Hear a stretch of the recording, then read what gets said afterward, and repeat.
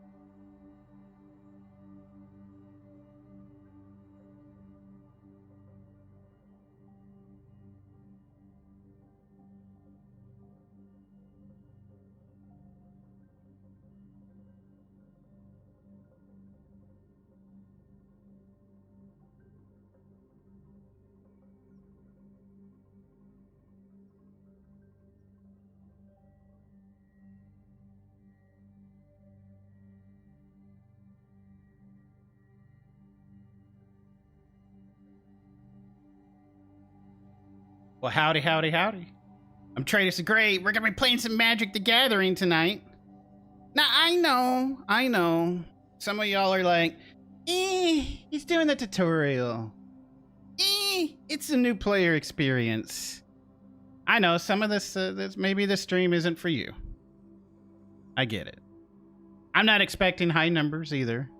But for the person out there that catches this, thank you.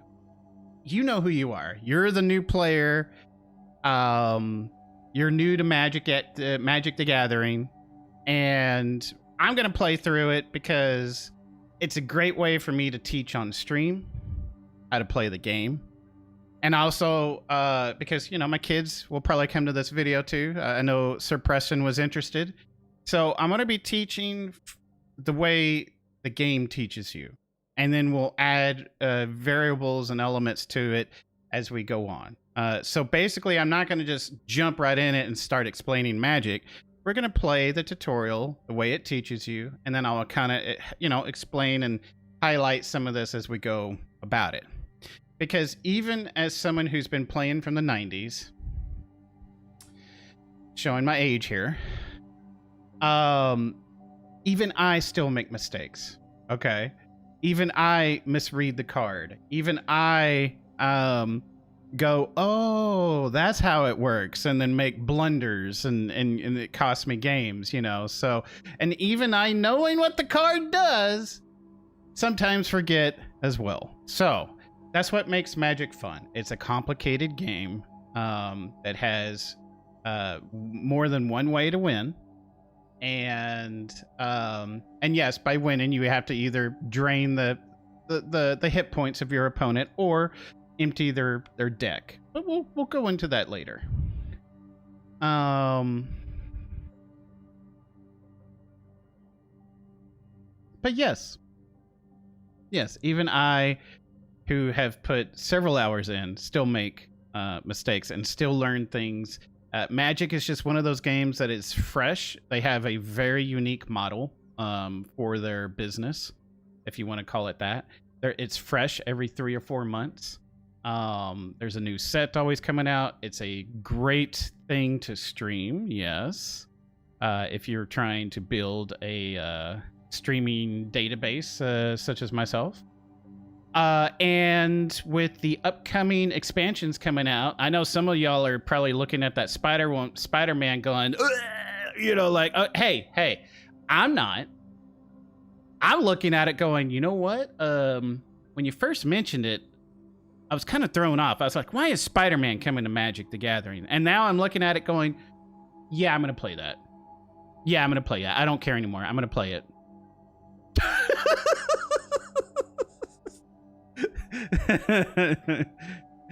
There you go, Ainz. Yes. So yeah, I know there's some veterans out there that don't want their universe colliding with certain things and stuff, but as someone who's looking at it going, yeah, that's pretty cool, yeah, I'll play that. Yeah. So we got Final Fantasy coming out here next week or week after? I think it's 2 weeks for the arena. I think it's next week for card and the week after for arena. I don't remember. So you got that, and then you got Spider-Man coming out in September, and then they have some other stuff. So it's gonna be interesting. It's gonna be interesting. It's gonna be interesting. I'm gonna be spending some money for some Spider-Man art, for cosmetics in the store for sure. So Maven.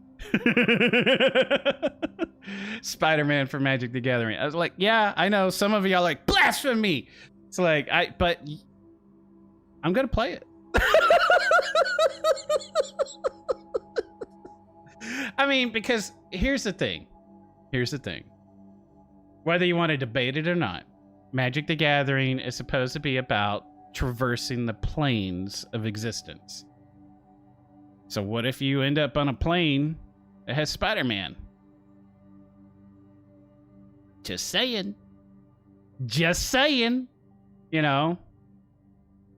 How do we make that work? Well, we're going to find out. I'm curious. I definitely am. And with the Final Fantasy getting introduced to all of this, yeah, I'm down for it too. You know, what kind of mana symbols is Spider-Man going to wield? You know, I'm sure it's different ones based on which version of Spider-Man you're talking about.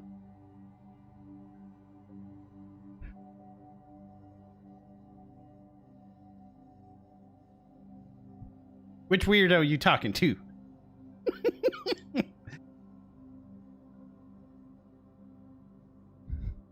I love you too, Ian. I'm assuming you're talking to me, of course.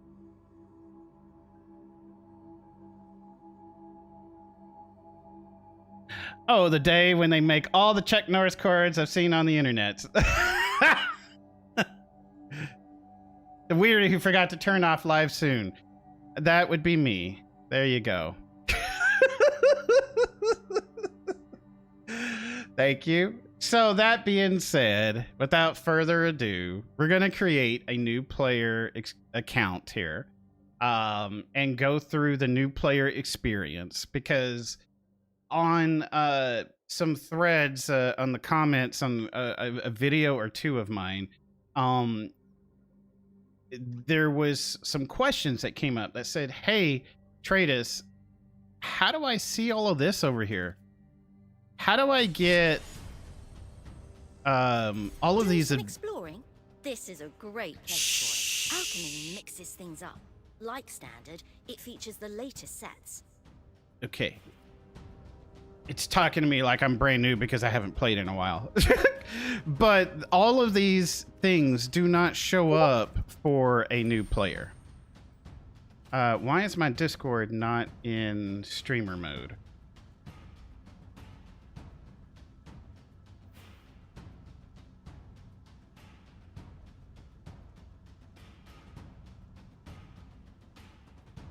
I still did it first, Signs, and it's recorded.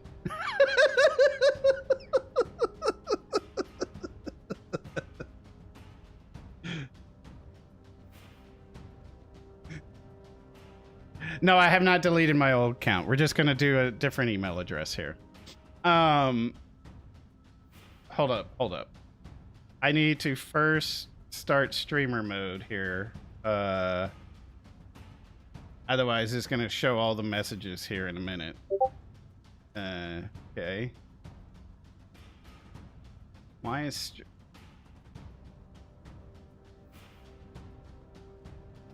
it you wrote it first. Oh, okay. Let me cancel Discord here. Hold on. Let's fire Discord back up. Oh, that's right. All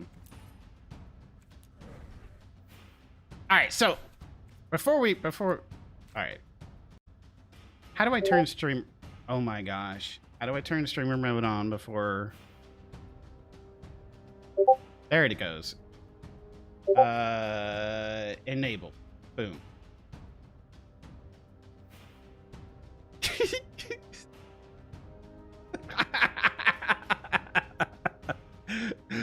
Oh, you're so funny, Hines. Trying to get me all the little beeps going on. It wasn't automatically turning on for some reason, but now it's on. There are 3 types of decks in circulation nowadays, and 90% of the games I've played, and holy crap, I hate all 3. Well, and that's why I like Magic the Gathering, because I like making my own decks, which y'all know, and those decks can get you to, what is it called here? I know in Hearthstone it's called legendary or whatever, but yeah. Anyway, all of these things show up for an experience for a veteran player, for most of us, but for a new player, none of this stuff shows up. What is it when you get to the top of the rank system here in Magic the Gathering? What is it called? I don't remember.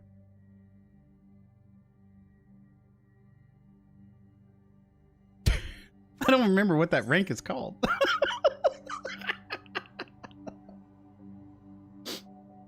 But my decks can get you there. All of them. There's been people that will comment and say, "Hey, this took me all the way to whatever that status is, just playing the decks." So you could see on the comment sections that people were definitely using them and getting all the way there. So, Mythic, thank you, Eins, thank you, Mythic. The Dragon deck's like, I cast this card and 5 minutes later, 19 are in and play with Haste and Storm and Double Strike in the works, and this is on turn 5. Yeah, I mean, there's obviously some balancing issues. But I mean, dragons are cool too. That's the one thing I like and don't like about Magic the Gathering. Okay, this is really showing my age. When we played Magic the Gathering, you know the game. When we played Magic the Gathering in the 90s, there was no internet, was just barely coming into play, right? But there wasn't like it is today. Today, you can look up the top decks that people are winning with, and the whole meta. When I say meta, everyone will just play that one deck and not think about creating their own. Okay. Back in the 90s, we created our own. And the only type of decks you would learn that were kicking everyone's ass is by going to tournaments. And by going to tournaments, you would figure that out and like, I could do this, but I could make it better, and you kind of go from there. Today, people call this net decking, where they just take a deck off the net and use it and drive with it and play it and go all the way to Mythic with it, right? That's okay. Maybe you don't have the time to sit and build a deck. That is perfectly fine. It's perfectly fine. But there's people like me who could waste hours building decks and coming up like, I want to make a vampire deck. Well, Trey, vampires aren't popular right now. Well, I'm going to make one, it's like, whatever it is in that particular standard. That's where I have fun. I have fun taking the new player decks, if I'm going to get more specific, since I have 10 new ones. Hello, my pretties. I cannot wait to play y'all. I have not looked at any of them. I have not looked at any of them on purpose because I'm so excited. I got 10 new player decks to play. Did they add alchemy to these? Oh. Are these alchemy only? What's the star symbol mean? Is that the alchemy thing? Did they change the word alchemy now? I have to look. Packs. No. Store. What is the packs? No. Packs. Here we go. What is the star? What set are you? Foundations. Boy, I haven't played in a while. House of Horror? We had a House of Horror? Okay. I haven't played. Bloomboro was the last set that I think I dabbled in. Holy moly. I haven't played in a while. Pioneer Masters? Oh, so this is the one thing I don't like about Magic. I like it when they create new sets. I hate it when they regurgitate old sets because it's like, why not? The people want it and they'll make money. It's like, okay. But I don't...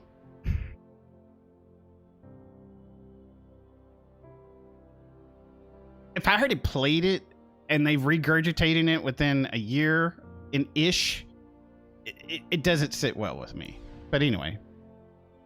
But Pioneer, then again, I haven't played Pioneer, like the set specifically. Because look, I'm sorry. Again, 90s player. You had Standard, which is 2.0. You had 1.5, which was pretty much anything outside of Standard, with minus the banned cards. And then you had 1.0, which was everything goes. I think. It's been over 30 years, right? So maybe longer because I can't do math. Whatever. But see, I'm doing the math in my head now. Yeah, maybe longer. That being said, no, 30 years. 30 years ish. 30. Yeah. Yeah.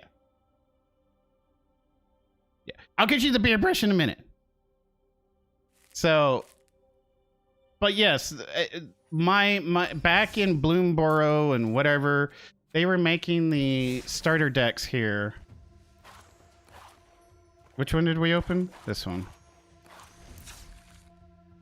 They were making the starter decks use alchemy cards. And you could only, the problem with the starter decks was you can only play them in alchemy. And that was horrible. Horrible. At least I thought so. Maybe not for everyone, but I thought it was horrible. Why? Because if you want to upgrade the deck one card out of a time, you were still forced in alchemy until you could replace every single alchemy card. And then you could be in standard. So it was not new player friendly. If you want to play alchemy, go play alchemy. But you should be able to dive into standard. You see my point here? This deck will let you dive into standard because it doesn't seem to have any alchemy cards. It's all coming from one expansion, it looks like. That's kind of neat. So yeah, all one expansion. So taking decks like this and upgrading them and then going to Mythic with it because people don't expect it, maybe, I don't know. I don't know what the current meta is. Maybe Morbid Machinations is like all the shiz, and I don't know, you know. But maybe cats, right? I don't know. We got Cat Attack. I don't know, but it gives you something to start off of, you know. And that's the thing I like about it. But yes, you're right, Pi. There are some decks out there that are pretty powerful. A lot of people use them for that reason. And it's always fun to build a deck around annihilating those type of decks. But the good thing about Magic the Gathering is that there is a rock, paper, scissors matchup, but not all the time, even though you may be favored to win against a certain type of deck, you may not win at all because people forget that there's luck involved. There's this random number generator called luck. And when I say luck, it's because it's how you shuffled your deck, whether it's real life or in the game here, doing it for you. You could draw nothing but land. I have played a game where I have drawn nothing but land. And I've played several games where I've drawn nothing but spells and 0 land. And as y'all are going to find out for a new player, land is very important, but so is being able to cast spells. So you got to have a proper mix. And we'll talk about that mix later when you're building decks and things when we get to that. But, you know, if you're looking at a 60-card deck, about 15 to 20 of those cards are usually land, if not a little bit more. Usually, depending on how high costing your deck is, you may want to put 25 lands in there. So it just depends. And of course, if you want to get advanced, there's ways to fetch lands and get lands into play, or, you know, spells that pull lands from your deck. So look at it that way. You know, it depends on how you build it. All right, that being said, we're going to get the beard brush. I'm going to pour my Mountain Dew. Because, yeah, I'm going to relive my garage days of playing Magic in the garage with my friends. In Mountain Dew. Someone's got pizza, someone's got Funyuns. I know. It's the classic nerd stuff. But I like Mountain Dew with my game of Magic, and sometimes Dr. Pepper. Just saying. You think people play 75-card decks as standard most of the time? Not sure, though. Oh, wow. I usually never go over 60. But yeah, I get it. He's talking too much, right? Okay.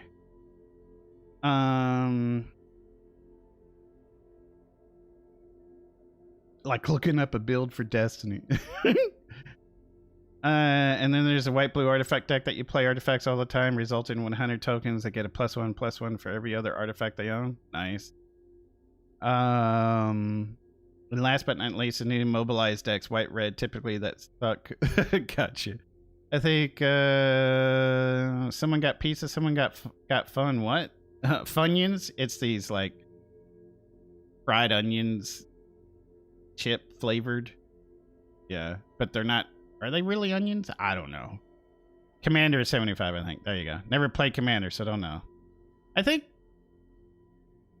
Isn't it like 100 or 90? I think it's 100 in the deck, right? I don't know. I haven't played Commander either. I have a Commander deck. I bought one of the pre-made ones and figured I'd kind of expand upon that if I ever got into card Magic, but I'd rather be in digital Magic, if I'm quite honestly. I have a game store, but that requires me to socialize.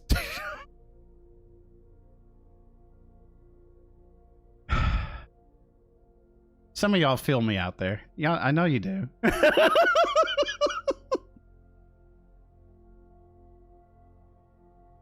And I'm a nerd that knows how to shower, okay? And I don't want someone with Cheeto fingers touching my cards either, so...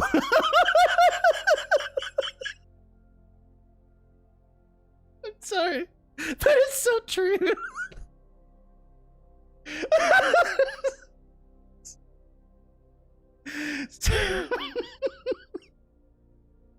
So it's the other nerds. Yes. Oh my gosh, yes, Pi. Yes. There's certain things that I don't miss about the 90s. So, when they made Arena, I am all over it because I like the interface and everything. So yeah, it's cool. It's cool. I dig it. I get it. But yeah, this is why I put all of my cards inside of a sleeve. So that way, if people are gonna touch the cards and stuff, they're more than welcome. Because in Magic, you have to be able to read the cards, and you have to let them read your cards. You have to let them pick it up, look at it, inspect it, whatever. You know, they have a right to do so. So back in the 90s, I didn't care about the condition of my cards. Now that I've grown and matured, I do care about the condition of my cards. So yes, it's actually easier to shuffle with the sleeves if you buy the right sleeves. I've learned that the hard way too. So, yeah. Didn't know that. Matured like a fine wine. All right. Beard brush time. Then we'll pour the Mountain Dew.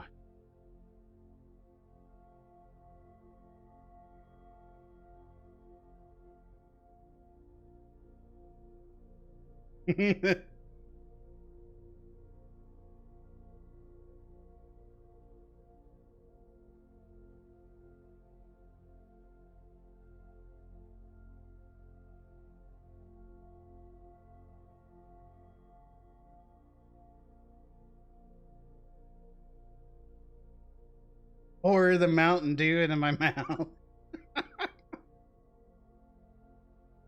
Oh my god.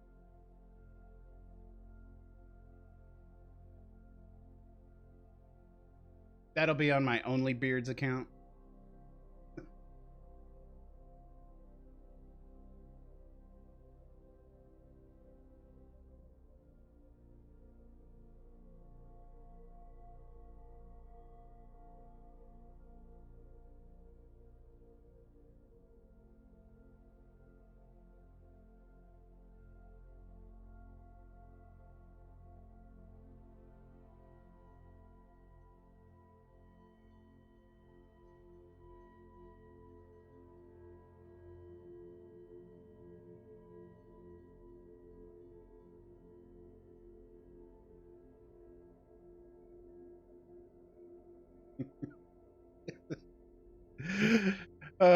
Thank you for that beard brush.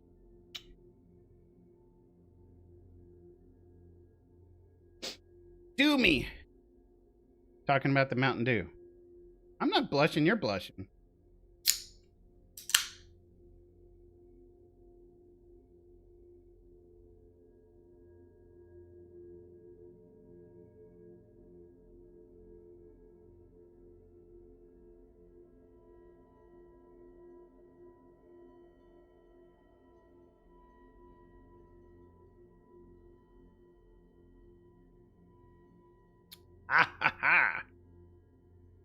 All right.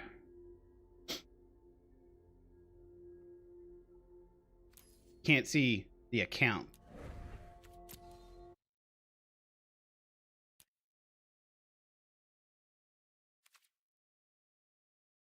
We need to register.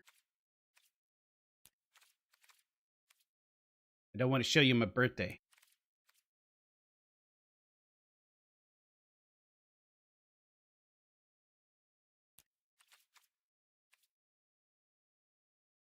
Can you? Yeah, y'all can hear me. Okay, all right, just making sure. Sometimes with the headphones, I don't know if I'm coming through or not, if I'm like whispering, but, or if I'm talking too low.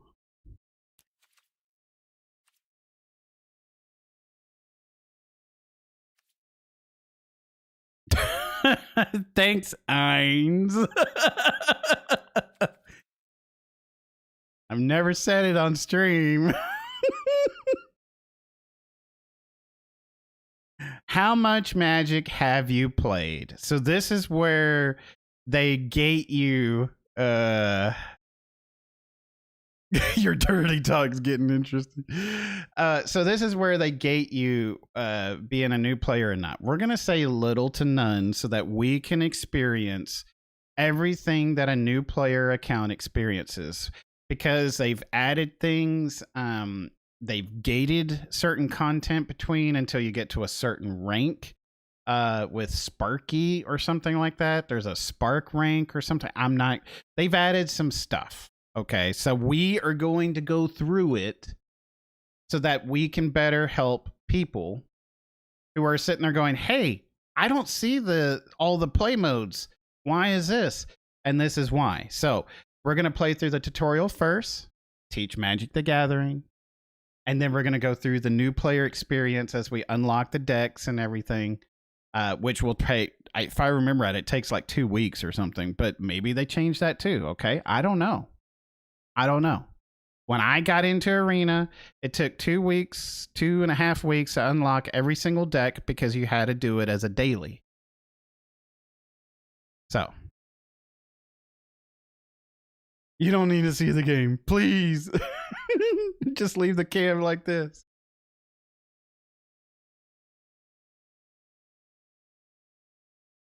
All right. So we're going to say little to none. We're going to hit continue. Now we're going to display the name. So, oh yeah, we're not ready to switch over to y'all just yet. Hold on. Great. With this email address.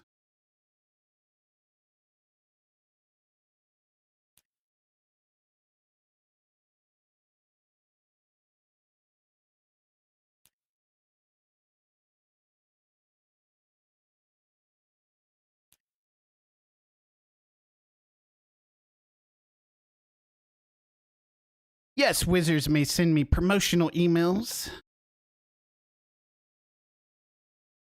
I suppose.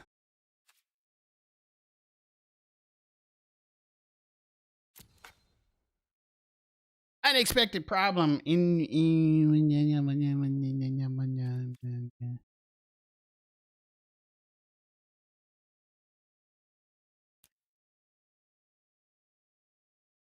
Huh. What do you mean, invalid?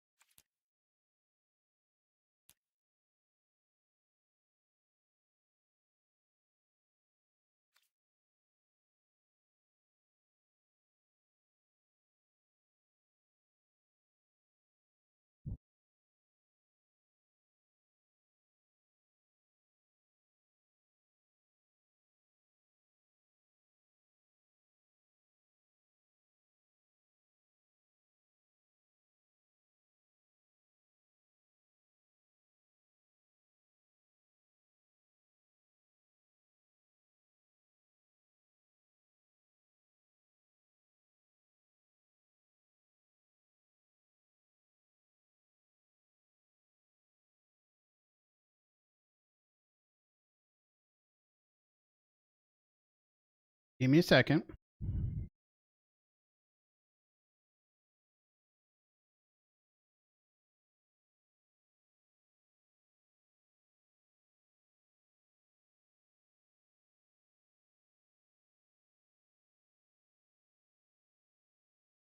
I didn't do this ahead of time because I was afraid of missing the tutorial cutscenes and everything.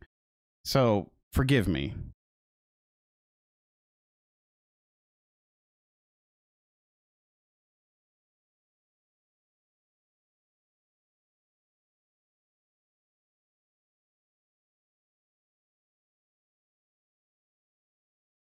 It's gotta be the username, and their interface is just not telling me correctly.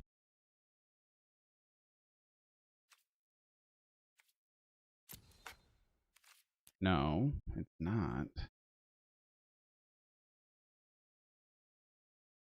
They really don't like that email.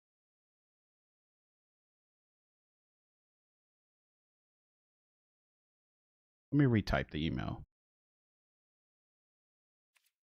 It is thundering. Oh my words.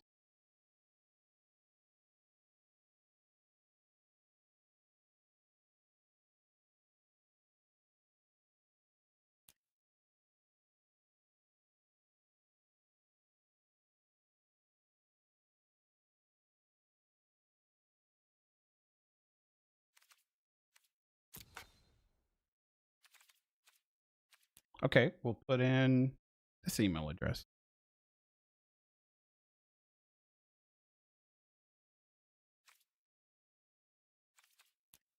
Put this one in and see if it really is the email address.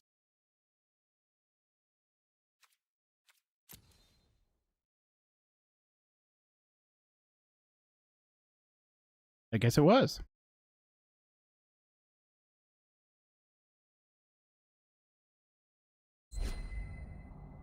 Wake up. Wake up.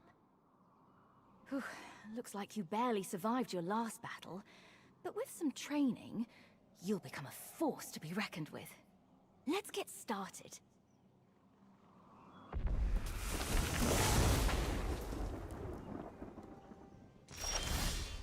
The elves of Llanowar are impressive warriors. Perhaps one of them will help us practice. The forest belongs to the elves. She seems like an enthusiastic teacher. You'll need to draw mana from lands to cast your spells.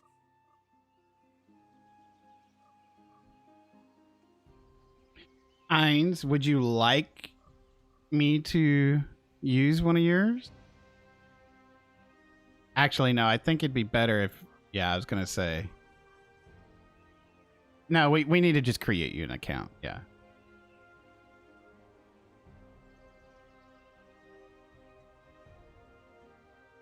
All right, let me just add this to my stuff here.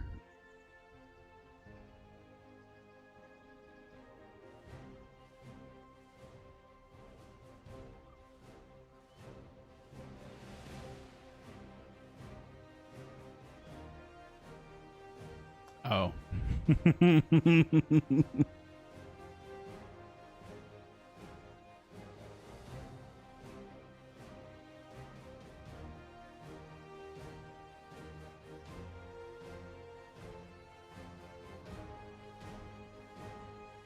All right, that's been updated. Let's learn how to play Magic. So, you got cards. It's a card game. You're a wizard. That's right, you're a wizard. Or planes walker, I think is the more defined term. You're a planeswalker, aka wizard. All right. And in order to cast spells, we have to play lands to draw mana from.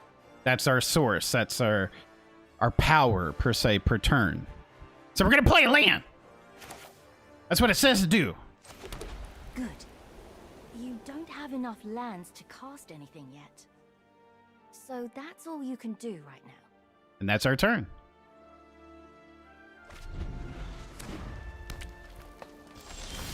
Okay. Play another land so you can summon a creature. So, the one thing that the game is doing very fast and not actually explaining is that magic is broken up into different phases here. Okay.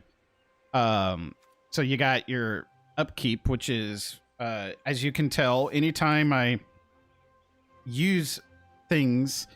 So when I play this,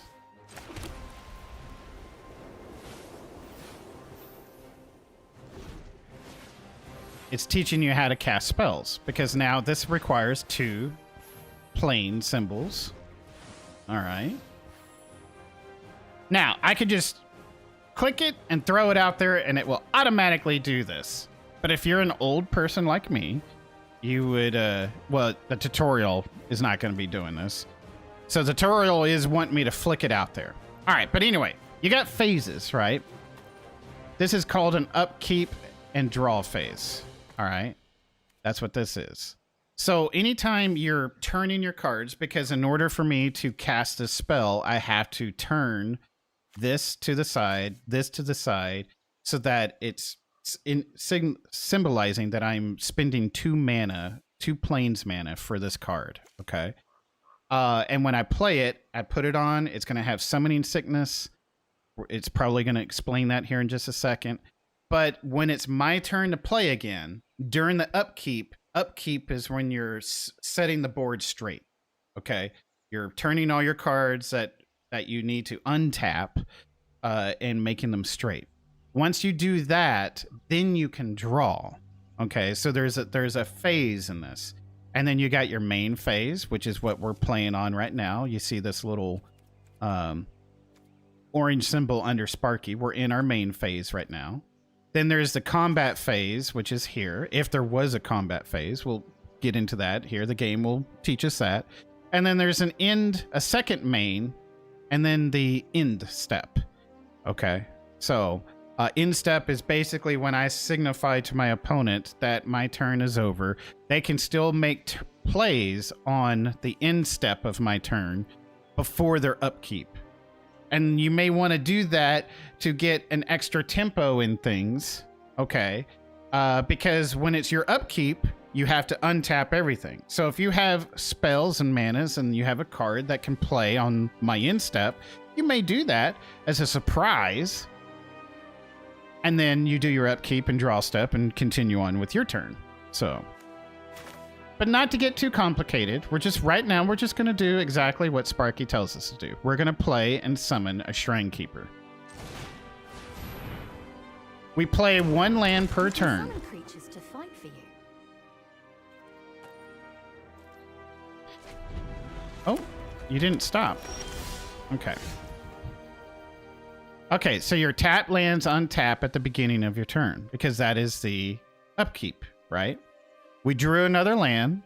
Now, we can play, you can play 1 land each turn. The reason you want to keep playing a land is because you may have a card in here that requires 5 planes mana. It may require 5 mana. It may require 6 or 7, you know. So you want to keep playing and growing in mana base, your mana base, per turn if you have the lands to do it. So we play in that.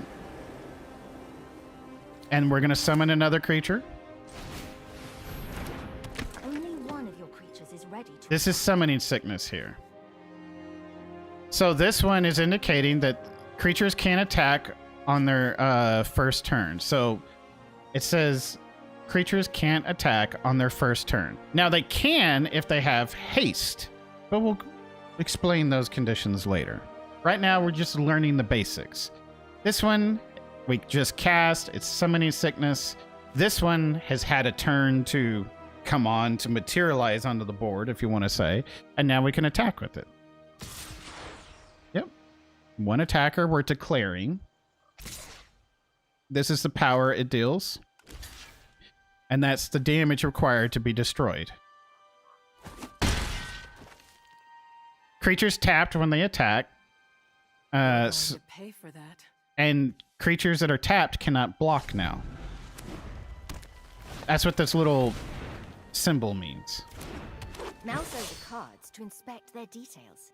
So now we're going to use our Cheeto fingers to mouse over the cards to expect the this card. It's just a 2/2 elf warrior. It's got 2 power, 2 toughness. Okay, that's what that little sword and shield icon mean here. Okay, we got 3 mana. We drew a spell that requires 1 planes and 2 others, or in other words, colorless. You can say 2 others. That's more. That's easier to explain to someone learning Magic. Or if you just want, it's considered 2 colorless. If you want to be more specific, because there are colorless decks out there. Some of y'all know, but this requires 1 and 2 others. It won't let me auto tap these, but we're gonna take it, slide it out there. It's gonna automatically pay for it. Keep pressing the attack. We do want to keep pressing the attack because now we're 3 cards ahead. They got 6 life. They got 2 cards in hand. So we're going to send both in. We're declaring. Now they can block because this is not tapped. Okay. Tapped means to turn to the side. Actually, that should be what the new player account should be called, Pi. Maybe we should start. We should cut and remake with a different email address. Trey Cheeto Fingers Gray.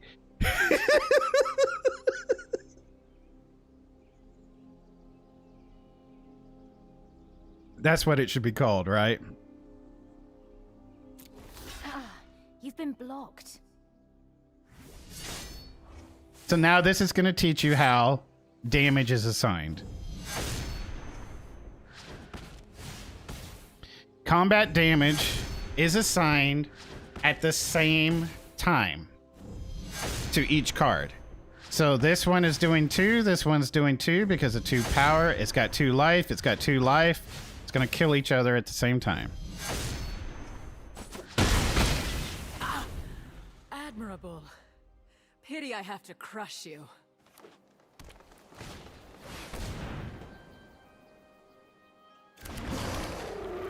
That's a big problem. That is a big problem. It's a 4/4 creature, beast. It's a rumbling Baloth. Okay. Now, it's going to make me play a land each turn because this is a tutorial. But if you want to be the ultimate nerd, because I don't have anything else to play in my hand, I might actually, and if I knew what cards were coming up, I might actually hold this to bluff, because it is a card game, that I actually have a spell in my hand when I just don't. I have a land, okay? You feel me? You feel me? But it's tutorial. It's going to make us play it. This is our main phase. That beast will destroy your creatures if you attack now. So, it's not good for us to attack right now, because he could easily block any of my creatures and just destroy them. So right now, we're going to hold back. No attacks. Be safe, Pi. You've shown spirit, but I will show you strength.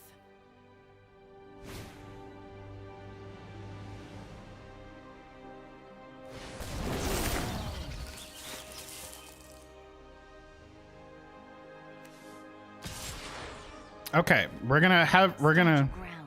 One of your creatures can block it. Okay, so they played a sorcery spell, which the target creature gets +4 power, +4 toughness until end of turn.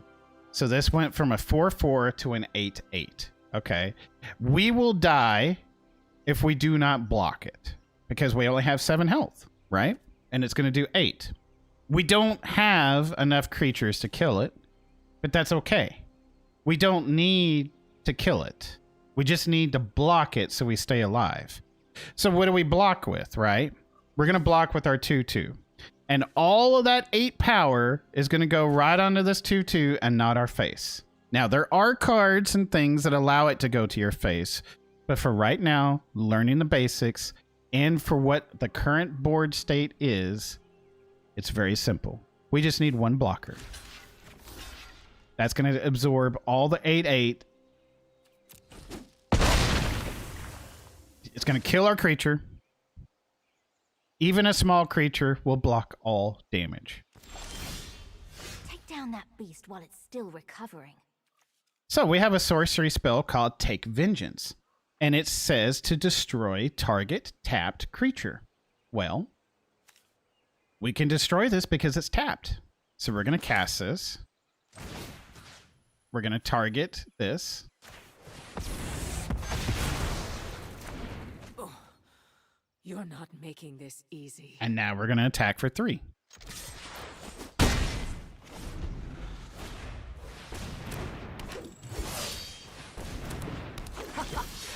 We've got you cornered. Cast the spell.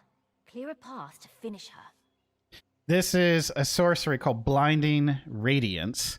Tap all creatures your opponent control with toughness 2 or less. Well, this has 2 toughness.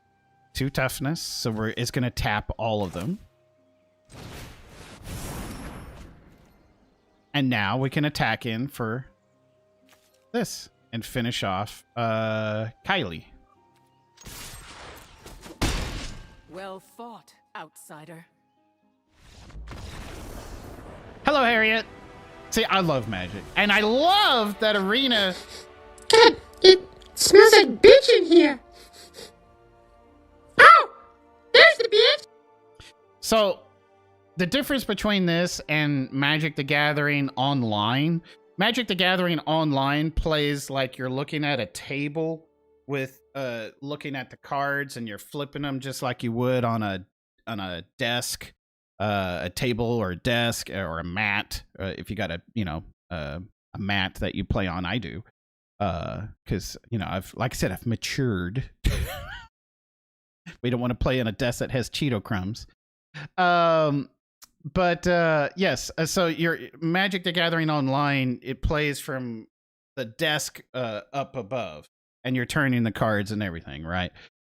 Magic the Gathering Arena, which is what this is, plays a little different. When I say a little different, it still plays by the same rules and everything, and the same most of the same cards.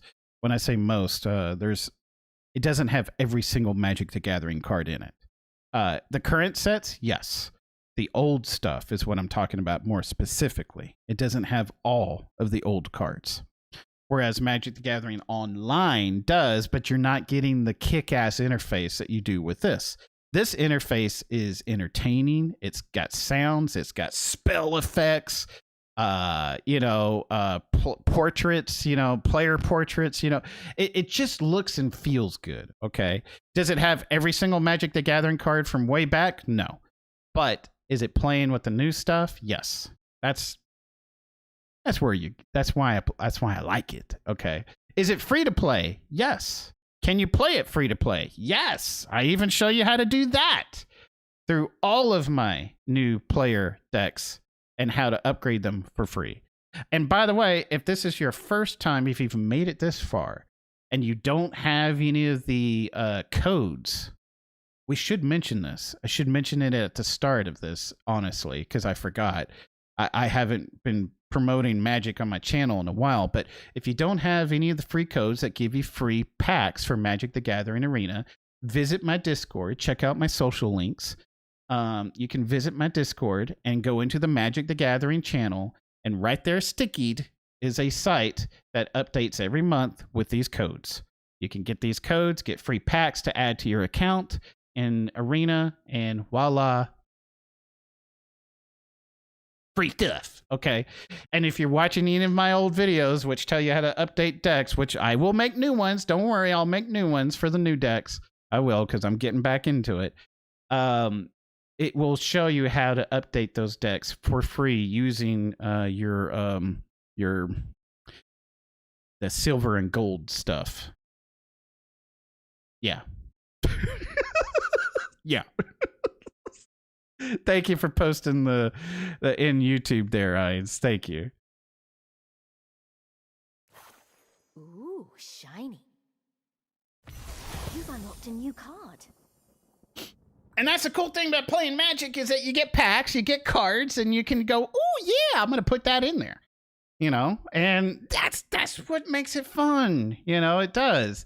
You get stuff, you want to try it out, you want to build theme decks maybe, or just build whatever you're into, you can. It gives you all the tools.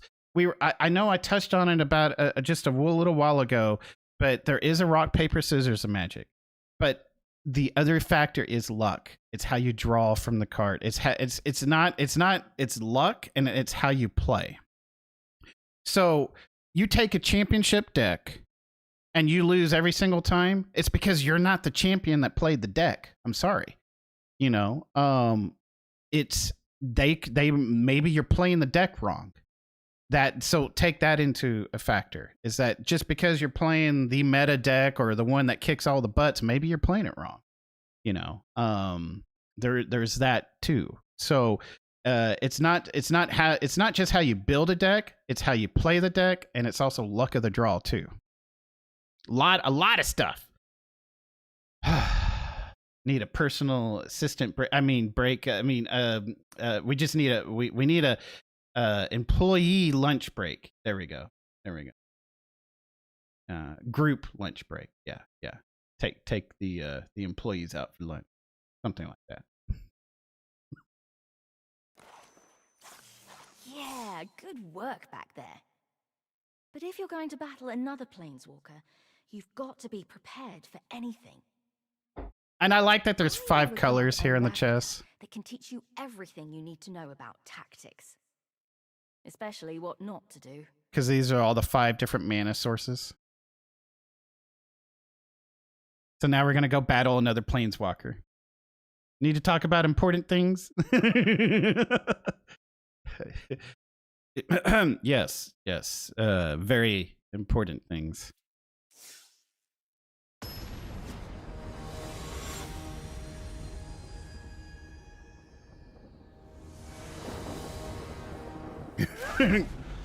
Surprise attack! Surprise attack!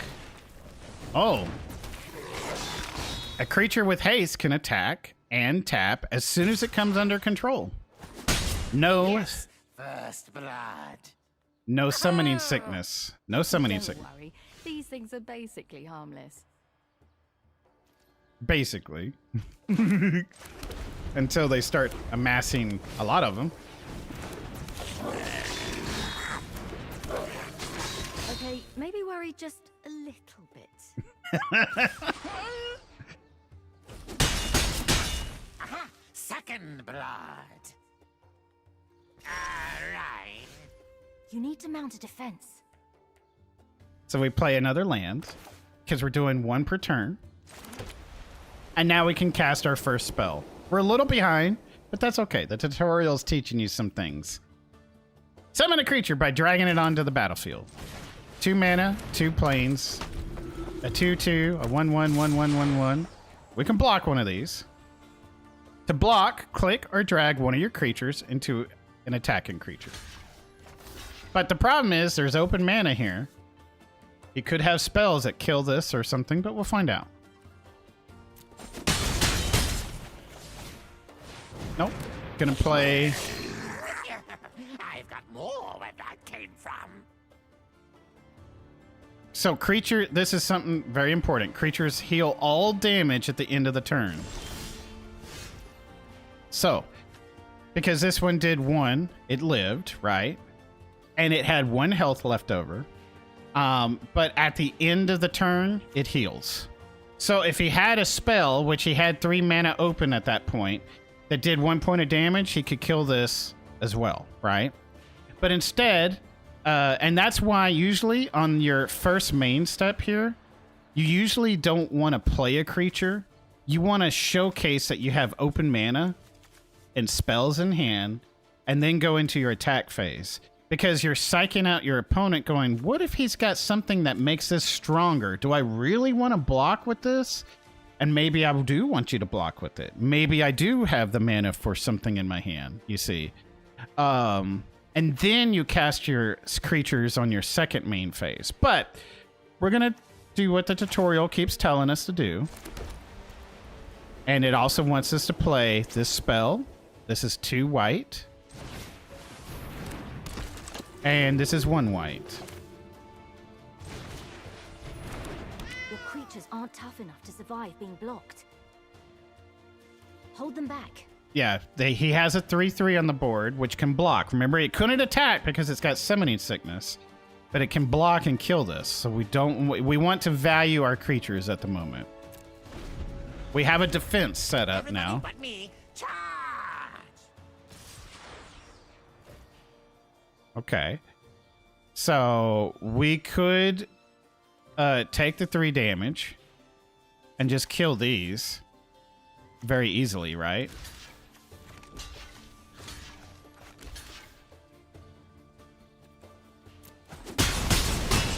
Hey, nobody kills my troops but me.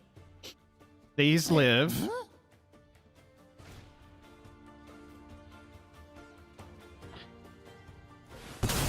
Ooh. Okay, so we can. So when I said the Cheeto Fingers can look at all of our cards, we can look at the graveyard here. So anytime you're done playing a card, you're going to stick it over here in the graveyard. This is where you draw from. This is where you discard your cards go to. Anything that's been played, killed, this is what they call the graveyard. This is why it's got a little tombstone here. So we can look at what's been played. He played a sorcery, so as additional cost to cast this spell, he has to sacrifice a goblin. And then Goblin Grenade, which is what this spell, deals 5 damage to any target, and he did it all to my face. Yes, so these require 2 planes, so I need to have 2 lands. This requires 1, so since I cast this and this, that required 3 mana on that 1 turn I had. So you need 2 lands because of the 2 circle things, yes. So now, we just drew another land. We're going to go ahead and play one. And then we're going to attack with all of them.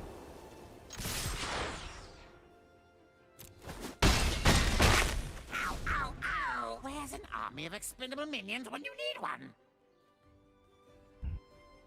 Oh, here it is.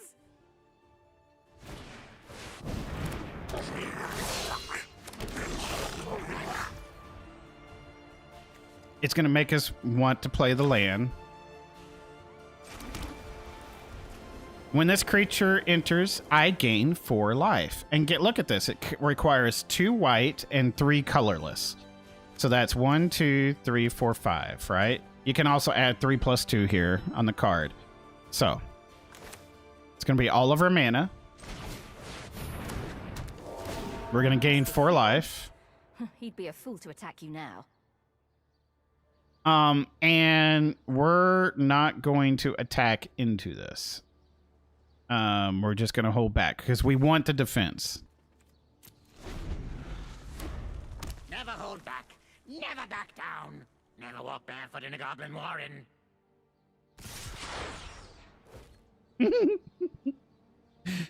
So we'll block the 2/2 with our 3/4. So it'll do 2 damage. We'll live unless he's got something that can finish us off. We'll block the 1/1. We'll block the 1/1. And all of these will live.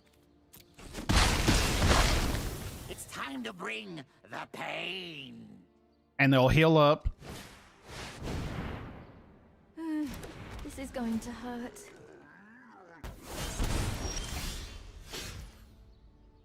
Okay. So all of this healed up because it's now my turn and the end of the combat phase of the other turn. He's got a 7/3 on the board. When it enters play, it deals 3 damage to each player. Well,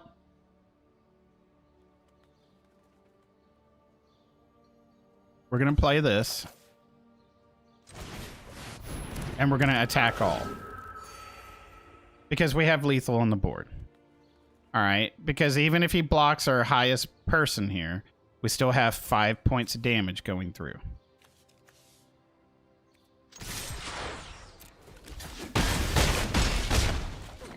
It's the pokey bits that hurt the most.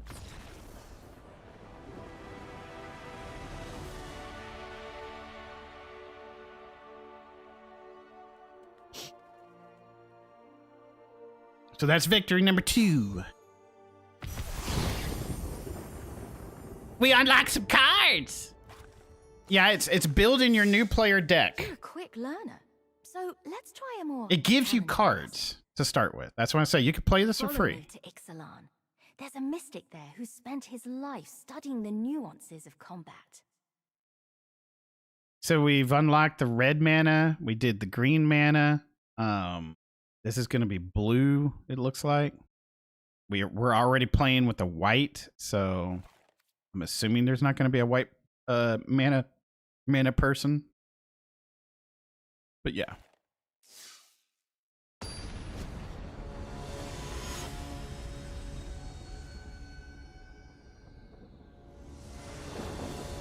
No, not a new player. Like any other merfolk, but his knowledge is boundless. I'll Stay explain. patient Hold on. and keep an open mind. If it is wisdom you seek, I will teach you.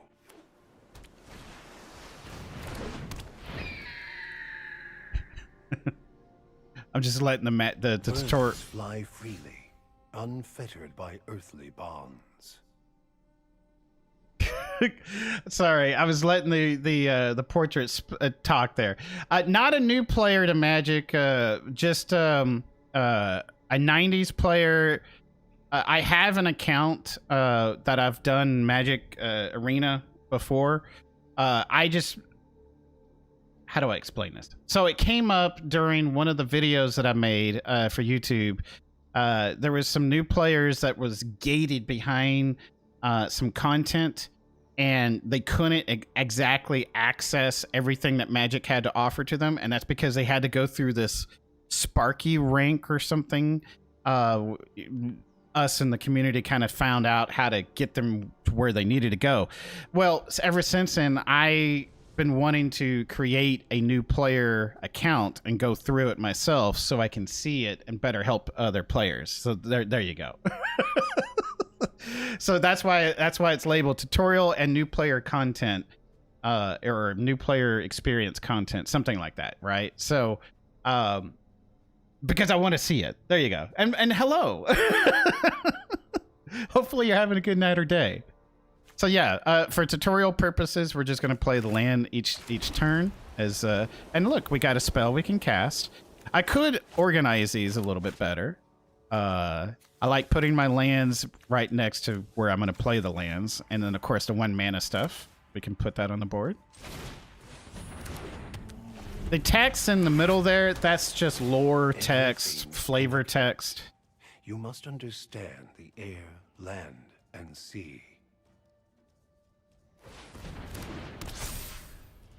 Okay, so what did you do? You got a bird that was a 1/2. Fly over any blockers on the ground. A 1/1. So flying means they can fly over our creatures and attack. A flying creature can only be blocked by flying creatures. Okay. He also put in an enchantment on top of it. Give it a shot. So the enchantment has to enchant a creature, which is why it says enchant creature. And then it says enchanted creature gets a +1/+1. So +1 to power, +1 to toughness. So that's what's making it a 2/2 for those that are like my son, who's going to be watching us later, learning Magic. Thanks, Cullabuck. Yeah. So now I can enchant my own creature here, with making them a +2/+2. And see, yes, you can enchant the other person's cards if you want, because it's saying enchant creature. So we want to make sure we target our stuff. Good. You've been paying attention. And we'll attack in for 3. Because it does us no good holding us back, because we can't block the 2/2. Obstacles may block your path, but do not lose sight of your true goal. I've always loved this Is that art. cat wearing a pirate hat? Yeah, it's a crab wearing a pirate hat. Magic's wording is very nice. Hey, that's the complexity sometimes. Even as a older player myself, I make mistakes all the time by misreading the cards. One land at a time. But yeah, the lore here, I like the lore. I love the art. The art is what sells me on the game. Ever since I started playing in the 90s, it felt cool to imagine being a wizard or a planeswalker, like I said, if you want to be more specific, but a wizard, okay, summoning things onto this field of battle. And anyway, I know I nerd out, but whatever. So we're gonna summon an elephant soldier.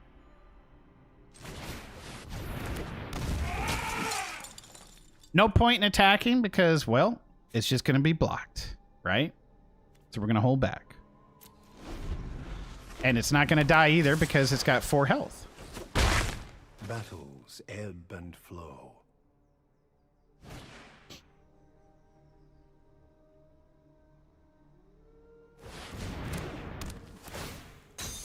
Okay, so just to explain He's running out of cards. what has happened, they played an enchantment called Water Knot. So basically it's it's tying up one of my creatures, right? So look at it that way. It will enchant a creature, and when this enters the battlefield, it will tap that creature. So now anything that's tapped, I can't attack with, right? So enchanted creature does not untap during its controller's untap step. So it's going to stay turned and inaccessible to me unless I have a way to untap it. There you go. Look at these alchemy cards that nobody will ever see in paper format. Yes. Yes. Back when I started playing Arena, the A meant Arena, not Alchemy, but yeah. Yeah, now it stands for Alchemy. We're going to play our land. We're going to enchant on top of this.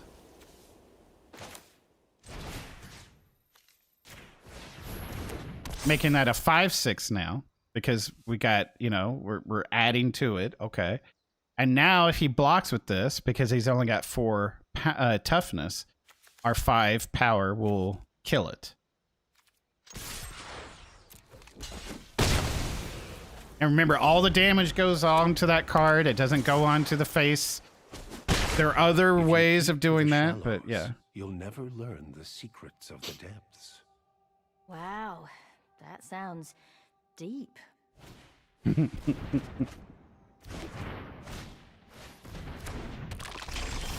Okay, so he had a spell that allowed him to draw 2 cards, and he played another crab onto the board.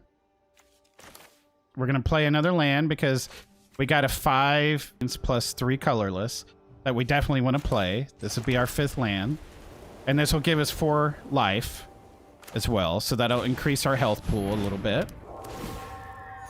We also do want to attack in. We're going to declare our attacker. They block. We take 2 to the face again. And they got a 4/6. If you like big waves, do not blame the ocean when you get carried away. His lessons are just so majestic. His lessons are majestic. Titanic, Pelagosaur? Yeah, something like that. It's a 4/6. We could definitely muscle through this.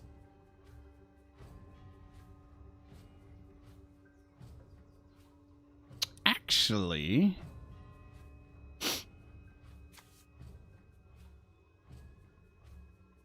do they want me to put it, on this card? I want to put it on this, but just to spread out the power, but I'm pretty sure the tutorial wants me to stick it on here.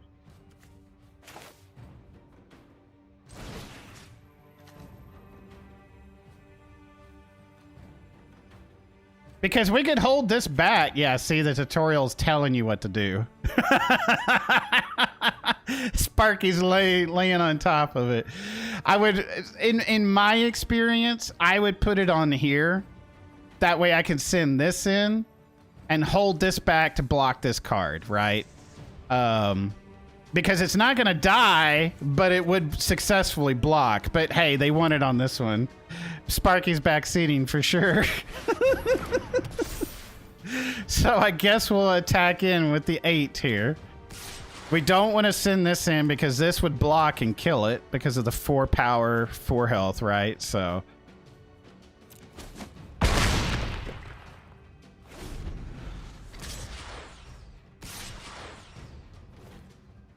So they have 6 damage coming in, and open mana, and a card in hand.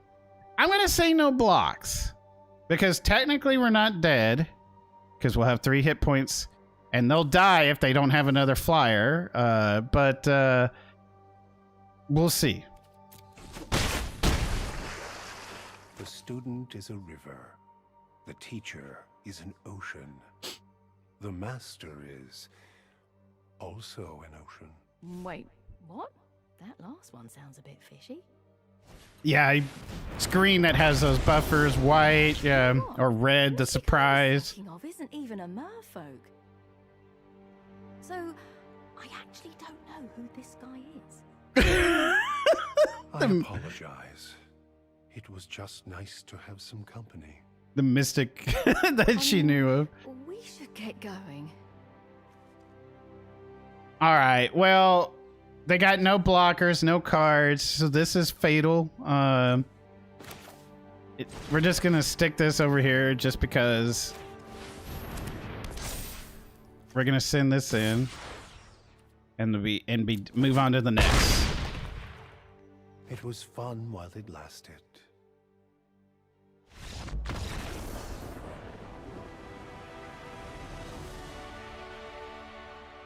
All right, got blue upgraded cards.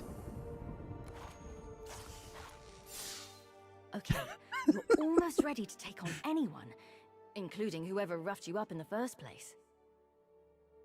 For your last lesson, let's head to Tarkir to learn the art of surprise. The art of surprise. Is this black or is this white?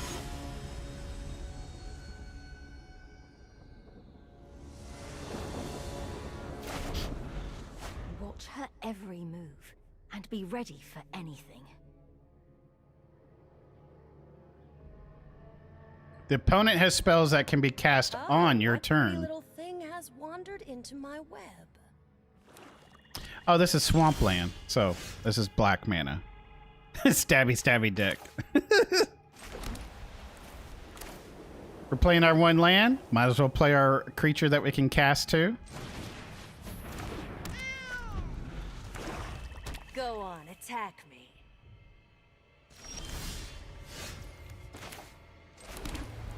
We'll play our 2/2 coming up next.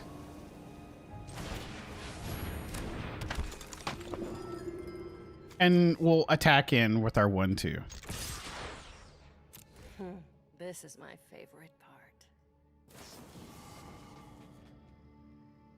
So they got an instant which can be cast at any time. It doesn't have to be during combat phase. It can be any time. And then she reset her mana during her upkeep, which is what I was talking about earlier. And then, so now she's got open mana. So she's got spells she can cast at any time. We're going to play our 2/2. Now, like I was saying earlier, if you want a more advanced move, it's better to flex that you have open mana and cards in hand, attack first, and then play on your second main. But because it's a tutorial and it's kind of making us do what we need to do just to basically teach you the game, we'll just keep doing like we're doing right now. We're playing this. We're going to attack into this. They're going to flash in a... Flash means you can summon this creature at any time. Creatures and sorcery spells can only be played on your main or second main phase. So this is an instant speed creature, exactly. I get... do I need to hit this? Why did you... Why did you... I guess I had to click it a couple of times. I'm not sure.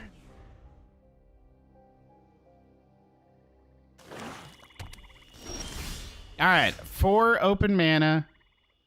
5 cards in hand. Playing our 1 land. We're going to enchant. Now we're going to attack.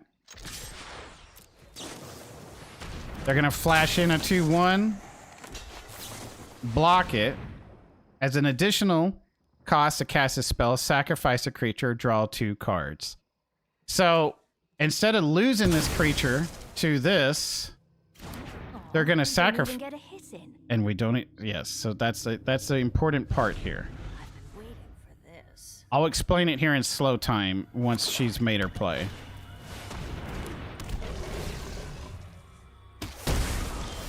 Okay. So she blocked with it, right? Anytime you're blocking with something, if it doesn't have trample, trample is the one thing that allows all that combat damage to go to your face, even after it's been assigned to the creature, right? So since this, we're not even going to mention the word trample again right now, just because y'all are learning the basics if y'all are watching this video. The basics is the creature is blocked. So the creature's blocked, that damage isn't coming to your face. All right. But as an additional cost, they get to sacrifice this. They're able to cast this card as an instant because it's what it is. So it means at any time. And they can draw 2 cards. So they blocked. After declaring blockers, they sacrifice before combat phase. The combat damage is assigned. So that's when they're playing the spell. And they're able to successfully block and not take any damage. And sacrifice and get the 2 cards. There you go. This one cannot block.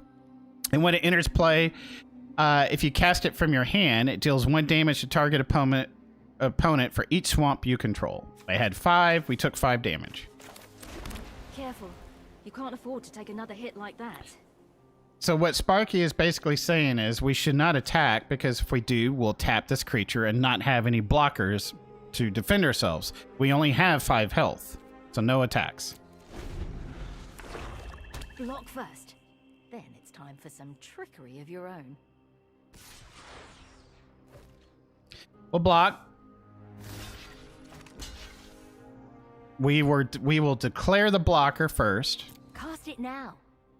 Now, before combat damage is assigned, we can we can cast a spell, which means target blocking or blocked creature we control gets a +2/+2 until end of turn. So now it becomes a 6/6.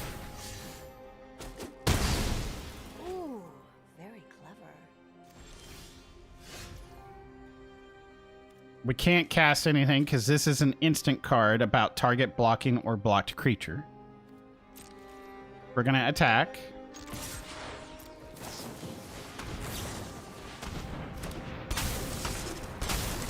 You've fallen right into my trap. Get ready. So they've flashed in 2 creatures that have 2 power, 1 toughness each. So that's 4 damage, which would kill this. But since we have this, we're going to give this a +2/+2.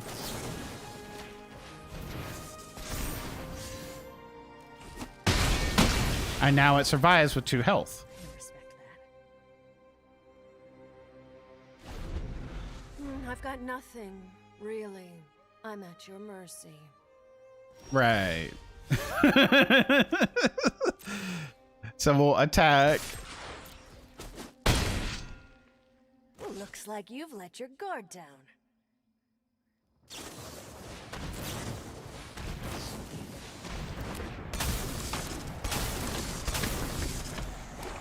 Now it's my turn. Hurry! Make some blockers. Normally this would be death for us, but because we have an instant spell of our own, cast a spell only if a creature is attacking you. Well, we have 3. We can create 3 1/1 white spirit creature tokens with flying. So we're gonna have some blockers here. We'll block each of these because that's definitely worth removing the board of the targets. Ugh, why won't you die? Now you've got it. Now, did we have to block every single one of them? No, we didn't have to. But when you're trading a 1/1 for a 2/1, it's usually good. But you also have to take into an account that we had flying creatures that can only be blocked by flying. So there's that too. But now, this is lethal. They have no cards in hand. We have a 7/7.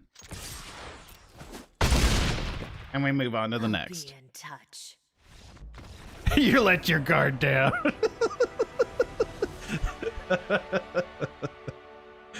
Oh, I remember playing someone in arena that was playing some kind of token deck, and they were being super trolly. And this is on one of the games that was recorded and posted in the YouTube.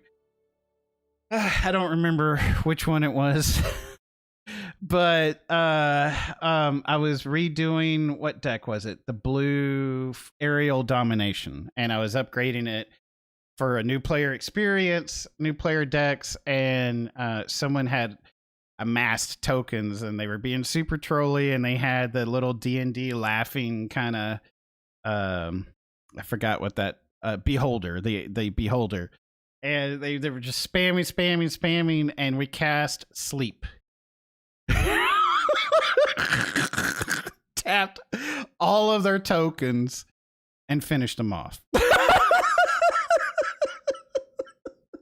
So, this is back when they allowed those arena cards, which turned into alchemy cards, to be played, and I was teaching how to take these new decks, make them standard playable, and take you to mythic, build these decks for free. And sleep is one of my favorite blue spells, of course, because no one sees it coming. So,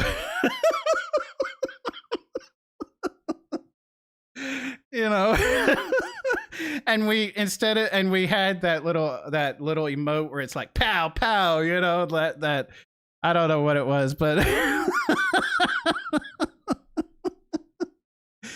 oh yeah. There, I remember that one pretty good.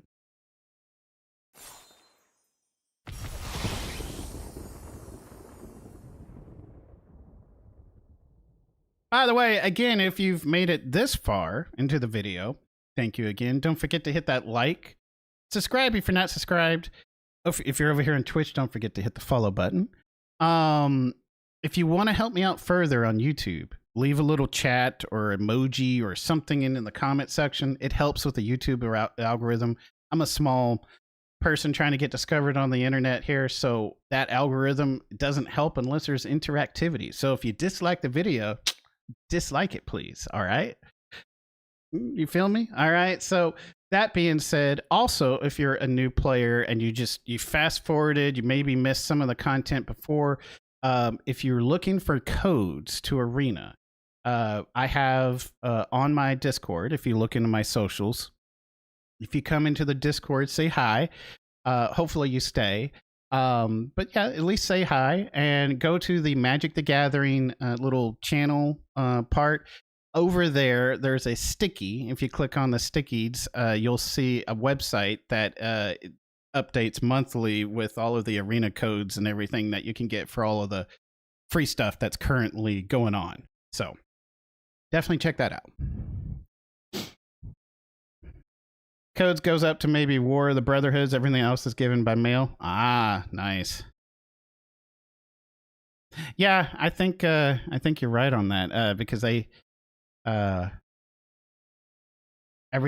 like all of the free packs and stuff that they do now is through the mail system in game. Yeah, they stopped doing the codes thing. Got you.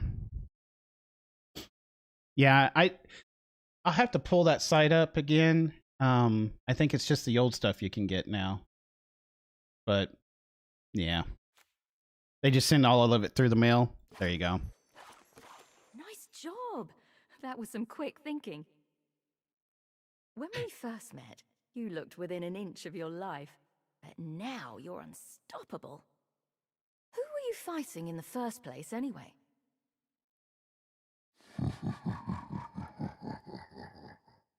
Nicole Bolas. After I annihilated you, I really didn't expect to see you again.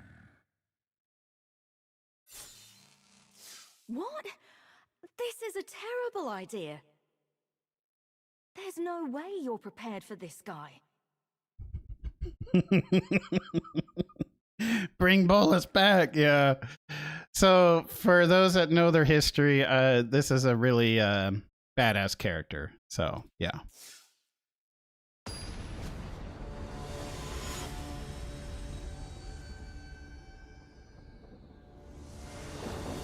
Ainz, are you still awake? I'll make a deal with you, Planeswalker. Defeat me, and I'll let you go.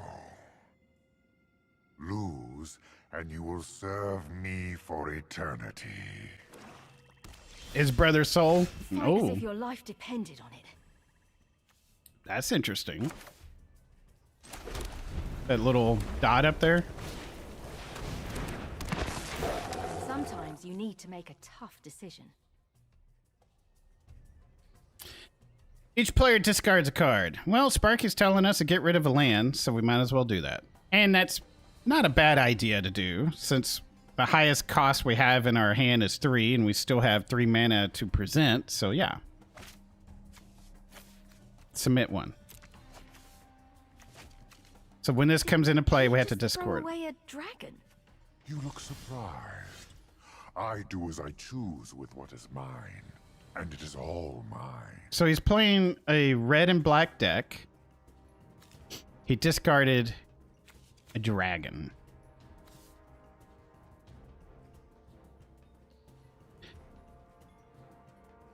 Oh yeah, this was a great card to play back in the day. It really was. When this enters play, each player discards a card. It's a 2/2 for 2, and it does something else on top of it. Yeah. Yeah.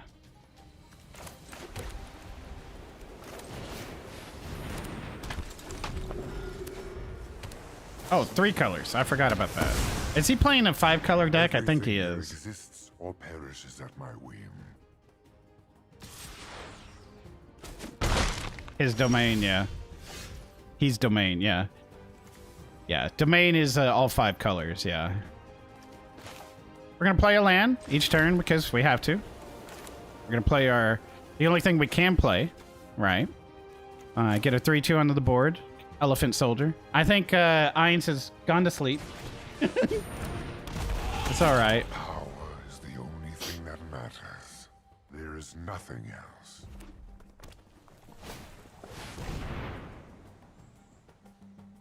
Draw 3 cards and lose 3 life. Playing a land to play a land again. We're gonna attack in. They're gonna block. We're gonna make this a 5/4. Take out their 2/2. I will let nothing stand in the way of what I seek. Not even death. Put target creature card from a graveyard under the battlefield under your control. That creature is black zombie in addition to its other colors. Now you know why he discarded the dragon.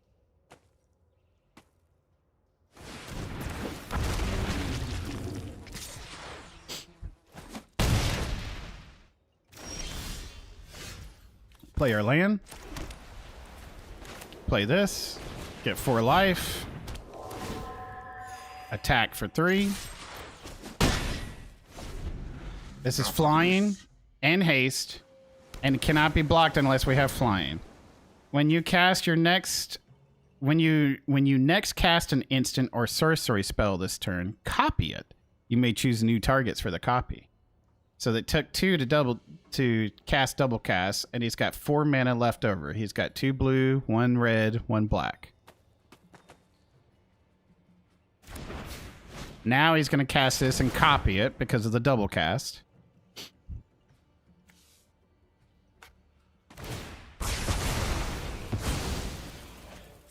It deals 2 damage to each creature without flying.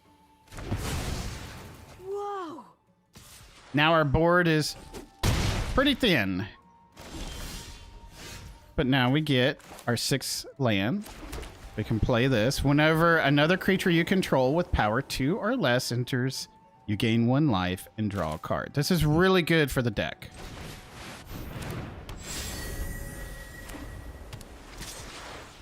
We take 4. They're going to play something that allows them to get 7 cards. Lucky for them. My triumph is at hand. Anytime we play something with power 2 or less, we gain a life and draw a card. This is 2 mana.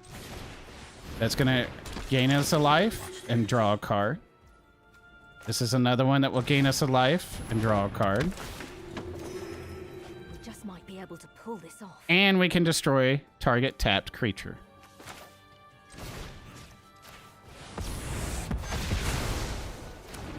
No matter. Soon there will be nothing left of you. And then now we can attack for 1 point of damage.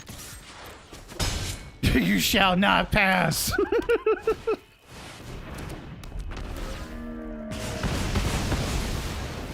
Hey!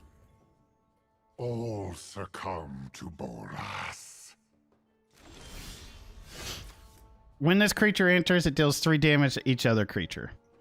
Yeah, I don't remember Bolas being this like trolly, but dang. All right, so we don't want to attack into this, okay? Hold So no- back, so you can prepare for his attack. Oh, right. No attacks.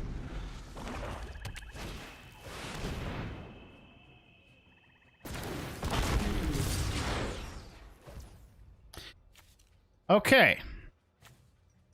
So this is going to help us gain 3 life and draw 3 cards. And give us some spirits to block with. What?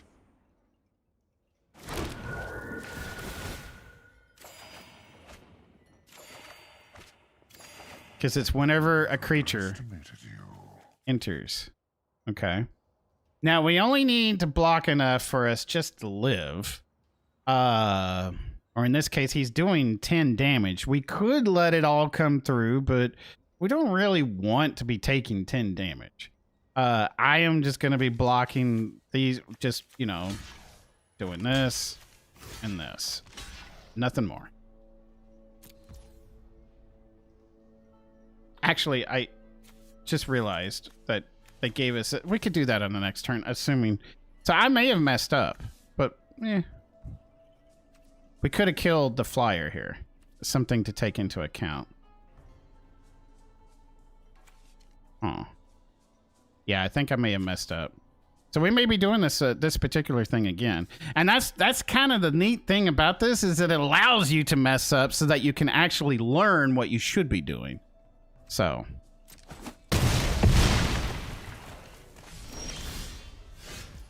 Or we get lucky and get something to cover up our mistake. So we need to save 2 mana for sure. Such impudence. Or we get that.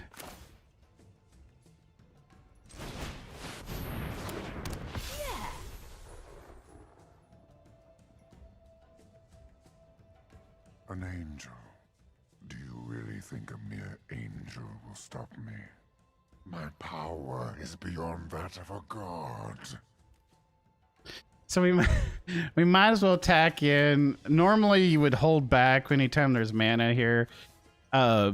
We could, but if he had the ability to kill this commander already, he would have done so. So we're going to attack in. Get the 2 points of damage.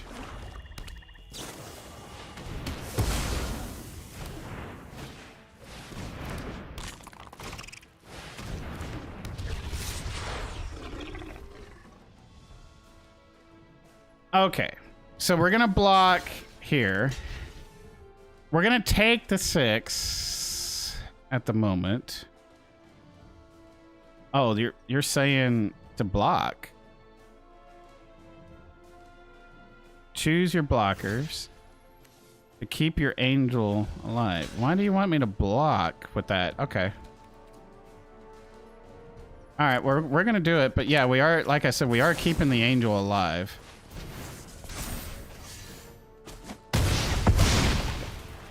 Admit defeat. Oh, that's really Come this good. far, don't give up now. Okay, so the cool thing about this card is that it has vigilance. It's flying and vigilance, right? It can only be blocked by other flying creatures.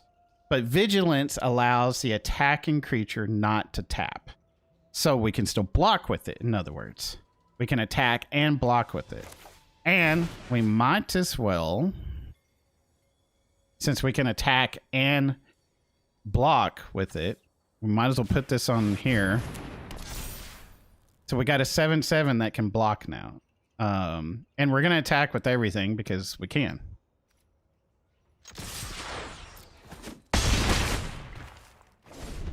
My patience is wearing thin. Let's finish it. So we'll block the 6/6. We'll take 6 points of damage here. We don't need to do anything because it's already going to live.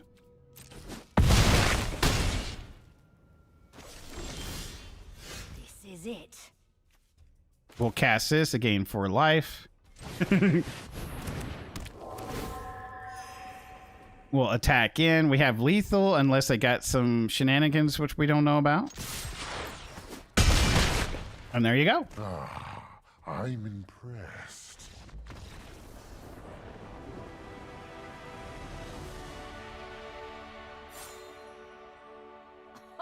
Woohoo! That dragon better think twice before he tries messing with you again.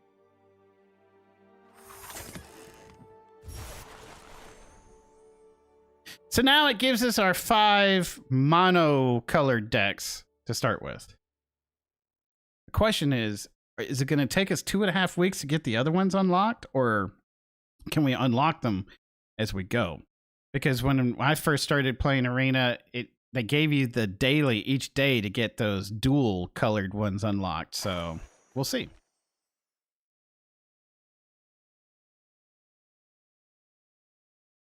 Hooray, old and outdated decks. Yes. The dual ones are at least with the current expansion stuff, What but an the adventure. monoed ones You're are well not. on your way to being a great planeswalker. You got a quest. If you complete it, you'll get a reward. Go here when you're ready to play a game.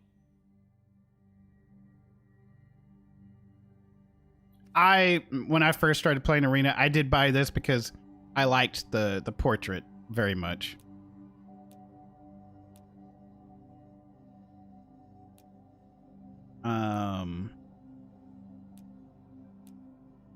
Seeing what they're trying to sell you on. So yeah, we are going to do the color challenge. The welcome bundle, 5 packs, 2,500 gems. I mean, that's not a bad thing either to as a new player, I got the welcome bundle and I got that portrait. But everything else, you know, as far as upgrading decks go and things like that, you can actually do it for free. And all of the videos, even though mine are outdated because I haven't played since Bloomborough. Yeah, it's been a while. Even though they're outdated, I mean, they still teach you how to upgrade decks for free, especially if you're using that old content. But I'm going to update with the new stuff. Don't worry. We are going to update everything with all the new player decks and update them. And, you know, and I love it when people come and they're like, Trey, I took this deck all the way to Mythic, you know, and I love it when I get feedback like that because it's nice to see, you know. We usually take our new player decks to, like, we upgrade them, and then sometimes that's all you need to do. You can upgrade it for free and play it that way, or we do another upgrade, assuming so we do a new player one, a free version, and then we do a how do you take this as a veteran player and upgrade it in case you need deck building ideas, right? And we stick to the motif of the deck. So there's that too. So I've been known to do things like that. But yeah, we got 21 inbox stuff here, and this is why you don't need the codes anymore, because you can claim the things here. So the getting rid of the codes was a great idea that they had, right? Oh, you even get some of the old lands too. That's kind of neat. I was worried that we weren't going to get some of the lands. Because I'm all about the art. I'm sorry. I am.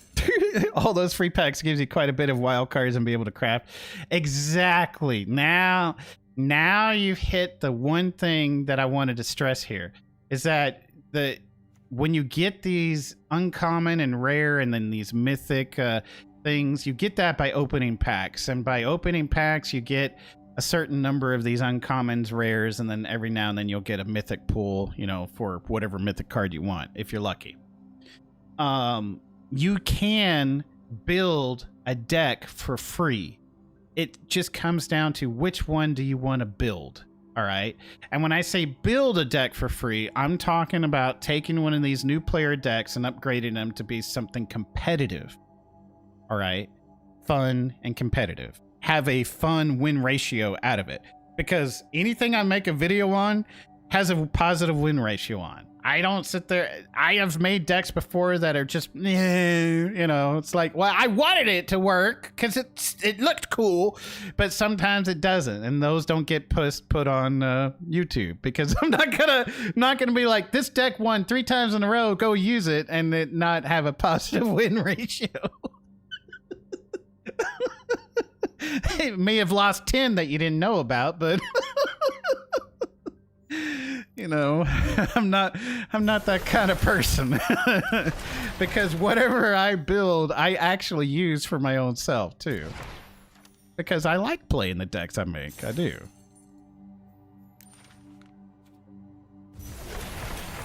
Oh, I love that they give you lands. Lands for me is what I gravitate towards. If you got some good lands, I'm always excited to play Magic. Most people are like, what's the coolest spell, this, that, whatever. Me, I'm all about the lands. I lose so much money to lands. Ay. Old, new, yeah. Please don't teach them about mono red. Once they realize you could be a low budget deck and make wins. Here comes mono red. That's right. Or mono white. Man, I learned very early in the 90s. White weenie is what it was called. White weenie decks back in the day. Before we had all of these clan names, bruiser decks were blue and black, you know, because it was the color of a bruise, right? And you knew if you're playing a blue and black deck, it was going to be a bruising. White weenie, red weenie, you're playing low aggro creatures, that kind of things, you know. But I had a white weenie deck that took the local tournament for a spin. I got second or third. I usually placed in the top 3, usually. But it was a white weenie deck with white knights. We were playing a 1.5 that meant standard, but also some historic cards. And this was in the 90s, so not, Magic is still relatively new. But I played white knights. So I forgot what other knight that had protection from red and black. And then I played, I forgot what the name of that card was. So I had some white knights. I had that card, and they all have first strike on them. And I had some shadows creatures to be evasive, because I had to have something defend, and I had to have something to attack with, right? But then I threw in winter orbs, which were artifacts that allowed you to only untap one land at a time. Because I played a weenie deck, I only needed 2 lands to cast something, right? And then I had Armageddons on top of that. So I had winter orbs and Armageddons, because just when you think you're going to be able to cast those lands, I play Armageddon and wipe all the lands out. So there you go. Yeah. I had an ugly white weenie deck that people were not expecting to see. They were expecting to see aggro, I was white weenie control. I was white weenie control. You want to kill that creature that I have? Nope, you can't because it's got protection of black. You want to use your red spells? This one has protection from red. You can't, you know. And then my sideboard was just circle of protections. You know, whatever removal card you had in your deck, I put in the protection of it. Just a couple of those, and that would usually be just fine. You know, it was a low budget. I had my favorite cards, which was White Knights. I love the White Knights. I really do. And I built it upon that. I built it on knowing I needed protection from things.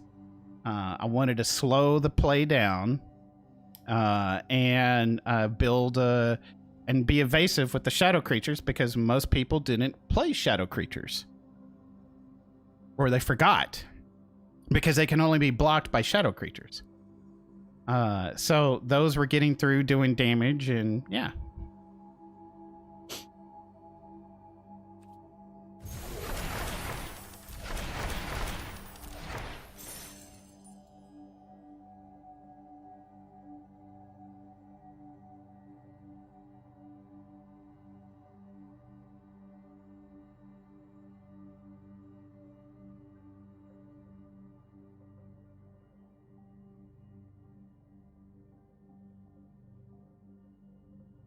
Change to blockers. I thought you could always assign the damage to individual blockers directly. Oh, without a priority window for casting spells or activating abilities.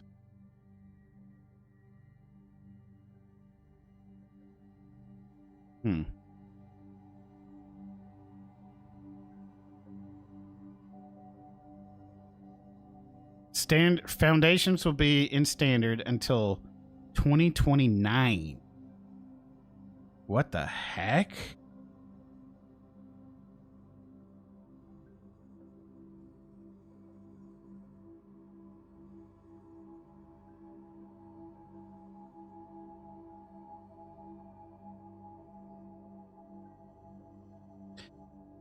I was gonna say that, okay, so this is a video for beginners. If you are looking for a set to build out and flush out your format, Foundations doesn't go away until 2029. This is where you want to be spending most of your packs and cards from. If you're looking to build a, you know, a card base, that is. Like, wow. Oh, I thought that was the White Knight for a second. I was getting super excited. It's like, I'd love to see that card come back.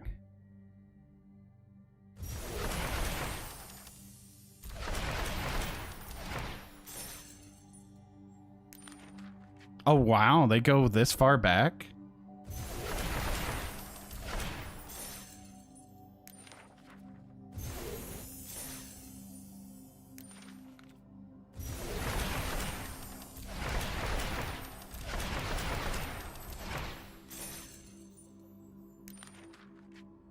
Draft in it is good too. Every time events go off. No, wow.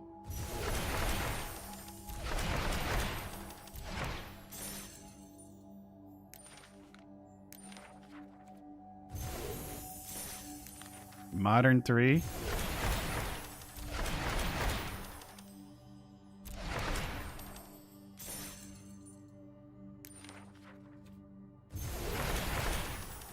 Wow. We're getting some really nice card art here. I didn't know it went this far back. How far do you go?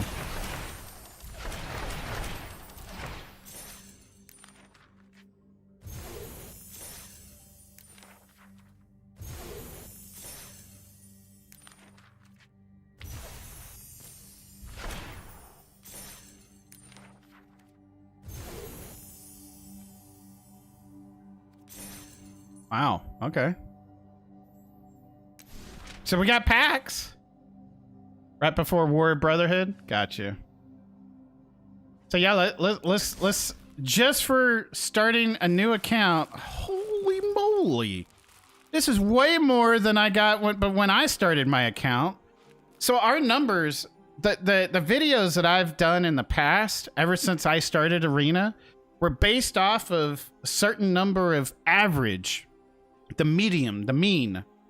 Meaning you could get more than what I tell you, but it was based off of an average number of uncommons and rares and mythics that you get for being a new player that opens all those codes, which we just did on the mail system here. I'm curious, what code, you know what? Let's pull up that website, but let me finish my thought process here. Those videos were based off of a mean of an average of uncommons and rares and mythics to build the decks, the new player decks that they give you into something more competitive. Okay. But this is way more than, I'm wondering if it's way more or exactly even. Because now I need to pull up the website here of these codes, try entering them, see which ones works, which ones don't, and see what packs it'll give us or don't. See what it actually gives us for a new player experience. So let's try that. Let me go to my own Discord. Magic the Gathering. Pinned messages.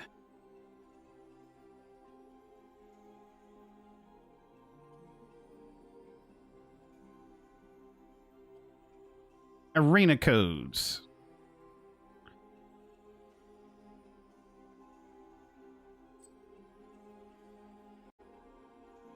Okay, I got the site pulled up here.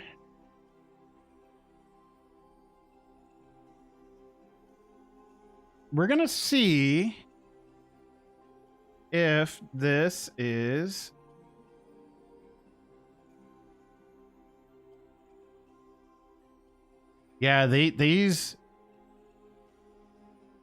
this was last updated in November 2024. So they stopped updating this since they added the new mail system. So let's see if these codes actually work.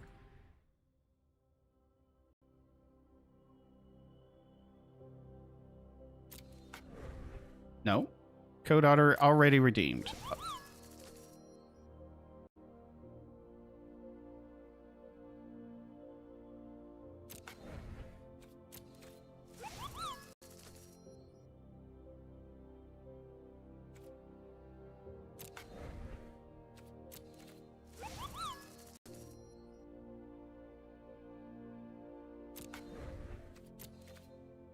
So yeah, these codes may not work anymore.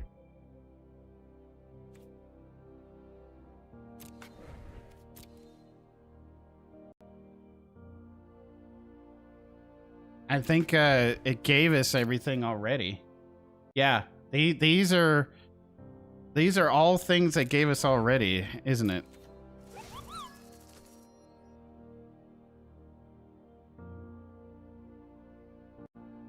Let's try this out.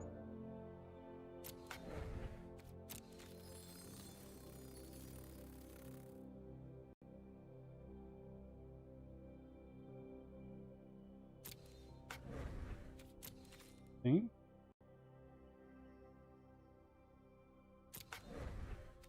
Looks like I'm gonna have to add that in this sticky thing that this is outdated in my own Discord.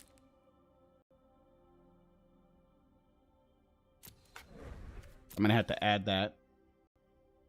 So see, this is exactly why I wanted to go through as a new player account and see what has changed and what hasn't. So we are using the site that had all of these codes. And this is a new player account that we just created. And it's saying these codes are already redeemed because they're already giving them to us, basically.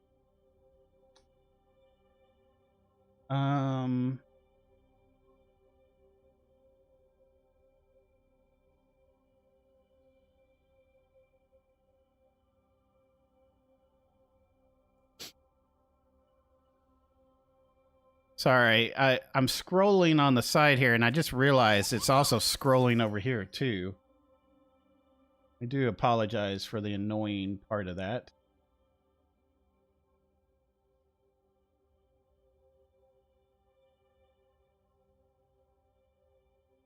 Excuse me. Yeah, the Forgotten Realm, New Capenna, Baldur's Gate, Dominaria.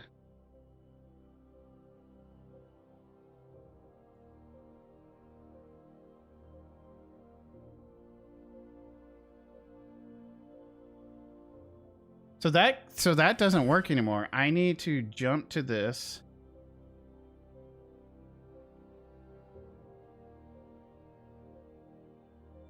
I'm going to edit this. Edit the message.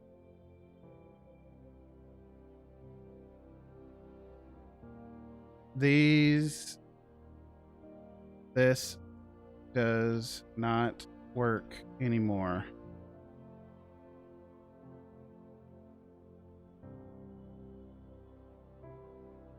Okay. We'll go to our pinned messages. What is the Grave Vikings one?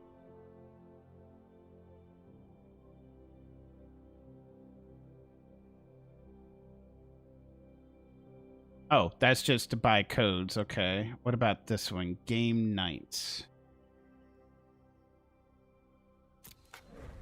Nope, that doesn't work. So we will remove that.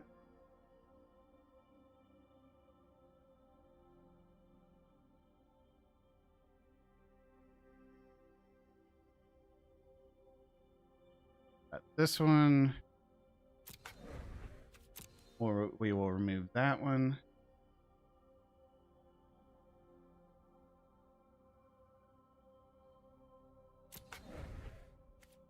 Code not found. Oh, here we go. Does this work? No, I think it was during that event. That Strixhaven event. Yeah. Oh, okay. So some of this worked. Said it was already redeemed. Okay. So I'm curious. Let's go to Dex.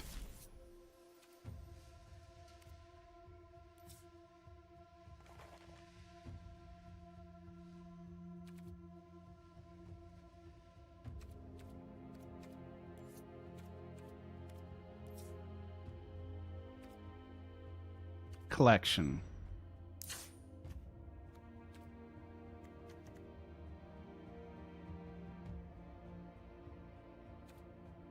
What expansions do we have?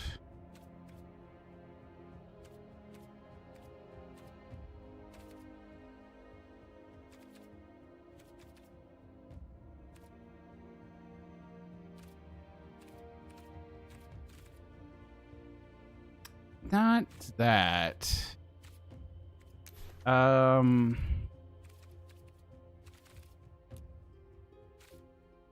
Let's get out of this. Let's go back to this. Let's click this. Let's change the look here. How do I do that again? Is it this? No. Well, that's kind of where I wanted to go. I wanted to check out the card sleeves. What the heck are you? So it says I only had 2, and it said that I had already unlocked the sleeves for Strixhaven, but we don't have the Strixhaven sleeves. So that's kind of interesting. It is interesting. Oh well. What?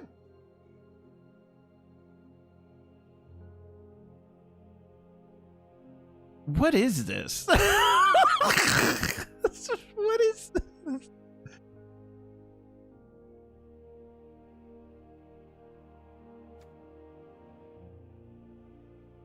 Interesting. All right. Well, I mean, it was saying we have some of these, but we don't. It said a code already redeemed, but we don't have any of these.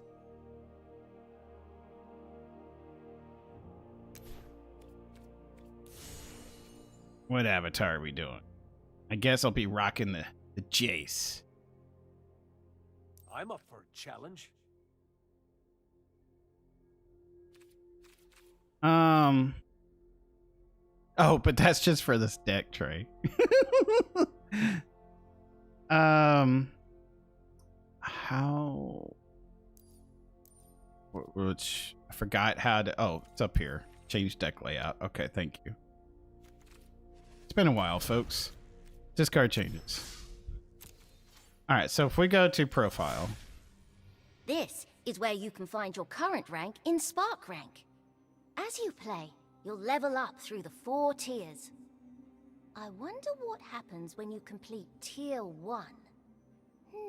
So you got to get to like silver or something in order to get all of the content unlocked. And when I say content, enable so to where you can be able to play in all of Magic's events. But that's the whole point of this. We're going to figure that out as we play. So. All right. So, yes, our codes do not work anymore. So I've updated that into... We're going to kill that.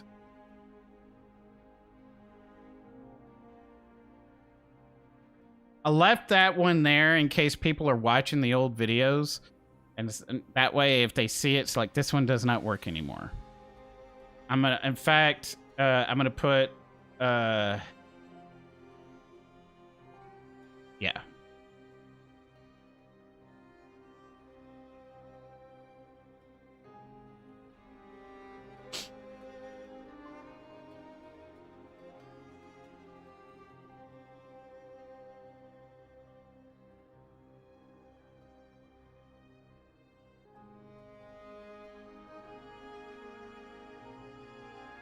I want to change my avatar. Here we go. Time to set sail. That's the default. Card sleeves, fine. We have no companions.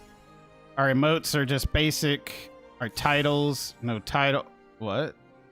There's titles now? Okay. That's new. All right.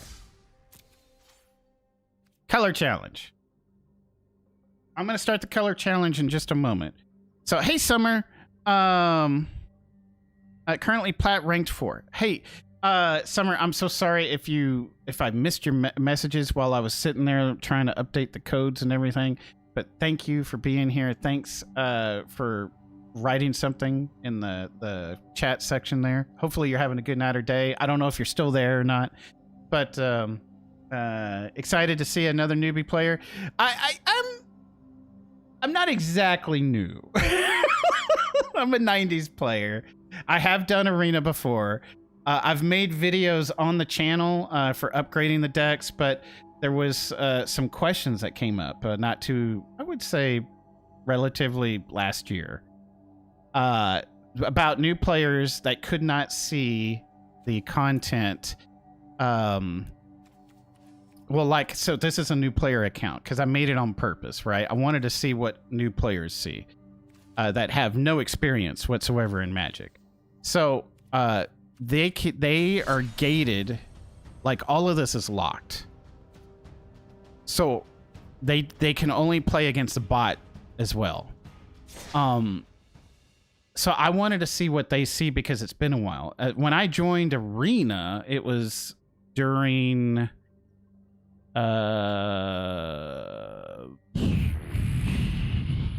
was it 21? I think it was 2021. But I haven't been playing since Bloomborough, basically. Yeah. So yeah, I took a break there because I just didn't like the content being like Like we were already doing, we're just going back to the same worlds we had already been, you know. So, anyway, just subscribed. Hopefully, we'll meet on Arena, my friend. Hey, yet another player. So, but yeah, so basically, I wanted to go through the tutorial because my son is going to be learning. So I'm teaching as I'm playing. And also, I wanted to go through the new player experience to see what they see so I can better advise them how to unlock those play modes. Because in this, the only way... Let's see, is there a different way? I don't think you can unlock it unless you hit a certain rank.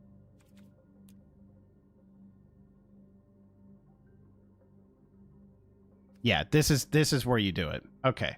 So we figured out two ways of doing it. You can either go through the new player experience through your Spark rank, or you can go to adjust options here. Account, and I have this as a video too, and you unlock play modes. It'll be right here.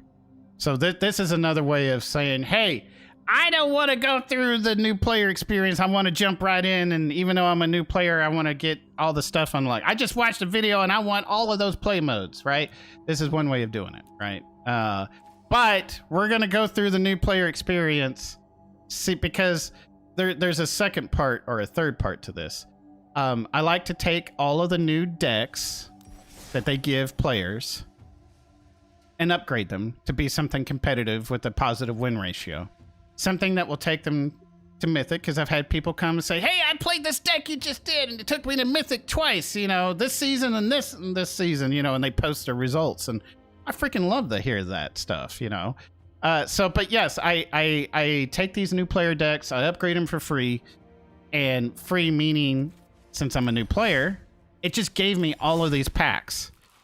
All of these packs are going to turn into wild cards that we can use. I think they're still called wild cards. So, and then we'll be able to use an average number of these silver, gold, and mythic. Probably 2 that, you know.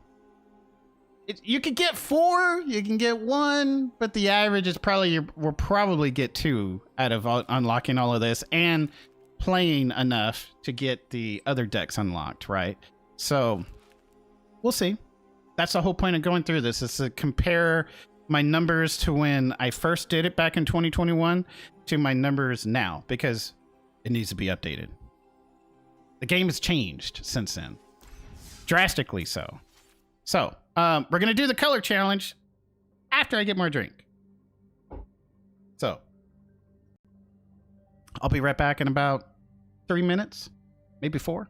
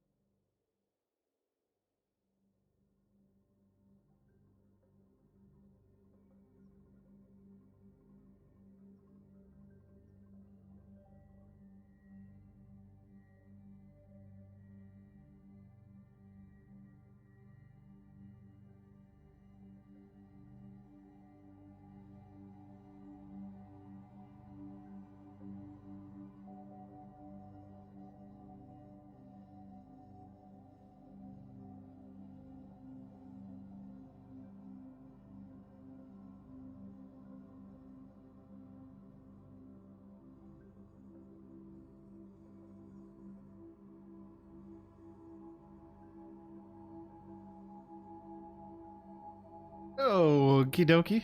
You're gonna get a lunch? Nice, nice. I thought about grabbing a snack. Alright, so those codes don't work anymore. We're not gonna advertise those anymore on our videos.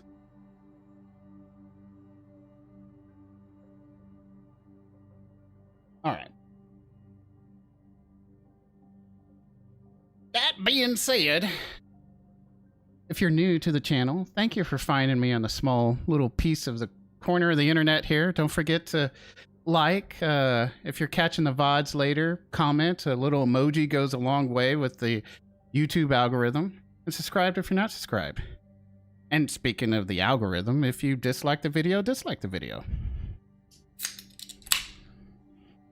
Okay, so we were doing Mountain Dew earlier because I was living my whole 90 days back in the garage playing Magic the Gathering with friends, but we're going to my go-to drink, which is Dr. Pepper. I should be drinking water, but I'm kind of cheating tonight.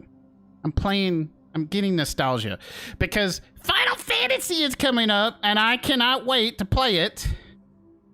Oh my gosh, I can't. Oh wow, that is one big chickaboom thunder right outside. It is coming down hard here in Texas. Golly, that is shaking the entire house.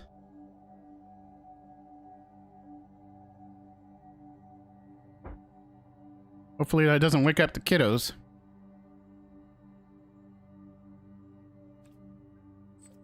All right. Color challenge. Did I remove the BRB? Yes, I did. Professional streamer. Color challenges is a great way to learn about the game and earn some rewards. But which path to choose? We're gonna start with. The decision is yours. We're gonna start with green. Green is my. It's my go-to, right? When I first started Magic, I played a deck called the Swarm. It was a pre-constructed deck. I went to a game store and I said, I want to learn how to play this. He said, great. He says, can I recommend you buy one of these pre-constructed decks and I'll play with you right now? I said, yeah. So I asked him, which one's good to start with? He's like, start with this one. And it was a green and white deck that had slivers. And, I fell in love that day. That deck, if you were to buy it now, costs around $80 to $120. If you were to buy it, untouched. There's a couple cards in there that are worth a lot of money. Recycle being one of them. I think it's still worth a lot of money. So yeah. But, and no, I don't have them anymore. Yeah. We're not going to talk about that one point in history where I went from bachelor to not bachelor and then had to get rid of some Magic cards. We're not going to talk about that part of the history, okay? But yeah, I don't have the collection I used to have. I use Burrows Mobilize with Arabella and Windcraig Siege and Celestia Rabbits right now. Ooh, that's right. They gave us rabbits. Did they give us? No, they gave us cats. I saw a rabbit deck somewhere. Where did I see it? Or maybe I heard about it. Or is it not one of the starter decks? I think we have cats as one of our starter decks. The rabbits sound really cool. Oh my gosh. All right, we're gonna start with green just because. I mean, everyone would start with white first. White? White? I guess everyone would start from here and work their way down. Whatever. I seek a path to peace. And here is where we'll probably play a random player, hopefully doing the same thing as us, or is playing in the starter deck thing. When I first started playing Arena, I'm sorry, I get on tangents all the time. You're gonna have to forgive me. But when I first started playing Arena, it was my biggest problem and that's what encouraged me to make videos was like, because you're giving these decks and you're playing players on just random games, and of course their decks are usually better than the starter decks you have. But so my whole point was, don't get discouraged, just get your dailies done, and then when you get enough of these cards, let's build you a deck, right? And then you can take that deck, use that as a positive win ratio if you want to compete more, or you can upgrade all of the big beginner decks this way, you know, and I show you how to do it all for free. But you only have so many cards to do that, so many wild cards to do that with. So, that being said, I kept writing Wizards, their arena team, and I kept saying, hey, is it possible that you can make a starter deck queue list? That way, if someone just wants to play starter decks, they only play against other people playing starter decks, and they finally made one. I'm not taking credit for it, but I wrote them a lot on it. I'm probably not the only one, okay? Probably not the only one. But I saw that they had one, and I started playing that up until I think they changed out their starter decks for and I had like what was it, on 17 lands or something like that. It keeps track of your win ratio. I had like over an 80% win ratio with the starter decks because that's what I focus on, you know. I focus on that because I love pre-constructed decks.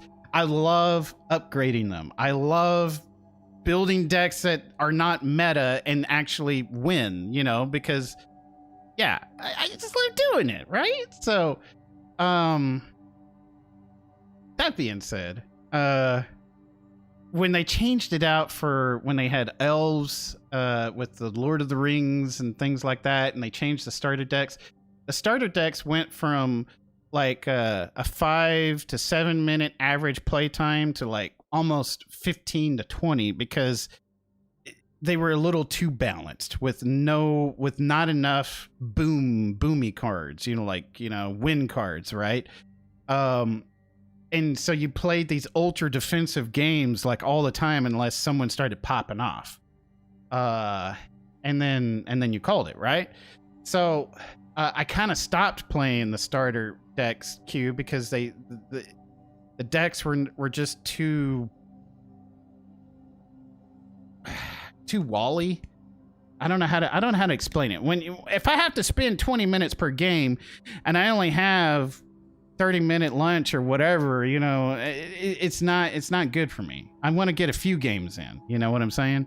So I don't mind playing 20-minute games, but I'm just saying that's not what I was looking for starter decks.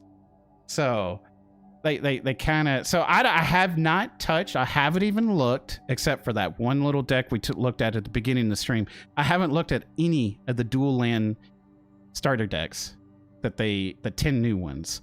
On my main account, I saw them there. I'm super excited that they're there. I'm super excited to play them, try them out in that starter deck queue. But here on this new player account, we're going to unlock them naturally to see how long that would take. It took like 2.5, 3 weeks if you're a new player back in 2021.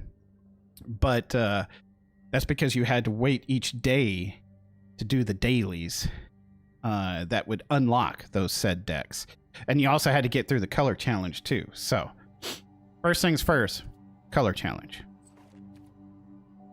So we are going to play this bot, I believe.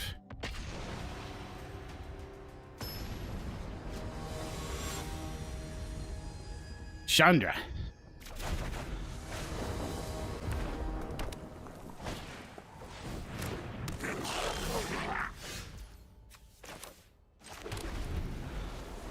So we play a land each turn because we can. We got lands in our deck. This is Summoning Sickness. I'm just going to rehash some of the things that we've already talked about earlier in the stream. We're going to play another land. I can now play all of these cards, just one of them, because I only have 2 mana. This is 1 plains and 1 colorless. 1 plains, 1 colorless. 1 plains, 1 colorless. All right. I like the fact of getting this one down, because this one Whenever this one is played, another creature that enters the battlefield will gain a life.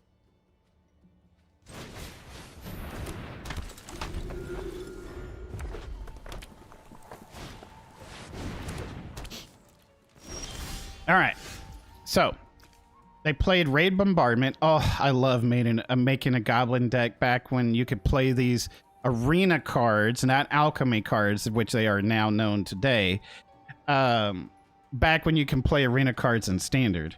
I made a Goblin deck with Raid Bombardment that did so good. It was so fun. I freaking love Raid Bombardment. I really do. So we're going to play a land because we can. We're not going to attack in because I don't want to lose this to these two, both of them blocking, okay?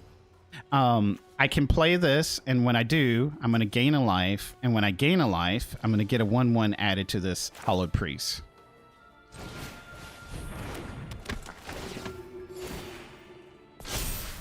Not going to attack.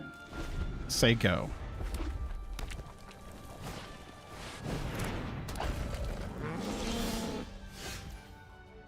This is going to be even juicier. So we're going to play our 4th land. We're going to play this, gain a life. This will get another +1.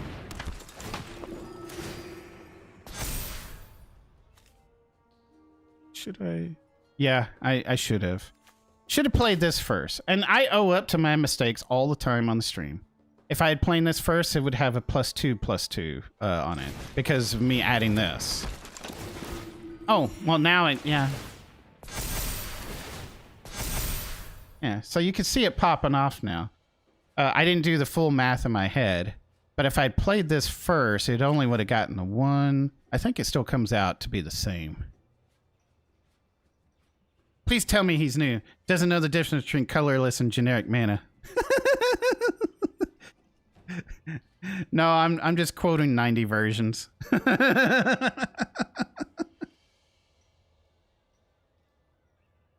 So, if it's called generic mana now, I wouldn't know. Back in the 90s, we just called the number colorless. Yeah. But yeah, and we didn't have the clan names either, like y'all have now. We called black and blue decks bruiser decks, you know, and what was some of the other names? We had someone playing America colors, you know, the red, white, blue, and white weenie, red weenie, or, you know, red aggro, or, you know, I don't know. We had all these different names before it became common, right? So I will attack it with the 5/5 here.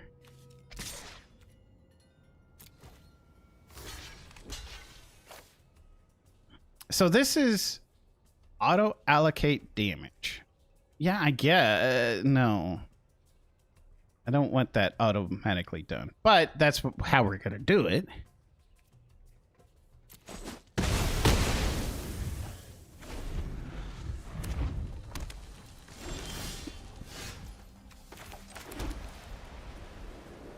Now, since the tutorial is not forcing us to play something right now, oh,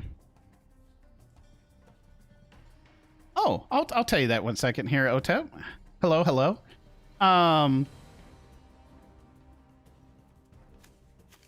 Well, these do pop off. Okay, so I will play this. That way we'll get the +1/+1, boom, and +1/+1, boom, boom.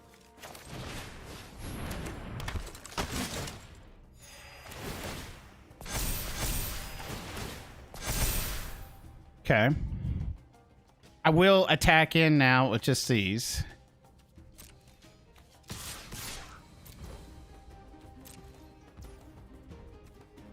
You're wanting to get first strike, right? Yeah, but we can save that on our play.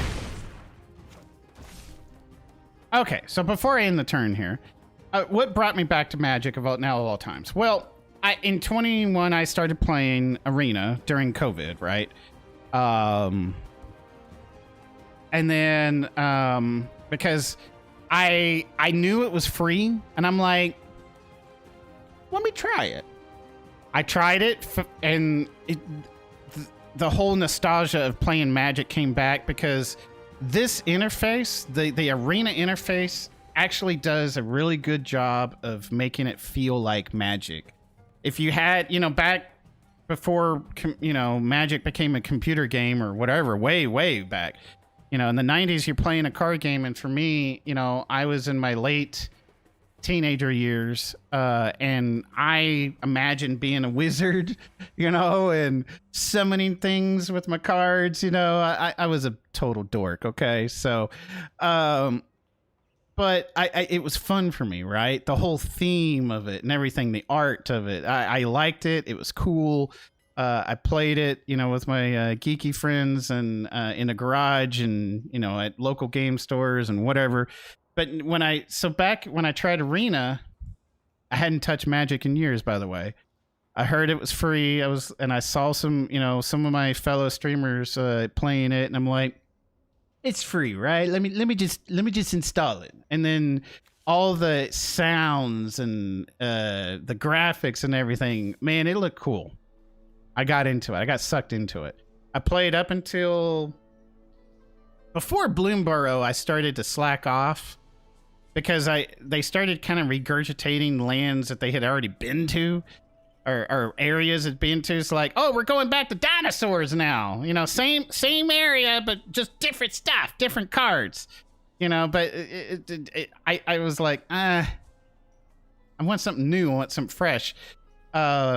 Even though it was new and fresh, I just wasn't falling for it. So I stopped playing after Bloomborough.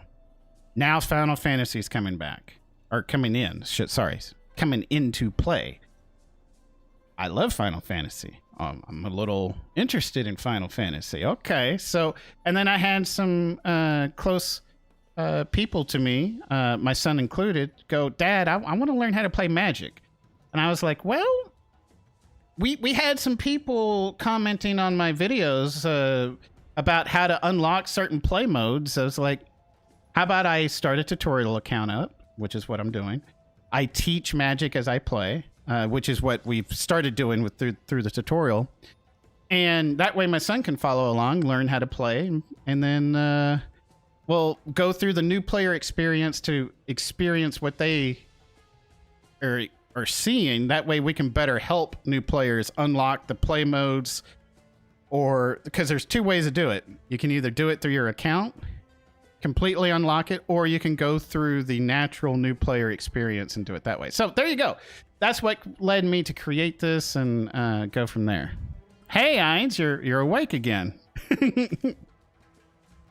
Welcome back. So yeah, we'll finish this turn. They got a flying... Now, here's the one thing about Arena that's a telltale. Since this is holding priority up for the player here, I have to hit resolve because this can be activated at any time. There is no little tap symbol next to the two colorless white symbol there where it says this creature gains first strike until end of turn. I can activate this anytime I want. Right? So Arena is going, hey, do you want to activate it now? Do you want to activate it now? Do you want to activate it now? So if you have a card that you can play in your hand, it's going to be like, do you want to play this now? Do you want to play this now? So it's a telltale to the other player that you got something going on, especially if the other player doesn't realize that it's this that's holding priority. So it's got haste. It doesn't have summoning sickness. It's going to attack in. It's flying. We can't block flying because you can only have flying creatures that do that. We got a 2/3 coming in, though. So take that into account. Because of the raid bombardment, we're going to take 1 point of damage here because anytime their creatures attack with 2 power or less, it could do 1 damage to a player or planeswalker. All right. They chose player. We are not going to block, actually.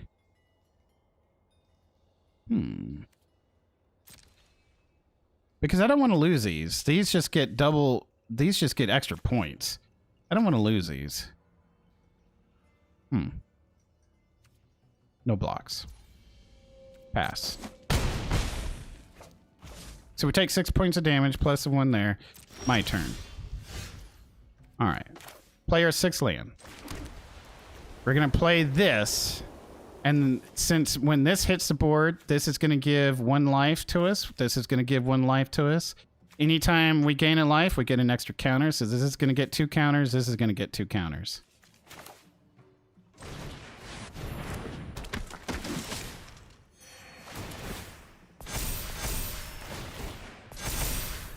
Okay. They've left the board completely open. All mana tapped. Creatures tapped. 1 card in hand. Lethal on the board. All attack.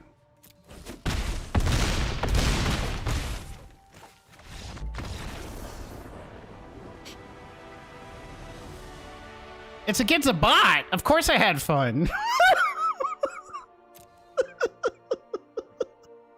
Why are they asking that so early?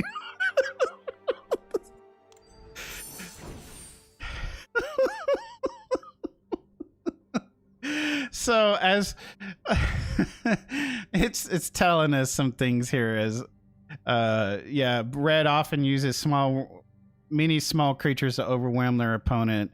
This one uses benefits from sending creatures to the graveyard. So we're gonna see this. I love this card with the cold-blooded killers.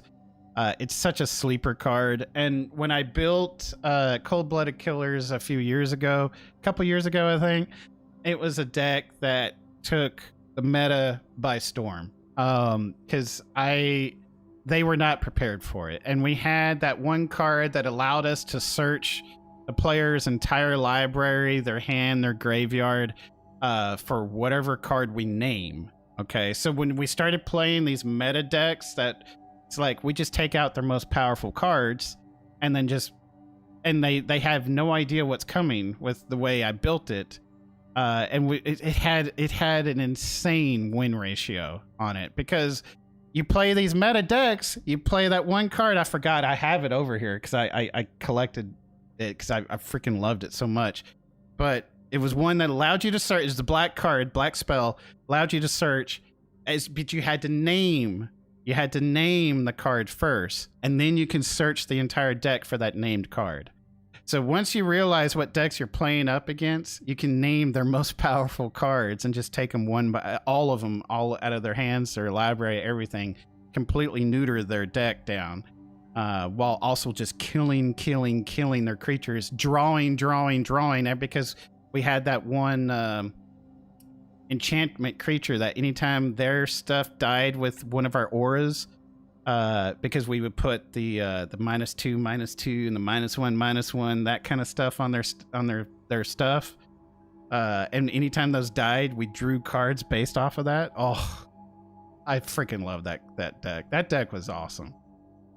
They need to make sure you can't tell the difference between the training bots and the rank bots. Just kidding, I think.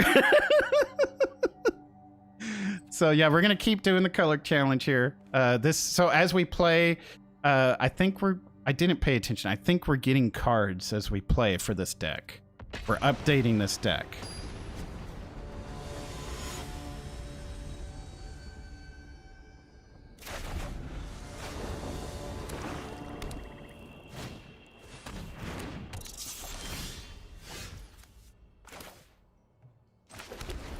All right, couldn't play anything because these are all 2 and above. We got lands for days. Playing 1 per turn. Like I said, I like to get this one down on the board first, so that way the next turn I do, whenever I gain life, we'll get a 1/1, and we'll gain life because anytime we put something down, we get in life. It's got to be a creature, though. Okay, I'm not blocking. This has Death Touch on it. Any amount of damage a source with Death Touch deals to a creature is enough to destroy it. So just 1 point of damage will completely kill whatever I have if it touches. So there you go. We're not blocking because we value our Orator here. So no blocks. We're going to play our land. We're going to play this so it can start getting counters.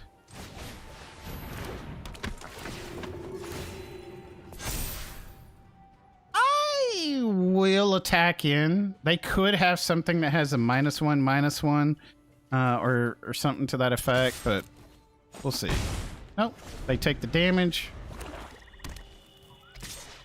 They send that. We're gonna say no blocks. Play a land. Play this. This will, when I do this, I'll gain another life. This will get another counter. So it's gonna grow. 4 mana open. I'm just gonna send this in. All right. Ooh, a flying creature. Sending their 1/1 in aggressively. We're okay just taking the damage.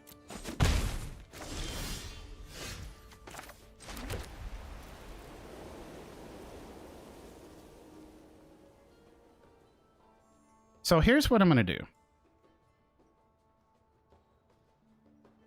I'm going to attack in with this. This is a...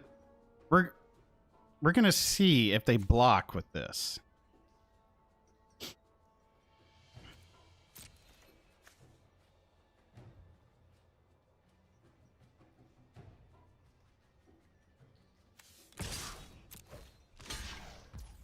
Now we can, because we have an instant. Holy shish kebab. I don't know if y'all heard that thunder through the microphone, but the entire house shook for a second time. It does not shake that much. I mean, the floor shook. So this will give our target blocking creature a +2/+2, meaning he'll be a 5/5 against a 4/4. Should live. Should, in theory. There you go. No blocks. This gets a 1/1 every time one of our creatures dies. We put this down. This is going to get 2 counters because of 2 life. And this will get 2 counters because... we get 2 life.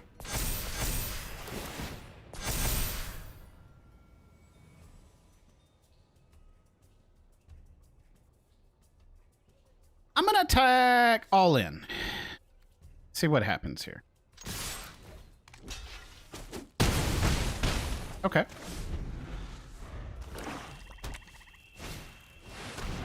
Another flying. No blocks.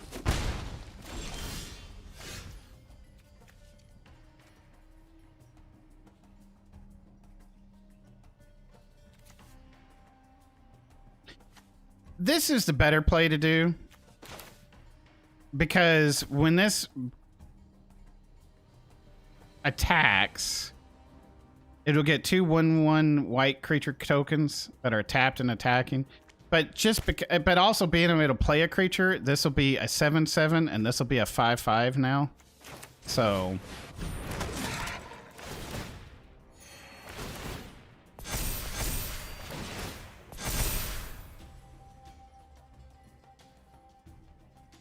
I'm gonna go ahead and play this, sure.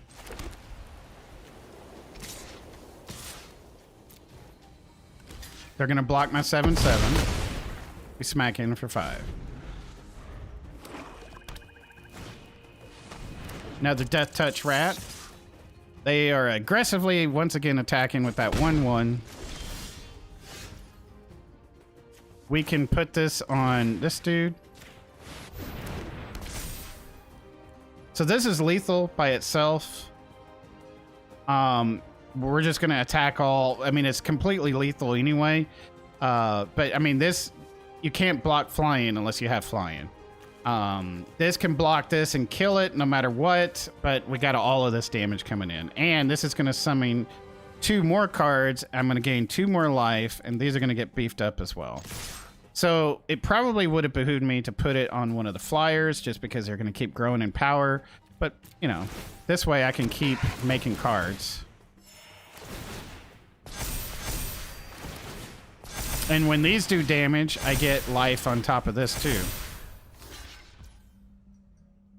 can, if I really wanted to, I can make this bigger, but it doesn't matter. He's going to kill it. This will kill this, you know, because of Death Touch.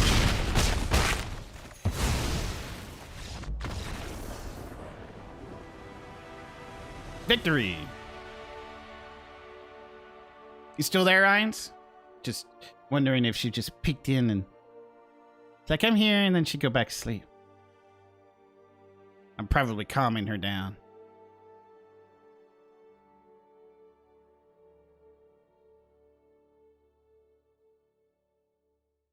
Waiting for the server. We only played a bot. Go.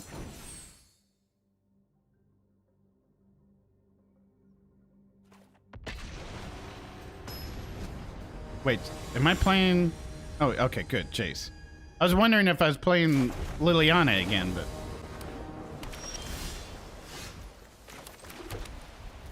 All right, we get a Charmed Stray right off the bat. It's got life link, so every time it does damage, we'll gain health. The cool thing is, if this came into play with another Charmed Stray on the board, it would put a 1/1 on that one. So, play another land. We're gonna get this down so we can start gaining life every time we play a creature. Attack in with our 1/1, gain a life. We have lulled our Ainz back to sleep. This will get a +1/+1 every time we gain life, and we have 2 ways to gain life.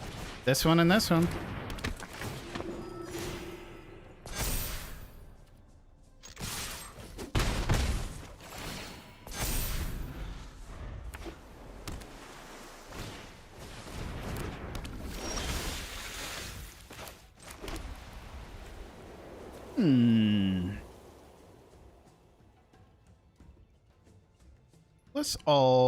Let's all attack in.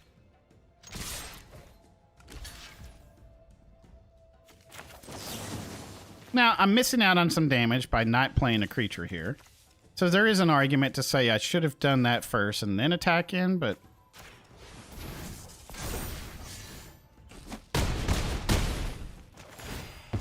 you know, they also have 2 mana. I don't know what shenanigans they could be up to, even though I know what deck they're playing, but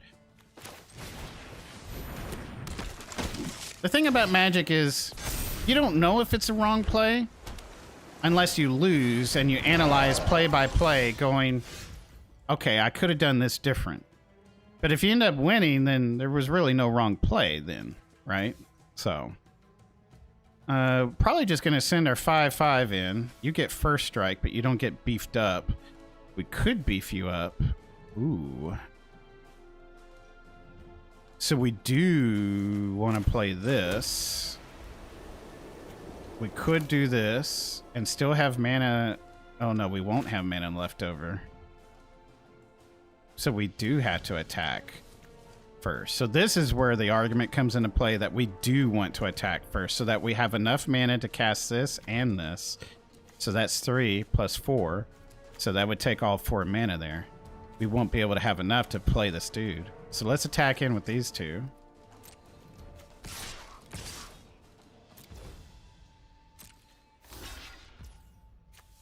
Target blocking or blocked creature. So we're going to do this. Make this a 4/4. Then we're going to activate First Strike. First Strike means this creature deals combat damage before creatures without First Strike. So combat damage during a combat phase happens all at the same time. Every single creature gets assigned combat damage because every other creature has dished out combat damage, okay? When First Strike comes into play, anyone with First Strike goes first, and then the rest of the creatures go after. But since we're going to get to attack first, this one will never get to apply their damage to my 4/4.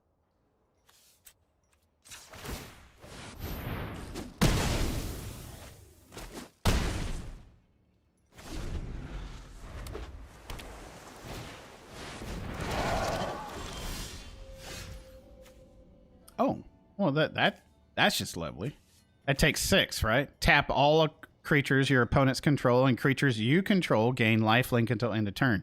This is huge. And we also have lethal on the board already. So tap, attack all.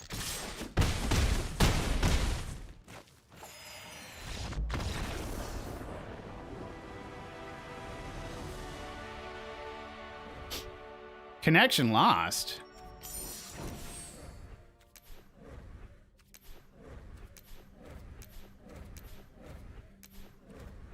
Okay, fine. I'll exit the game.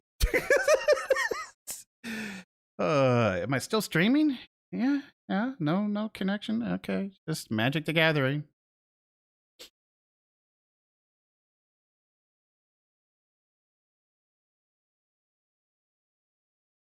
Hey, we got 4 likes on YouTube. Junk emails.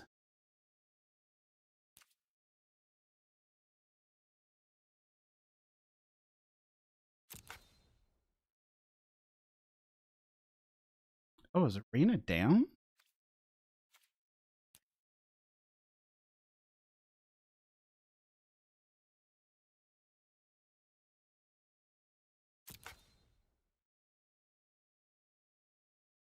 It happened right at midnight. Is Arena down?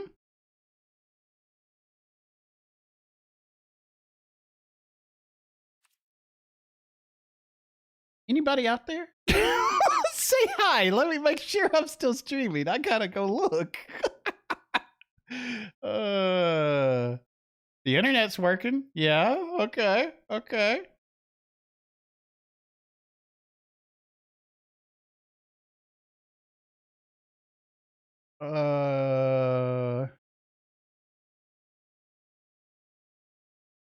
My mods are asleep. Okay. That's good.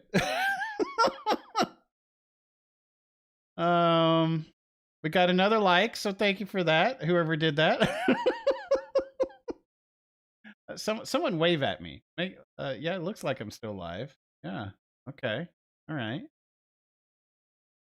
Yeah, nothing is down. So is Arena doing a patch right now? Did I just choose the most unlucky times to play Magic the Gathering Arena for this color challenge? Magic the Gathering Arena down.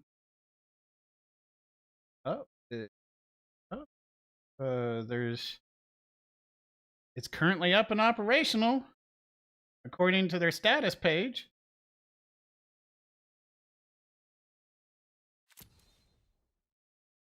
There it goes.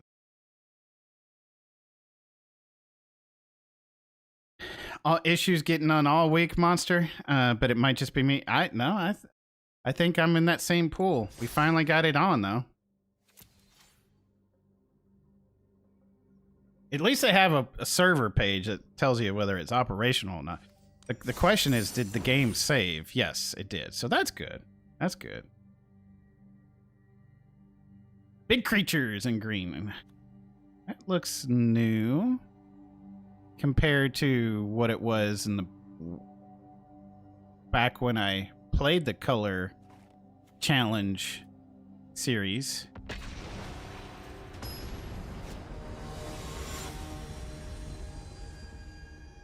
Spiders are cool. Spiders are really cool, I gotta say. Can't play anything because this is for blocking creatures. All of our creatures are 2.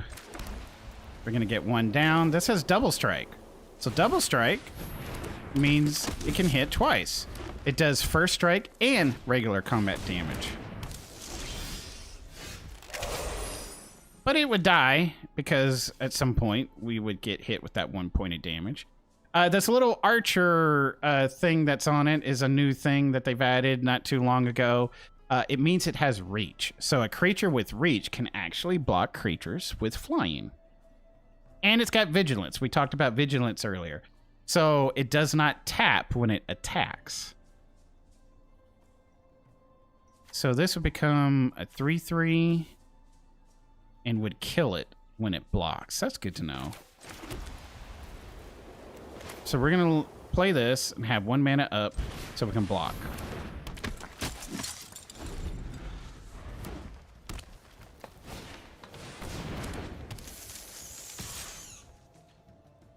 We will block.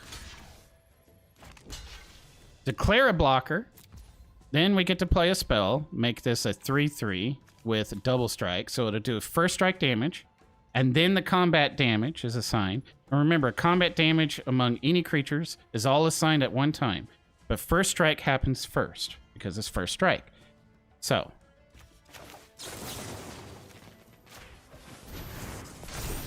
So we're going to do first strike and then combat damage. So that's 6 points. We can attack in and do the same thing. See which one it blocks.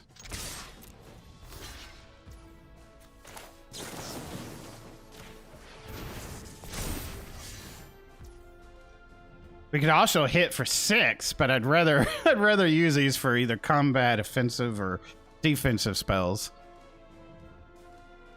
Oh, but actually, no, it's only blocked creatures. Yeah, excuse me.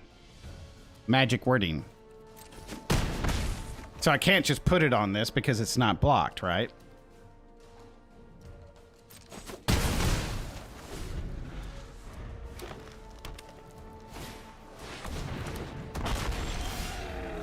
I forgot about you, my friend. A 10/10 for a 5. But lucky for us, we can put this aura on this creature because it's an enchant creature card. So it's an enchantment, you know, but it says enchant creature. We can put it on our own, but we want to put it on the opponent because when it enchants, it can't attack or block. So we're going to pacify this 10/10. It cannot attack or block now. We're going to attack in for 4 because we have double strike.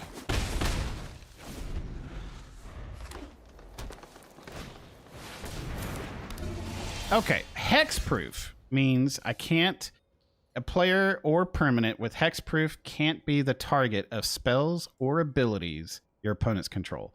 So I cannot pacify, even if I wanted to. I can't do that.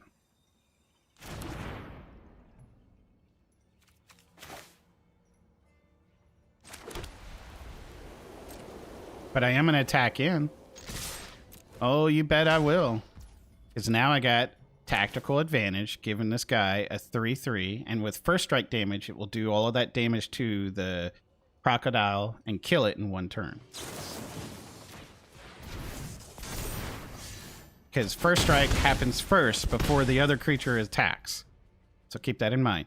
Now it's saying I can play this because, yes, I can enchant my own creatures or the opponent. But I'm going to end turn.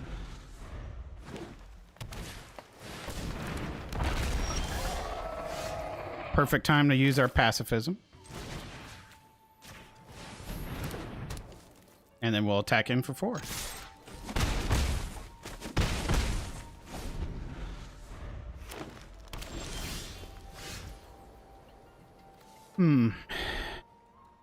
We could play this, but this would be 4 points of damage. But if I add this, then it becomes lethal. Because now we're doing 8 just for this. Plus 2 more. So we're doing 10 points of damage now.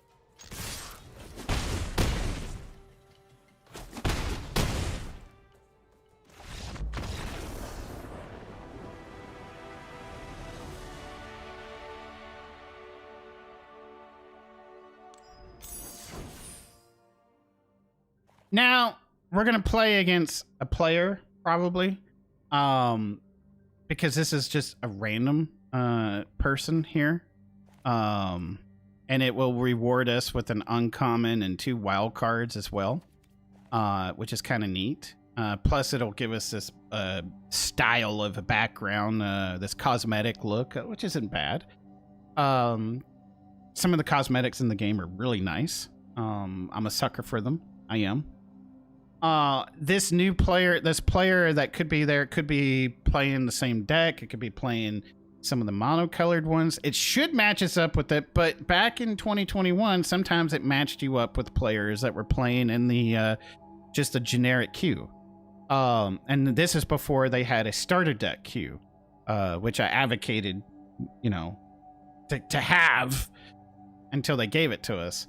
But so I'm not quite sure with the new player experience now who we're going to go up against, and if it's going to be a similar deck or if it's just going to be someone playing, who knows, a meta deck in the generic queue. Do we expect to win if that's going to be happening? No. But it doesn't matter whether you win. You just have to play it. And it's the same thing for all of your quest dailies too. It doesn't matter if you win unless it specifically says win 5 times, you know, whatever. I don't know if they still have that daily. I think it's just all colors now. So where you just have to play it. I think the dial is the one that requires wins. Yeah. I think it's... Oh, yeah, that's right. We can't even play players even if we wanted to. It's only bots that we can queue up against. So I'm curious who this is going to put us up against. It might be another player playing the same deck. And that's the way it should be. It should be even power. It should be. I don't know, though.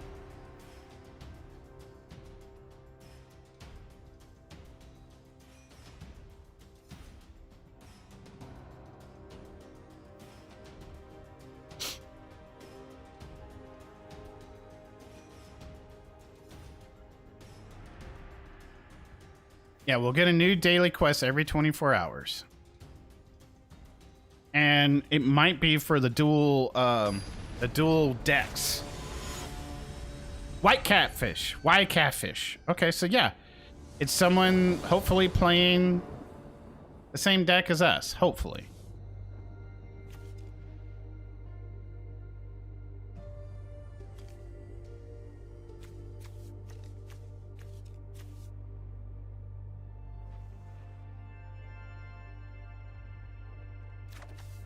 I'm actually considering tossing this, but we did start with 2 lands. I think I'm gonna mulligan. Well, that's even worse, but we'll keep it.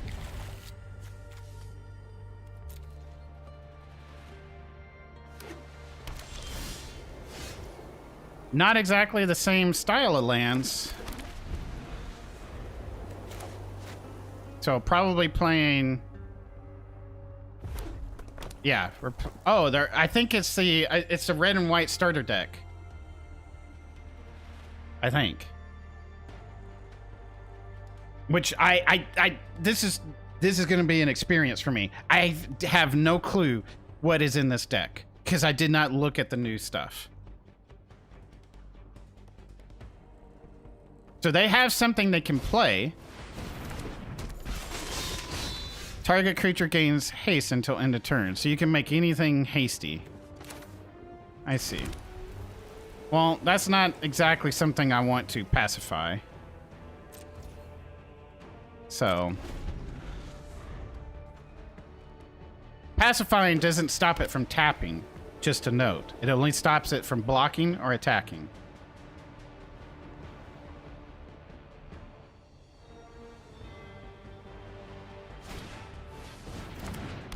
Whenever this creature attacks, you may pay red. If you do, target creature can't block this turn. Okay. Well, no creatures to play. This is interesting. So we mulliganed into something really bad, and this is the luck of Magic the Gathering. It really is. This is the luck. All right, what did you do? Create 2 white soldier creature tokens until end of turn. Creatures you control get 1/1 in haste. So that's a lot of damage coming this way.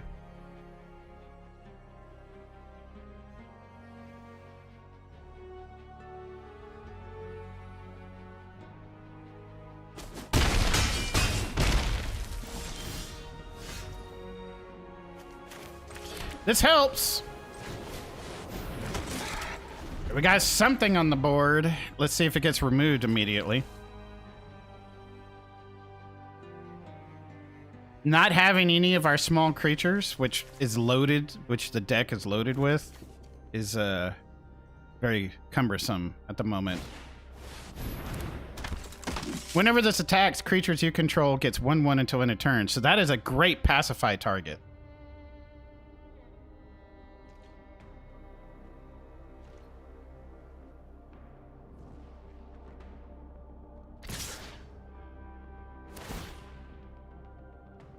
You can't pay the red mana because you don't have red.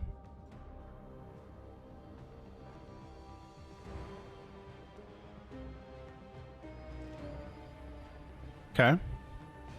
We are going to block that 2/2. Hopefully not die to it. Perfect. We're going to pacify this.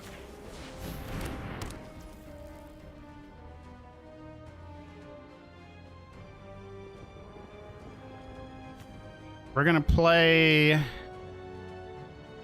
this. And I'm going to attack in. No, I don't think I'm going to attack in. Not yet.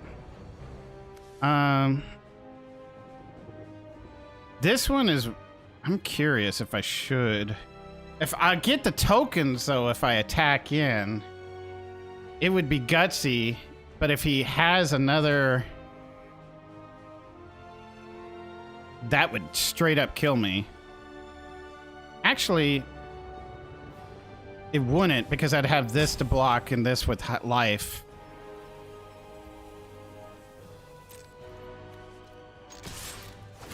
We'll do this.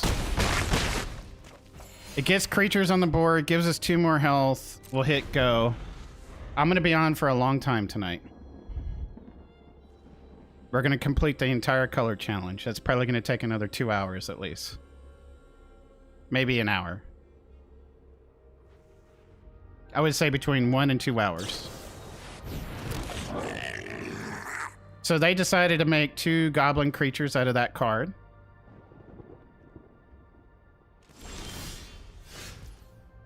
We only have 1 night to do all of this, so yeah. All right. We're gonna attack in with our 1/1s and this. When you complete the color challenge, will you restore the color to your face and body? That's a good one. We're gonna attack. We're gonna attack all with everything. Because I have tactical advantage on everything. Which I didn't attack all with everything because I didn't declare my attackers.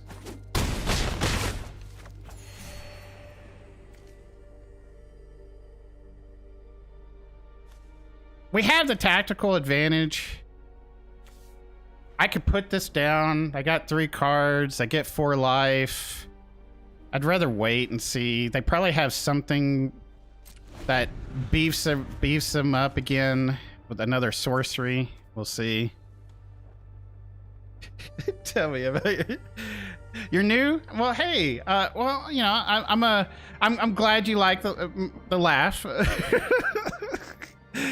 Drink something and don't forget to get up. So yeah, they got another one coming in. That would hurt us if we didn't have blockers with life on them. And they don't have the red mana. I'll tell you about myself in just a second. Not evading the question here. You got to have red mana to pay, so you can pick that if you want, but you don't have the mana to pay. Okay. So we are going to kill this so that he doesn't get any more benefit from. We are going to kill this. We'll take 2, 4, 6, 8, 10. Gain life on all of these. Might as well just block this just to block it. Well, actually, yeah, we'll lose it, but that's fine. We're going to gain life. And gain life.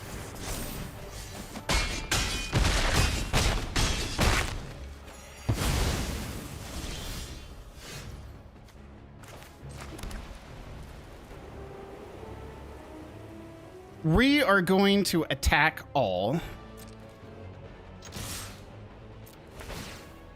And that will be lethal.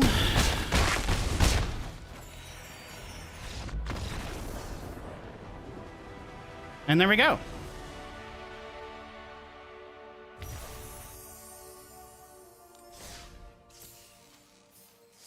Oh. Okay. You mean I can have that card back right there? That one right there? That shiny little one right there? Yeah, we'll do that. We'll do that. Nice work, Planeswalker. I think you're ready for the next stage of your journey. What's the next In stage? Sparky's challenge, you'll choose a starter deck to play against me. Sparky if you can challenge. defeat me 3 times, you'll have proven you're ready to step into a much larger world. Well, I don't want So to. let's go. I don't want to go into a much larger world. I want to complete my color challenge. Oh, so this is our. Ooh. What? You get this deck and you get Oh. This is the Sparky challenge. You get that awesome card sleeve. I think I had to pay money for that card sleeve. Yeah, no. Yes. I had to enter a tournament for that card sleeve. You get it for a new player? Oh my gosh. It's such an awesome card sleeve because it's got all 5 mana colors and it's stained glass. Wow. I'm a little jealous that they get it for free. I had to pay money for it. Yeah, you had to enter an event just to get the card sleeve, if I'm not mistaken. Pretty sure you had... Anyway, let's talk about myself. Hello, new players. Maybe new people. Maybe not new players at all. Maybe y'all are veterans. I'm a veteran. I come from the 90s. I've played it in the 90s. I started playing Arena in 21 during COVID. I had some fellow streamers streaming it, and I knew it was free, and I was like, let me just put it in. I'll play a little bit of it. Just see how the tutorial was. It sucked me right in because it's got an interface that's beautiful. It's got magic effects. It's got sounds. It just felt and played really nice and cool. Okay. So there's that, right? It sucked me right in, got me playing. And then I realized every time I looked for videos for help out there for building the new decks, because as a new player, you're stuck with new decks and you're like, well, how do I upgrade this deck? And everyone was upgrading it to the new meta or to make a meta deck, right? They weren't taking the new player decks during the time and upgrading them for free. And when I say free, as a new, like if you're not spending any money in this game, you want to be able to do it for free. And you can. This game is free. You can play for free. You can upgrade the decks for free. I have proven that time and time again with the old videos. Okay.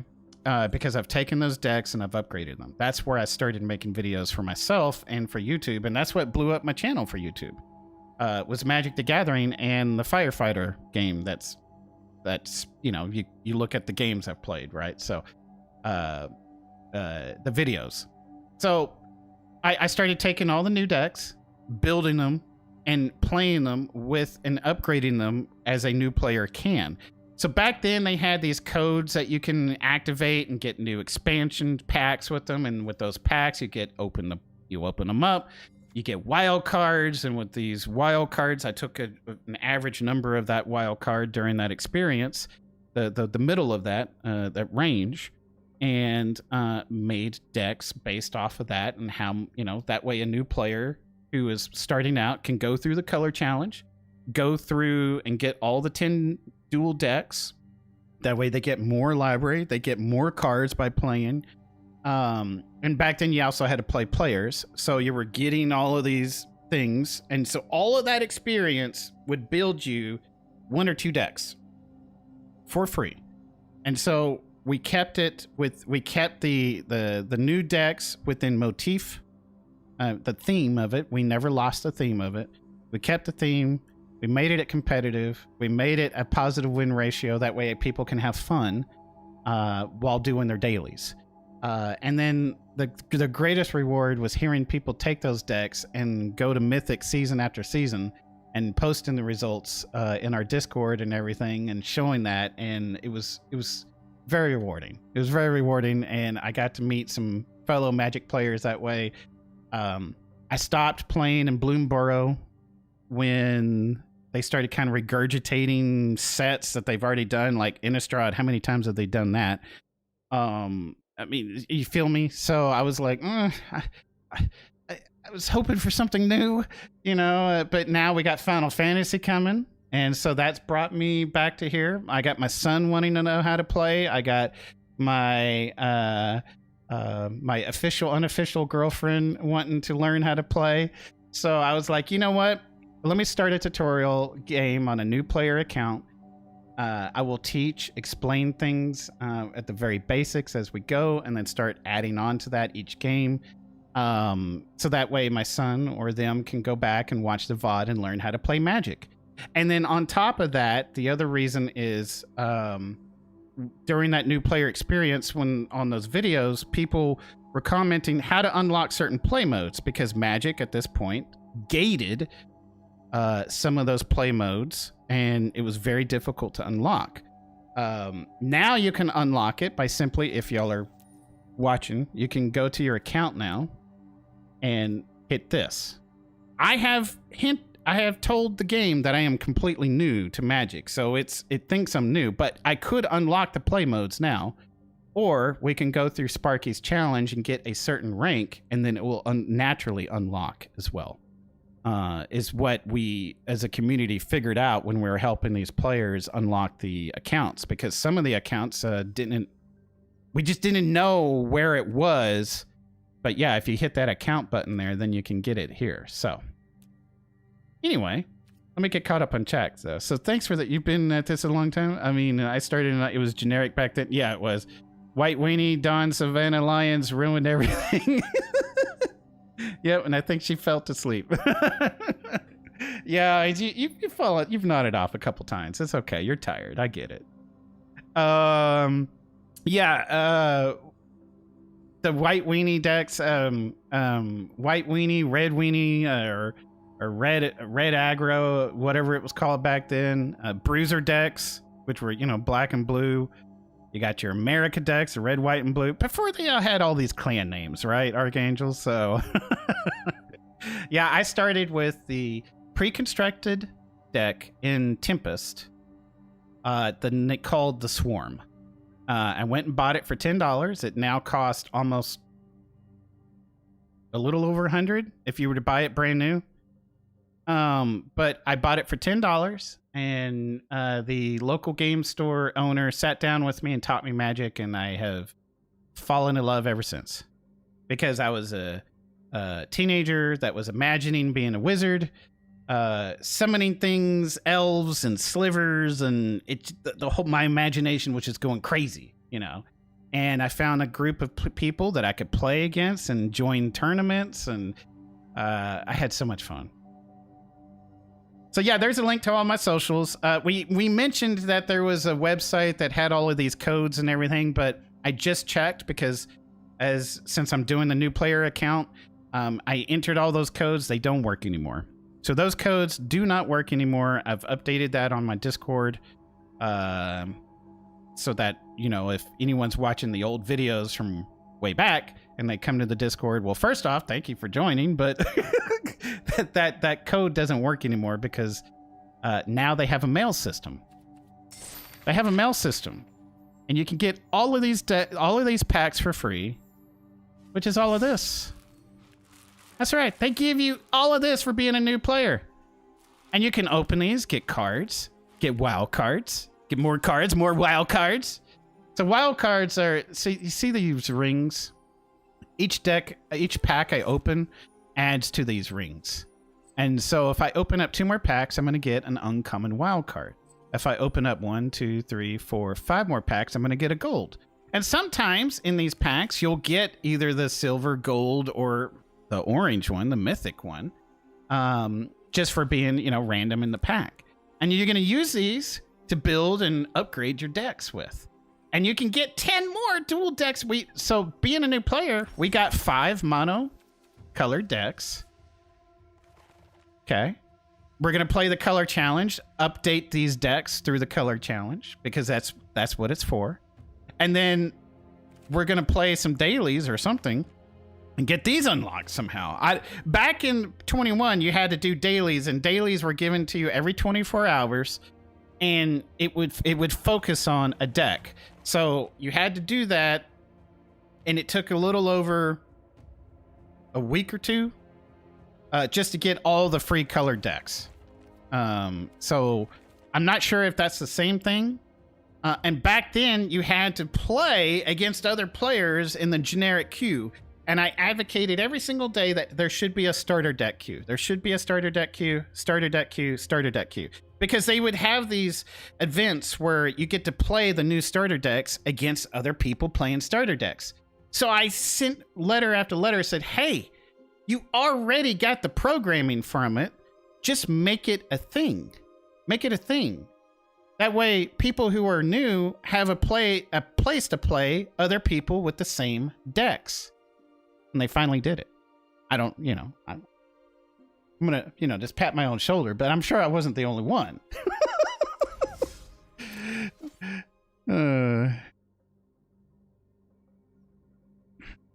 When you get a deck made, we will play. Okay. I only joined during MKM. I was like, wow, everyone gets hats? I didn't realize they were having a meltdown. Went and left the new player deck queue. It was a rude... Oh, yeah. When you left it, it was a rude awakening. Yeah, because that was the thing. In order to complete your dailies, you had to join the generic queue, and it was brutal. So every time I made a video or every time I streamed it, I'd have people coming in like, hey, it's like, how do I update this for free? Or like, how do you just keep playing knowing that you're just going to lose? Because those decks were just not meant to like be overpowering, right? They're free. So I told him, I said, Drink up, me hearties, yo ho. Don't get discouraged. Use those games as inspiration to build a better deck with. Use them as inspiration. Learn from those games. Always play your best, but just get your dailies done. Just shrug it off, get your dailies done, and then when you get your dailies done, you get gold. And that gold, you can buy packs, and those packs, you get cards, etc., etc. It's like that. It's like, just don't get discouraged. Get inspired. Is what I told them. Because you got to love the game. If you don't love the game, you're not going to have fun. So, hydrate. Yes, we will hydrate. Oh, that's from Twitch. Yes, I have a soundboard on Twitch that people can activate with channel points. So I'm streaming over there too.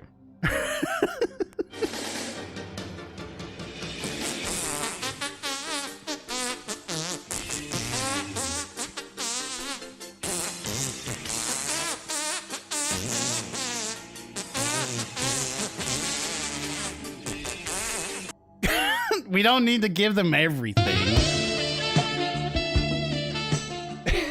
Okay, so now you're redeeming the beard brush. All right. So let's get the beard brush down, and then you gotta give him that hawk too and spit on that thing. You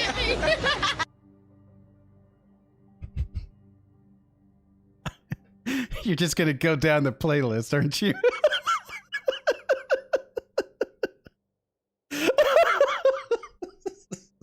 Golly. Yes, I am yours. Yes. And you're mine. Crap. I suck. And I suck, apparently. Yeah.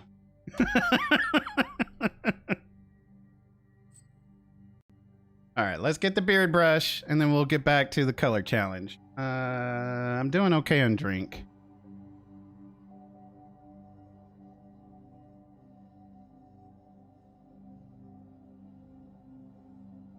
It's a trap!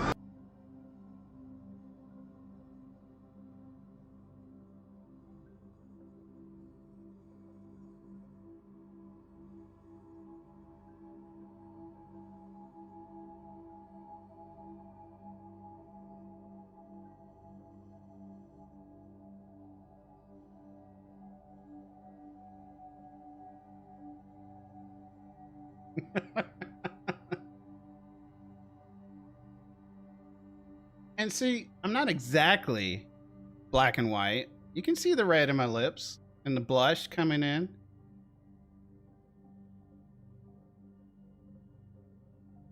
Secret.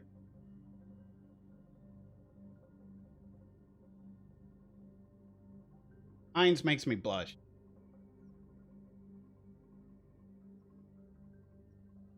Don't make you jealous?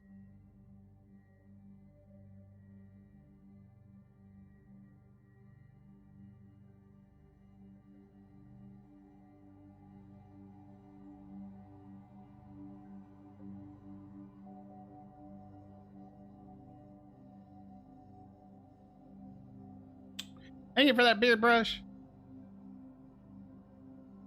That's right. Kiss for Heinz there.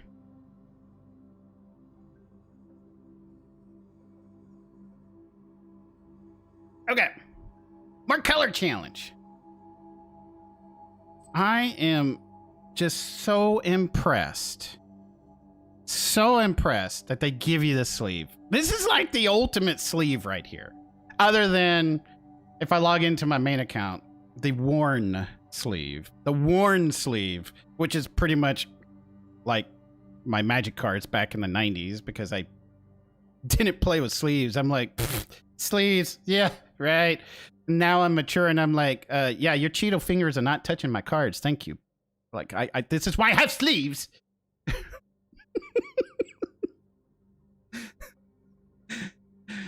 Your socials list doesn't include your Twitch. It should. It should. Oh. If I go to my YouTube channel and I click on moi,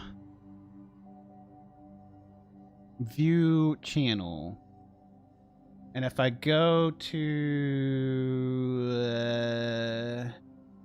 links and more, yeah, it's there.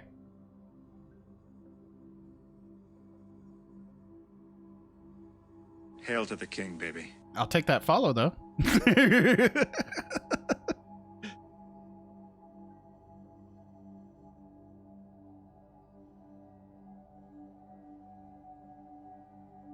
I found it. We're good. Well, hello.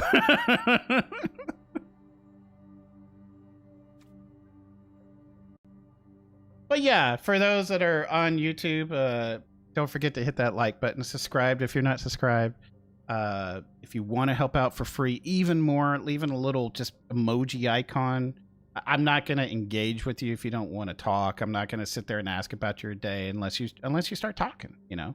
I'll just say, hey, hope you're having a good night or day, because I respect those that just want to lurk and not communicate. But if you want to support the channel in a free way, that is a great free way of doing it. Subscribing, liking, and just throwing in a little heart or something in the chat. For those on Twitch, we actually have a special lurk command for one channel point. Super easy, quick way to show that, yeah, hey, you're here, you're lurking, but don't talk to me. You know, just give me a little salute, just like that. Psst. Hey, Trey. You know, just a little salute, because when I watch people, I'm antisocial. I'm sorry. When I watch people, I'm usually watching because I want to fall asleep. Twitch or something is my I may learn something, I may watch something to strategize or get ideas from, but I'm also doing it as downtime. I'm doing it to just chill, relax, or maybe I'm watching kids and I don't have time to engage. So I'm one of those advocate lurkers. I am. And sometimes I just want to show my support without actually getting 20 questions asked at one time. So, yes, we are very lurker friendly on both channels here.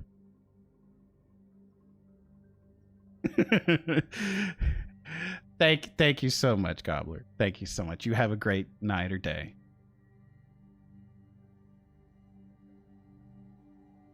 All right, color challenge. We got white done.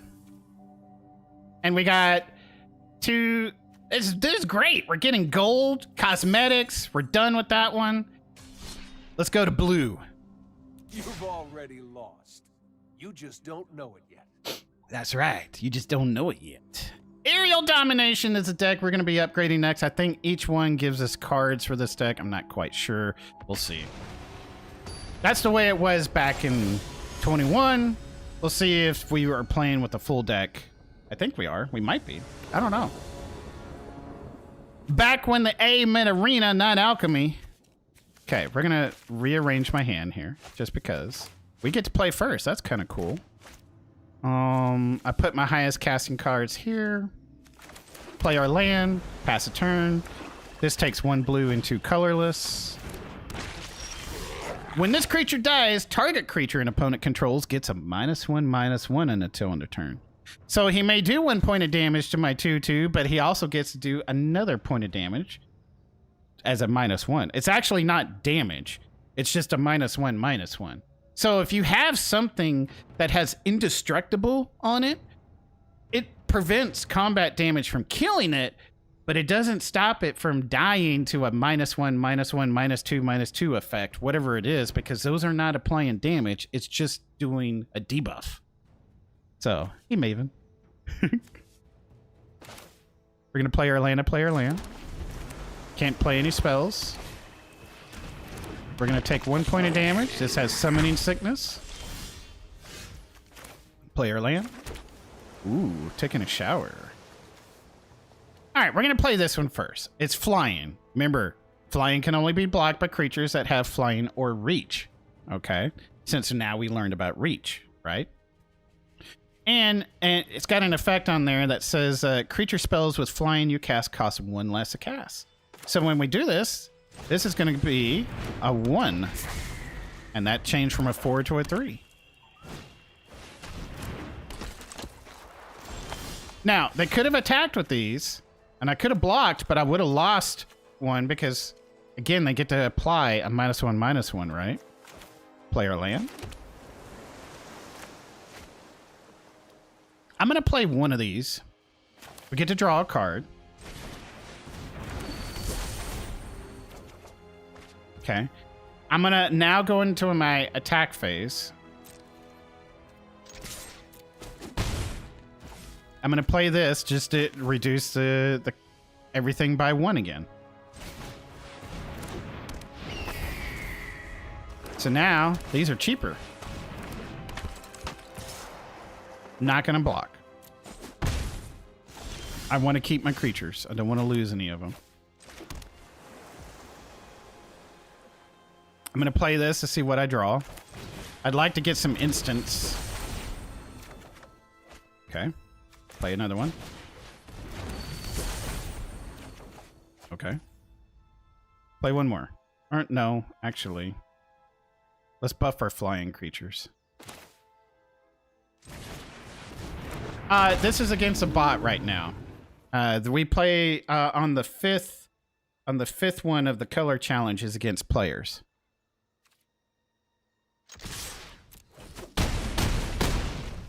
These are all flying, so they fly over everything. Well, that's a problem. Or is it? So now, these are all 4s. So I'm just going to send in these because except for maybe one of them. Because I don't want to lose these. These are making everything cheap. But then again, I guess I can lose one of them because I have so much mana. That's a good point.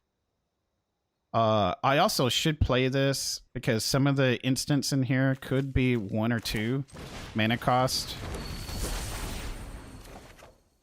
Just like that one. So now I can unsummon something if I really want to. So yeah, I think I will attack all except this dude. So I'll say all attack, pull this one back, declare those 5 attackers. Okay, they'll just take it and we'll move on to the next game. I mean, we had lethal anyway because they can only block 1. But yeah.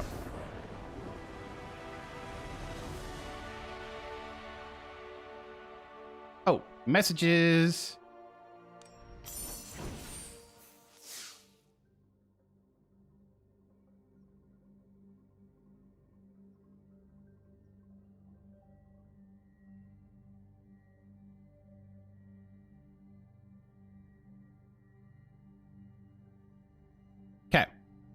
Playing, so yeah, the fifth one here in the color challenge is what... is this upgraded to the max? I guess so. It's already upgraded. Yeah. So back in 21, you had to play cards to upgrade and trade out some cards. But yeah, looks like you're just going through here and just getting the experience of the deck. And that's a lot of thing that people don't do well enough of is deck testing. When you get a new deck, you should play it. I've always said you should play 5 games with a deck before you decide to make any changes to it whatsoever. All right, like if you get a new deck, like new player decks, play it 5 times before you make any changes. You got to get a feel for the deck. Play this wall, we get to scry, and scry means we get to look at the top card of our library. We can put it on the bottom in the library if we want to. It's also got defender, meaning it can't attack. It can only block. I already got 3 lands coming up. I'm going to put this one in the bottom.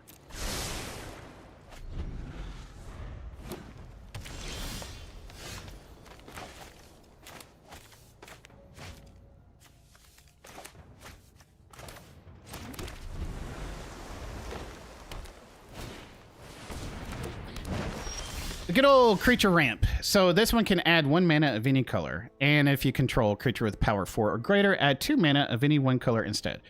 I love this deck, the green deck. It's all about the power 4 or greater. So it centers around this particular motif of 4 or greater. That way you could have beefy creatures and everything. We built this deck out to be a nice playable deck, and I had a lot of fun with it. So we had some death touch creatures, and we had this creature does damage to this creature, and so anytime those death touched anything else, it was awesome. It was awesome. We had some decent removal in it. It was fun to play. Okay, we're gonna get our flyers being built up here by reducing their mana costs. We pass the turn naturally because this can't attack, being a defender. Now, these cannot be tapped to add mana because they have summoning sickness. They can block, which is interesting because summoning sickness is supposed to be this idea that it's still being summoned. It's missed, right? But they can block. Anyway, someone didn't think that through as far as my geek brain goes. But and if someone else can better explain it, feel free. But they can block, but summoning sickness means they can't be tapped either. So if there wasn't a tap symbol here, if it was some pay mana or whatever, you could still do it. But you can't tap it on that turn. Okay, it's got to be able to get out of summoning sickness to be able to be tapped and used. So they can't use these for free mana right now. That's what I'm trying to say. Play our land, 1 each time, each turn. We're going to play this now because it's being reduced and cast. So we can play 2 of them if we want. I like drawing my spell cards before I attack in. But then again, we can attack. It doesn't really matter. He has nothing that can block. We get that 2 points in. Play this then. Get some more tempo out of our deck. We're able to draw more. That's awesome. We got an unsummon now. He put this down, which can reach. He's... Okay. We'll block that.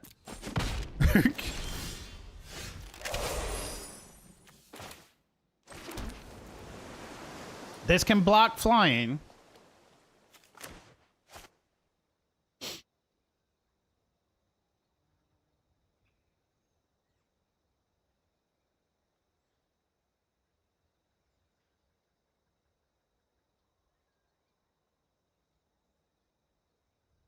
I think what I'm going to do is attack all, find out which one he's going to block, unsummon it, and bring it back. Hopefully it's one of these, because I'd love to be able to draw a card. But how do I force that? I want to get maximum damage in. I don't want him to block this one. This is the one you should block as a player, because it's given value to everything. Or I could just unsummon this and do 6 points of damage now and do 6 points of damage on the next turn. It's probably what we're going to do.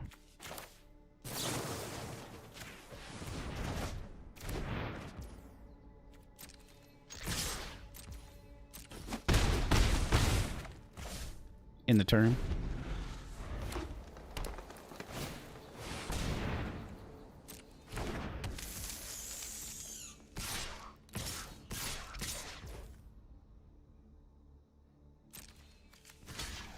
You take 3. They've maxed out their mana, so on their end step,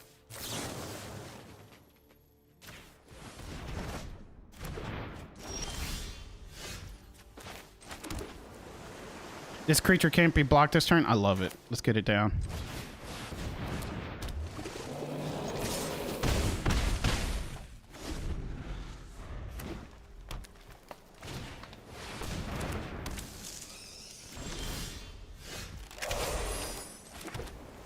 Activate this.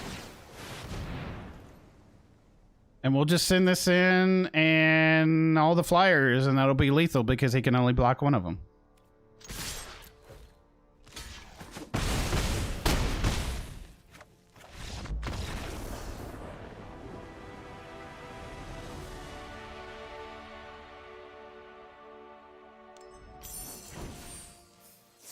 Moving on to the next.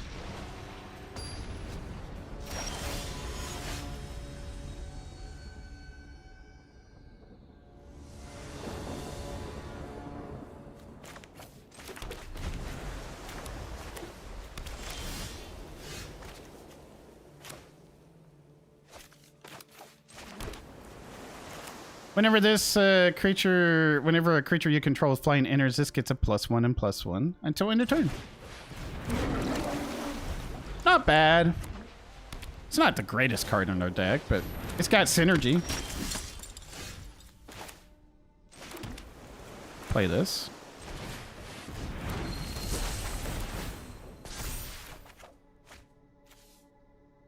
And we'll attack.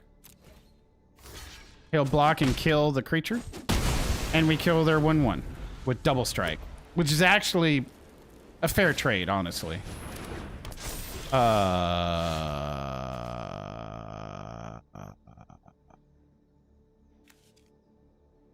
Well, I think the computer misplayed.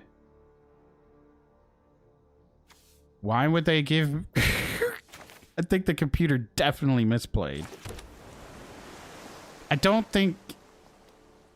think somewhere in the programming that was supposed to get it, but there wasn't an if statement made if this doesn't exist.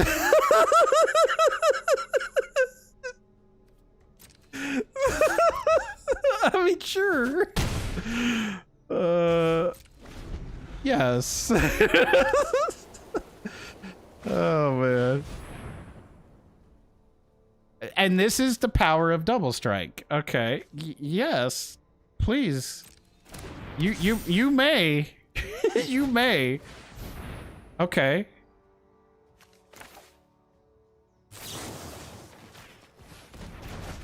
And now your spell will fizzle. All right. Because we resummoned it back to our hand. And we get to play it again.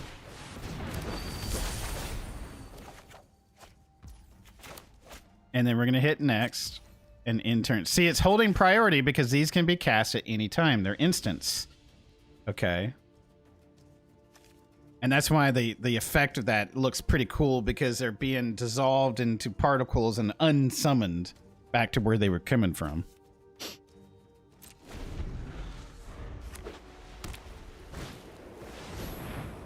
Double strike going down. Pacifism. We will bring this back. His spell will fizzle because there's no target, and it will go into the graveyard. It's still passing priority because I got 1 mana. Now, we could hit skip next time. That way the computer doesn't know we have this stuff, but yes. We're going to play this. It's more of a tempo because I have 3 mana. I could probably draw something else to be able to play just like that. Nice. This is something we'll play if they have that. I'm going to take 6 damage. I'm going to say sure. I have the resources, the life as a resource. And now, instead of unsummoning, I'm just going to bring this creature out, which will return that to his hand.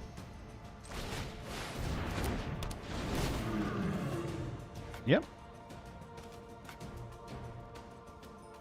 Take action. They lose the enchant. That goes straight to the graveyard. We hit next. We attack in for 4. And then we say end turn. Resolve. That's the only card they got. Hit pass. My turn. I'm not worried about taking 2 points of damage, but I do want to maximize how much my flying creatures do. So this is going to add +3 damage. So right now we're doing 4 + 5, so 9. This will do 12.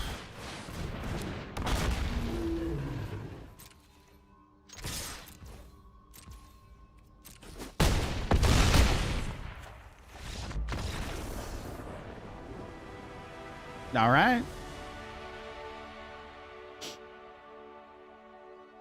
It's fun. I love it. I love it. I love playing Magic.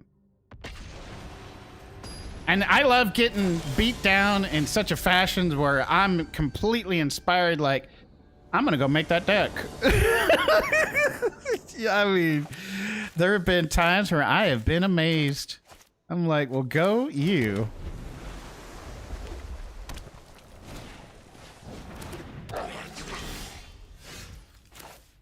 Now, what this does is whenever a creature blocks this, it can create a 1/1 red goblin creature token. Okay. It's got summoning sickness. Can't attack this turn. We're going to get our Waterkin Shaman out. Remember, anytime we bring a flyer in, it gets a 1/1 until end of turn.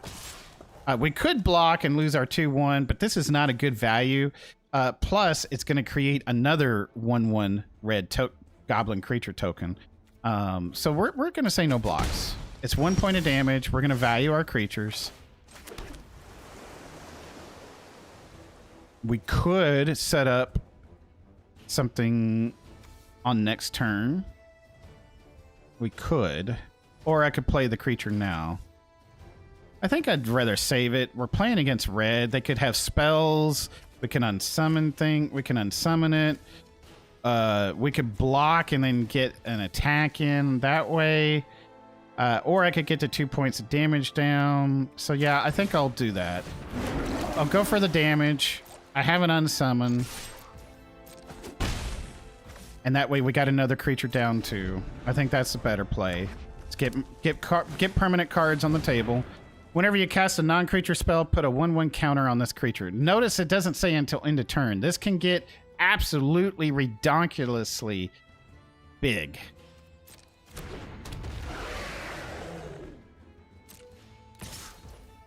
We're gonna pass. No blocks. My turn. Play our land. We're gonna attack in to see if we can't bait a block. Okay then. So we do 4.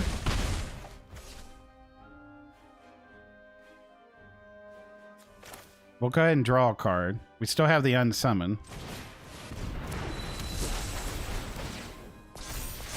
Which I missed damage of 2 points. Mistake. Punt. Punt. I have punted.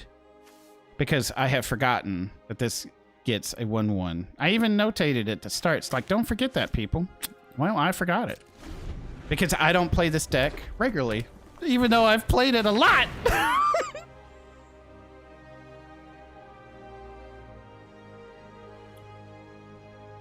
Resolve. Pass. Whew. I thought they had a 1-mana magic spell come into my face. And these were going to get beefed up. No blocks. Pass. My turn. Okay. We're not gonna miss the beat this go around. Flying creatures coming down. It's gonna beef this up. It's gonna beef this up to, we're gonna attack all in. I love it. I love it. Those were the 2 best cards in their deck. Those can get absolutely insane because this would have beefed them up. What? Gain control of target creature until end of turn. Untap it. You could have. They could have. The computer is making some really awful mistakes. They could have gotten my Drake, attacked with it, and then given it back.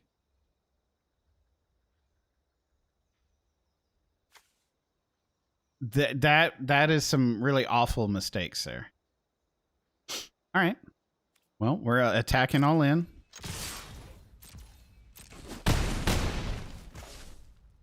And passing the turn. So target creature you control gets 0+3 and gains hexproof until end of turn. Okay. See, all of these spells would have beefed these 2 cards up. It would have been just completely bonkers.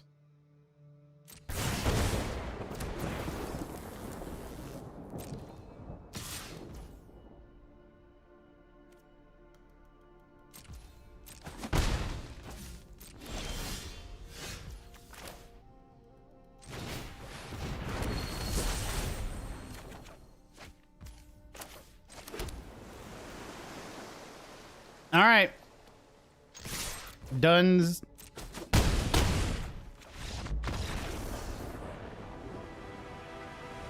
Moving on to the next. Remember, hexproof means they can't target with spells or abilities on whatever is hexproofed. Okay, now we're going to play a player. Remember, it's not about winning. It's just about completing the match. So that way we can unlock 1 uncommon and 2 common wild cards plus a style card. Okay? But we're going to try. We're going to try, all right? And I think we're going to be entering into the starter deck queue because the one deck we played had dual lands on it. So that means those are people queuing up against the starter decks. And there you go.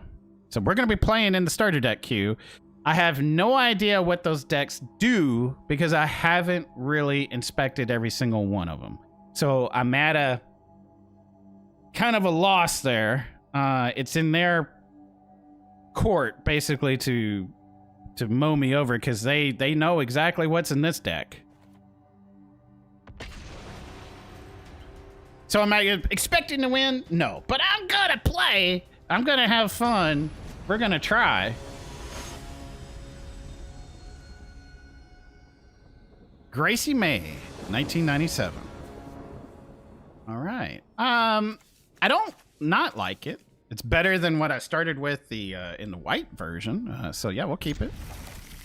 Am I playing against a starter deck or am I playing against, maybe starter deck red? Oh, that is so awesome. We're playing against a mono-colored starter deck. Oh, that is so great. I love it. Let's scry. Scry allows us to look at the top, the thing. I'm gonna pass that down. And it's a defender, so it can attack, but we can block their goblins. That'll be kind of neat.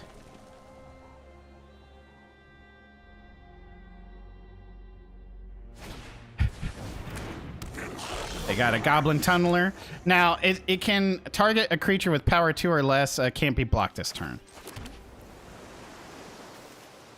Okay, what do I want to do? Probably get this down. It's more of a tempo thing. Because if I get a flyer, then it becomes a 3-2, right? If I don't get a flyer, well then, meh.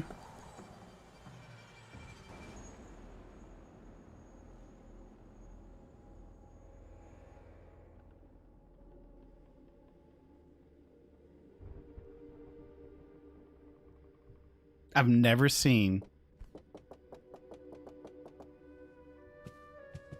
This is some kind of play mat.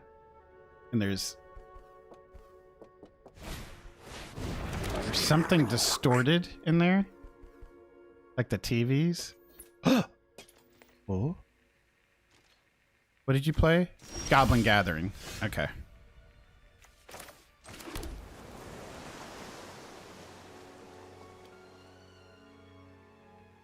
Well, how about we get something that can actually block these goblins?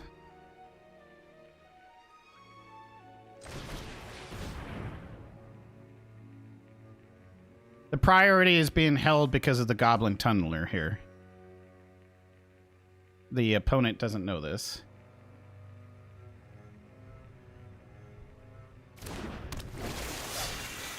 And the priority is still being held. There we go. We are not going to attack in. Remember, my deck has flyers. These are just kind of troops on the ground, to speak.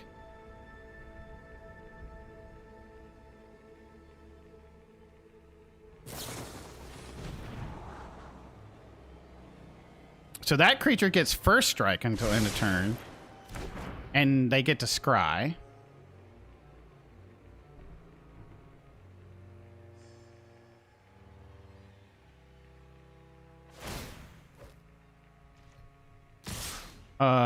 Okay, so they misplayed here. Target creature power 2 or less can't be blocked. Oh, never mind. Can't be blocked. So I cannot block this, but I can block this. So there you go.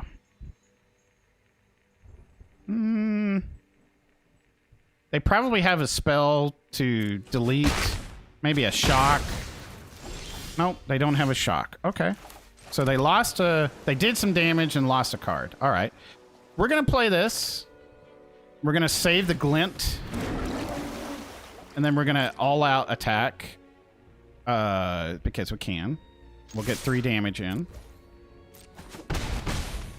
Okay. End the turn. I thought they misplayed the Goblin Tunneler, but its target creature with power 2 or less can't be blocked this turn. That's going to create thingies. I'm going to hit this thing where I'm passing the turn unless they play something. Because I don't want them to know that I have something in here. But then again, I could just click through this. It's fine. All right. Well, if I play this, my water shamans get beefier. So I like that. That'll force them to make some trades, maybe. They're all tapped on mana. I like that, too. The thing holding priority is still the Goblin Tunneler.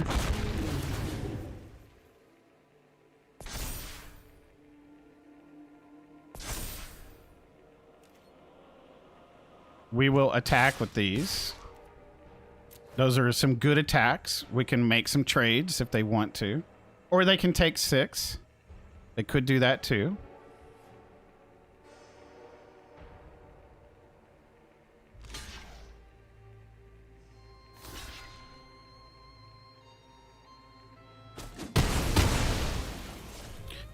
Those are not the trades I would have made, but that is doable, yes.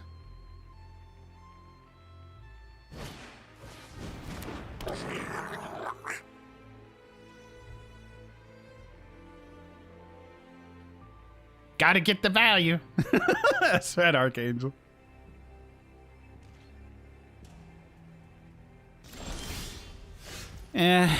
Seriously, a whole deck of flyers and I've only drawn one of them. Yeah. Fine. We will play this to play it. Priority is either going to the Goblin Tunneler or they have a spell in hand.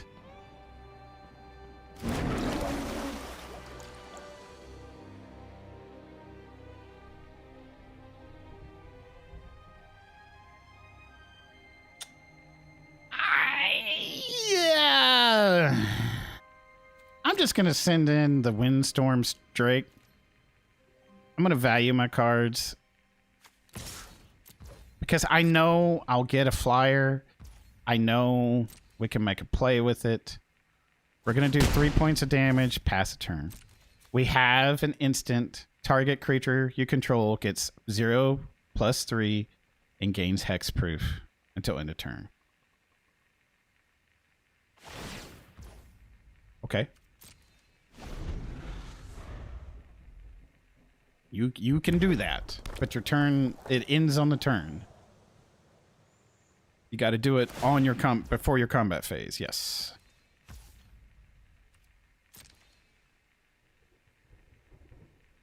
Oh, I'll explain that here in a second. Okay, so first off, we can make some good blocks here. We can block you to kill you. You get to create something. And I think I'll just take the 3 points of damage. Yeah. I don't really want to give you value, and I'm not going to kill it. We'll say my turn. So basically, if I sit here and not hit this button, a timer will come up. And once that timer comes up, I'll burn one of my ire glasses. And then it'll keep, being, take away. So, Pi, you have a great night or day. Welcome back, Ines. I want to see what happens here. Let's attack first with everything.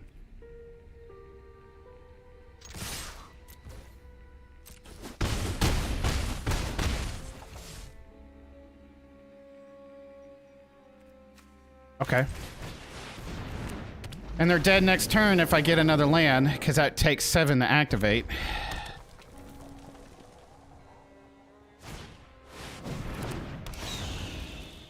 So I take how much damage?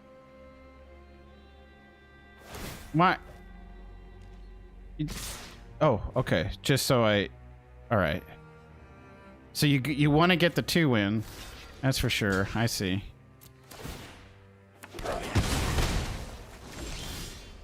Here's the other land. Here's GG's. And it doesn't matter.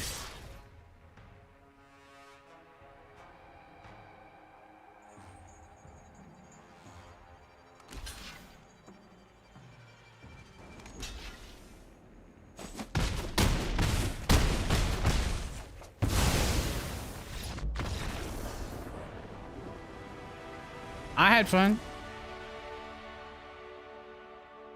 I think it was an even match. It's just RNG.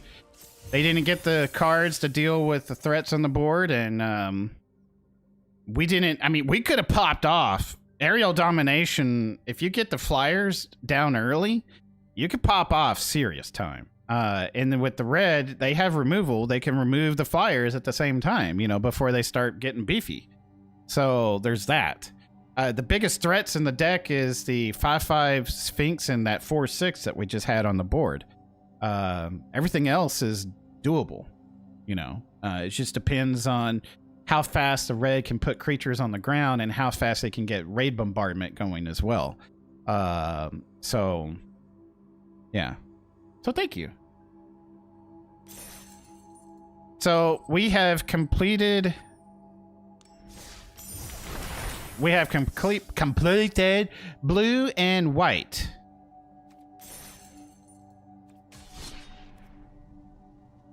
I am going to get some more drink and bio break. So 5 minutes. 5 minutes. No, ma'am. I got 3 more colors and we got to do Sparky after. Is there run ranked games? There are ranked games, but being behind the new player wall, it will not let me play with anyone until I have completed, I don't know. Right now, all I can do is color challenge, Sparky's challenge, or bot match. I can only do these events or bot matches. So there you go. We can unlock all the play modes. For those that are just tuning in, like, how do I do this again? You go to that little gear icon, you go to account, you can hit on unlock play modes. But we're going to go through the entire new player experience just to see what it's all about. Plus, we're getting experience. We're getting some wild cards we can use to make cards with. We're getting, if you're a new player, you're getting some experience in with your new decks. So yeah, pretty cool stuff so far.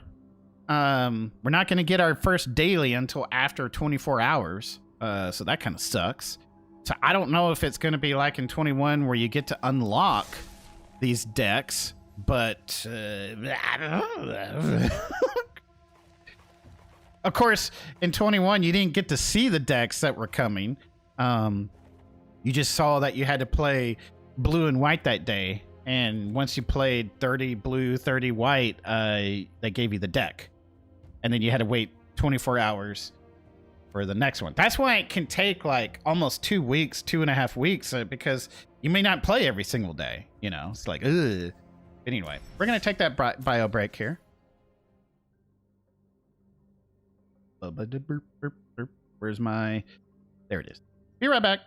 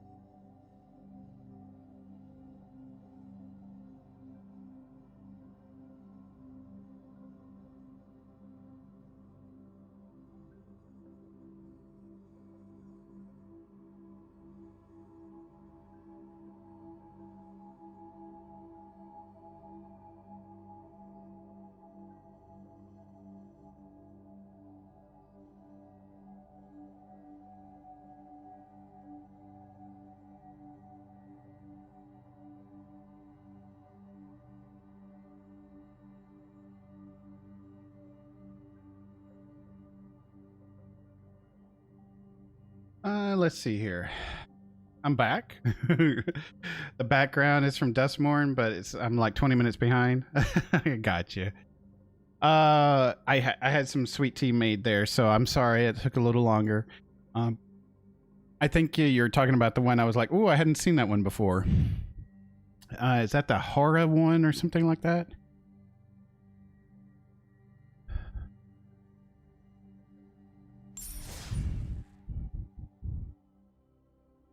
Let's see.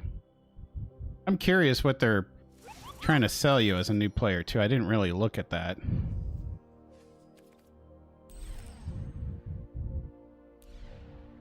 The House of Horror, yeah.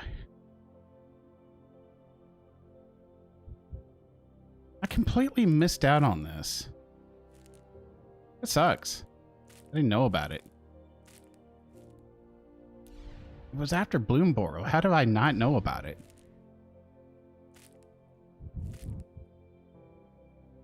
I guess I just tuned out after that.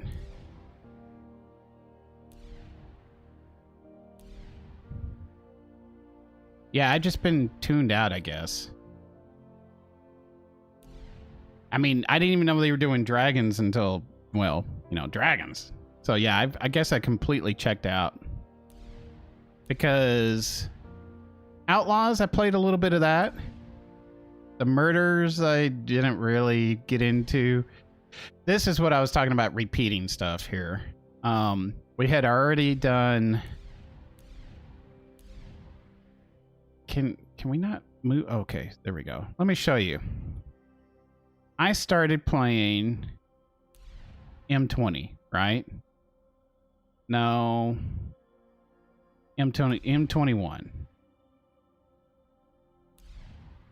As far as arena goes. So we had Zendikar Rising. Chaldeum. That was great. Strixhaven was fun. D&D, greatest. Innistrad. Kamigawa was awesome. New Capenna was awesome.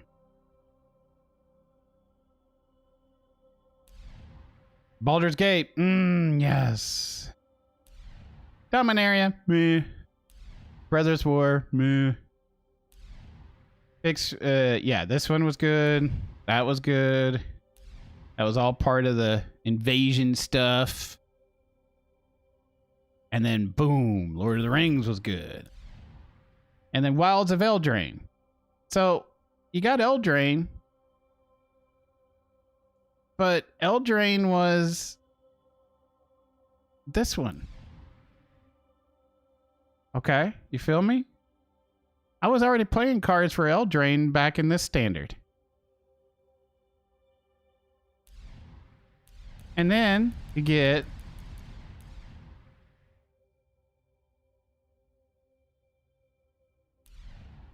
so we got Eldraine, and then boom, Ixalan, which comes from, I don't know, this one?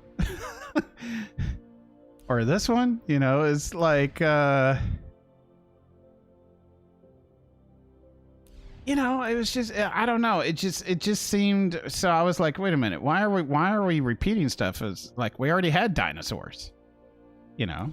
I mean, but, you know, Magic does these things from time to time. So I kind of hit a little of this, a little of that, just because it was too cute not to, but I only played a couple games, and then I checked out.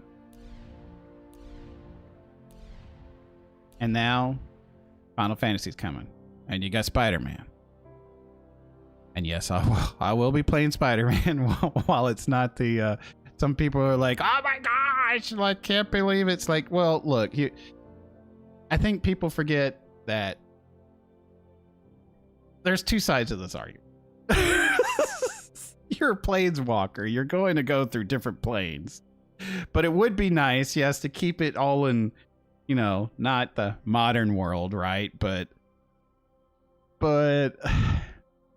whatever. I mean, does it look cool? Yes, it does.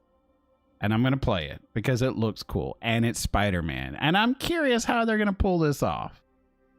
But is it a stretch for Magic? Oh, yeah, it is a stretch, a long stretch.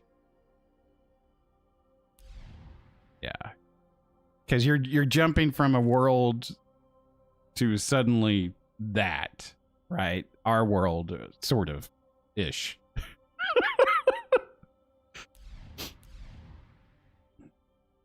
Yeah, it's a stretch. I will say that, but it looks good so far. In my head, it looks good so far.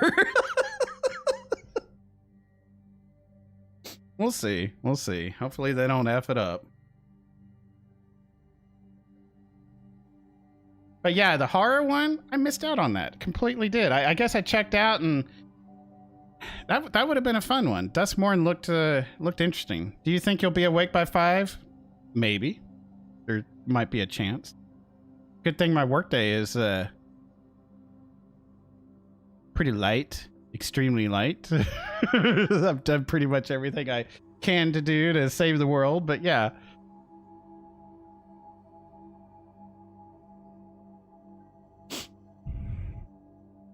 Let's go back to color challenge. We're gonna do black now. The etchings prove my immortality. So we're gonna be playing the cold-blooded killer deck with black mana. The swamps. Playing start our first opponent to die. It's gonna be the green bot. Oh, okay. I might be off by then, Ein, so I could hang out with you if you want. Pardon me, I got the hiccups. Play our 1 land. And let's play some rats with Death Touch. Remember, anything that we fight, anything that this assigns combat damage to instantly dies because of Death Touch. Drink something. That's right. I did bring some tea here.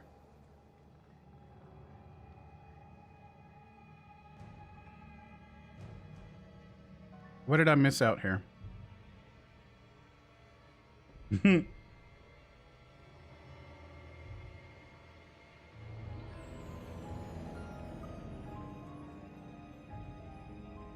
Yep, with ice. Oh, was I was crunching right in the mic there. I am so sorry. I am so sorry. We're going to play our 1/1. Whenever a creature an opponent controlled dies. Oh, it wasn't? Okay. Put a 1/1 counter on this creature. So this guy gets beefier every time we kill one of their creatures. We're going to smack in for 1. He's got summoning sickness. We pass a turn. They play their second. This one can add mana, but remember, because it's got the tap symbol, it cannot add mana when it has summoning sickness. Okay? It can block, but it can't add mana. I won't need another one until maybe 7 or 8 this morning. So I could straight out kill it, which actually would benefit me. So before I do that, let's play this. Okay. And this will ramp into those bigger creatures, which we really don't want. So I'm going to go ahead and play this now. This will give a creature, even though it's an instant, it'll give a creature -1/-1, and it gets an additional -1/-1 until end of turn for each card named Compound Fracture in your graveyard. So these are going to get a +1/+1 because this dies.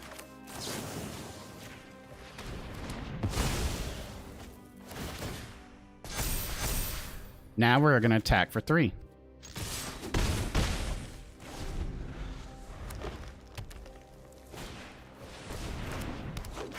Now, had I not killed it, they would have had 1, 2, 3 plus a 4.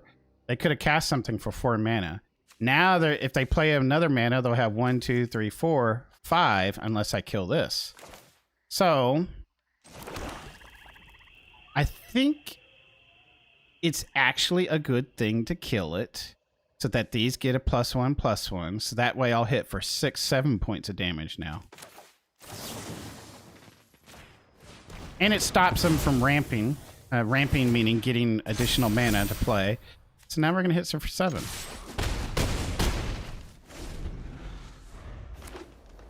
So that's 4 mana. Yep. They probably had some big creature that they needed all this ramping stuff to, but hey, they don't get it right now. We're gonna attack with these. 6 coming in. All right. Oh my words. Primordial Worm, a 7/6 on the board. Well, we have lethal, and here's why. It can only block one of these, right? So we still get 4 points of damage going in. What I could do, and it's actually kind of clever, I could just to cast it. This is going to bring it down by -3, and then this will straight out kill it.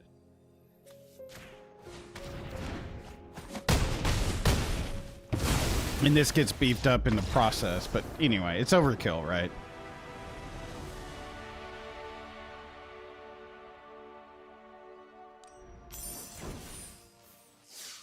All right, playing the white bot now.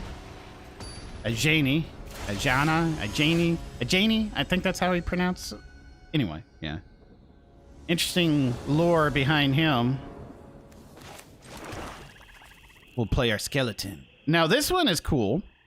Anytime we want, we can return this card from the graveyard back to our hand for just paying 3 mana. That's pretty cool, right? We get this skeleton back every time it goes into the graveyard.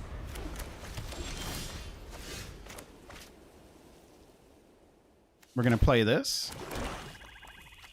Now, yeah, these are highlighting because we can kill our own creature or target our own creature, but we don't want to do that. We're going to keep our creature, pass a turn. It's going to keep passing priority to us because we have these spells we can play at any point. We're going to hit resolve. I'm going to hit pass. I'm going to hit my turn. I'm going to play a mana. I'm going to attack into this, see what they do. Are they going to block? They're going to block, thinking they can kill this. So we're going to do this. That'll make it a -1/-1. We kill their creature instead, ours stays alive.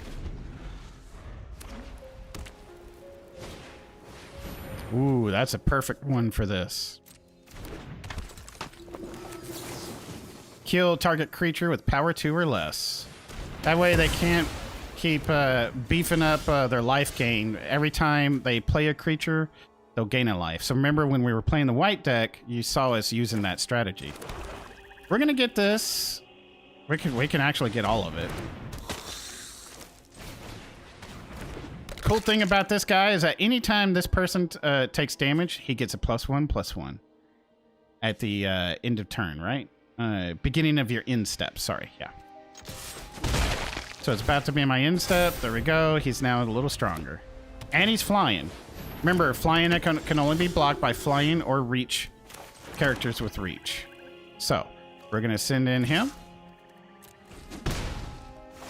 He'll become a 3/3 now because he took damage. This will get a 1/1 because that's gaining life. I am actually going to get rid of the thing that gives him life here.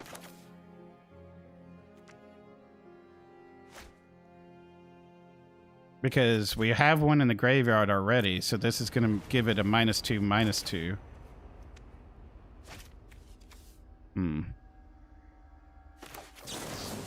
Yeah, let's do it now.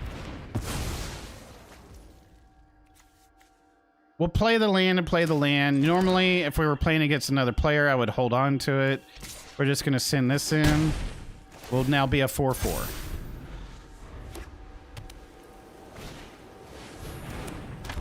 See, these are not scary unless there's ways to gain life. Oh, this is going to be great. We get another Gorger, send him in. It'll be a 5/5/2/2.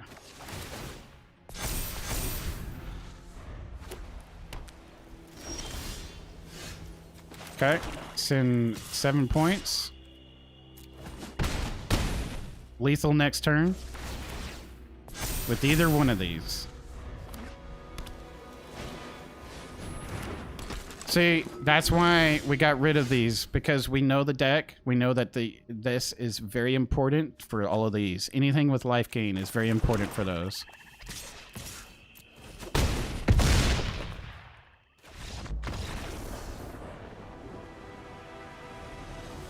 Knowing what cards helps each deck, but also, you know, if you're looking at this, you know that this has value. It's a 2/2, meaning 2 power, 2 toughness for 2 mana total, right? But it also does something else. So even though it's a common card, it's still doing, it's a really high class common card, okay? Because it's not just a 2/2 for value. It's not 2 mana for a 2/2. That's value, sure. But it does something else. So it's, when you're comparing this to things on the board, yeah, this gets stuff, but it only gets stuff based off of a condition. And so removal onto this card, not bad. Not a bad choice.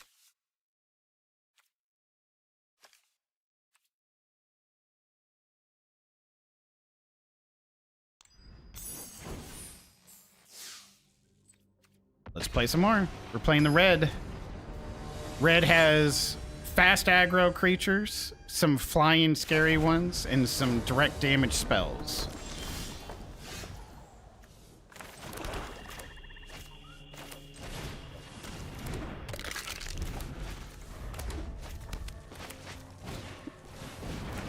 What do you do? So the verbiage in here is lore, when it's slanted like that, right?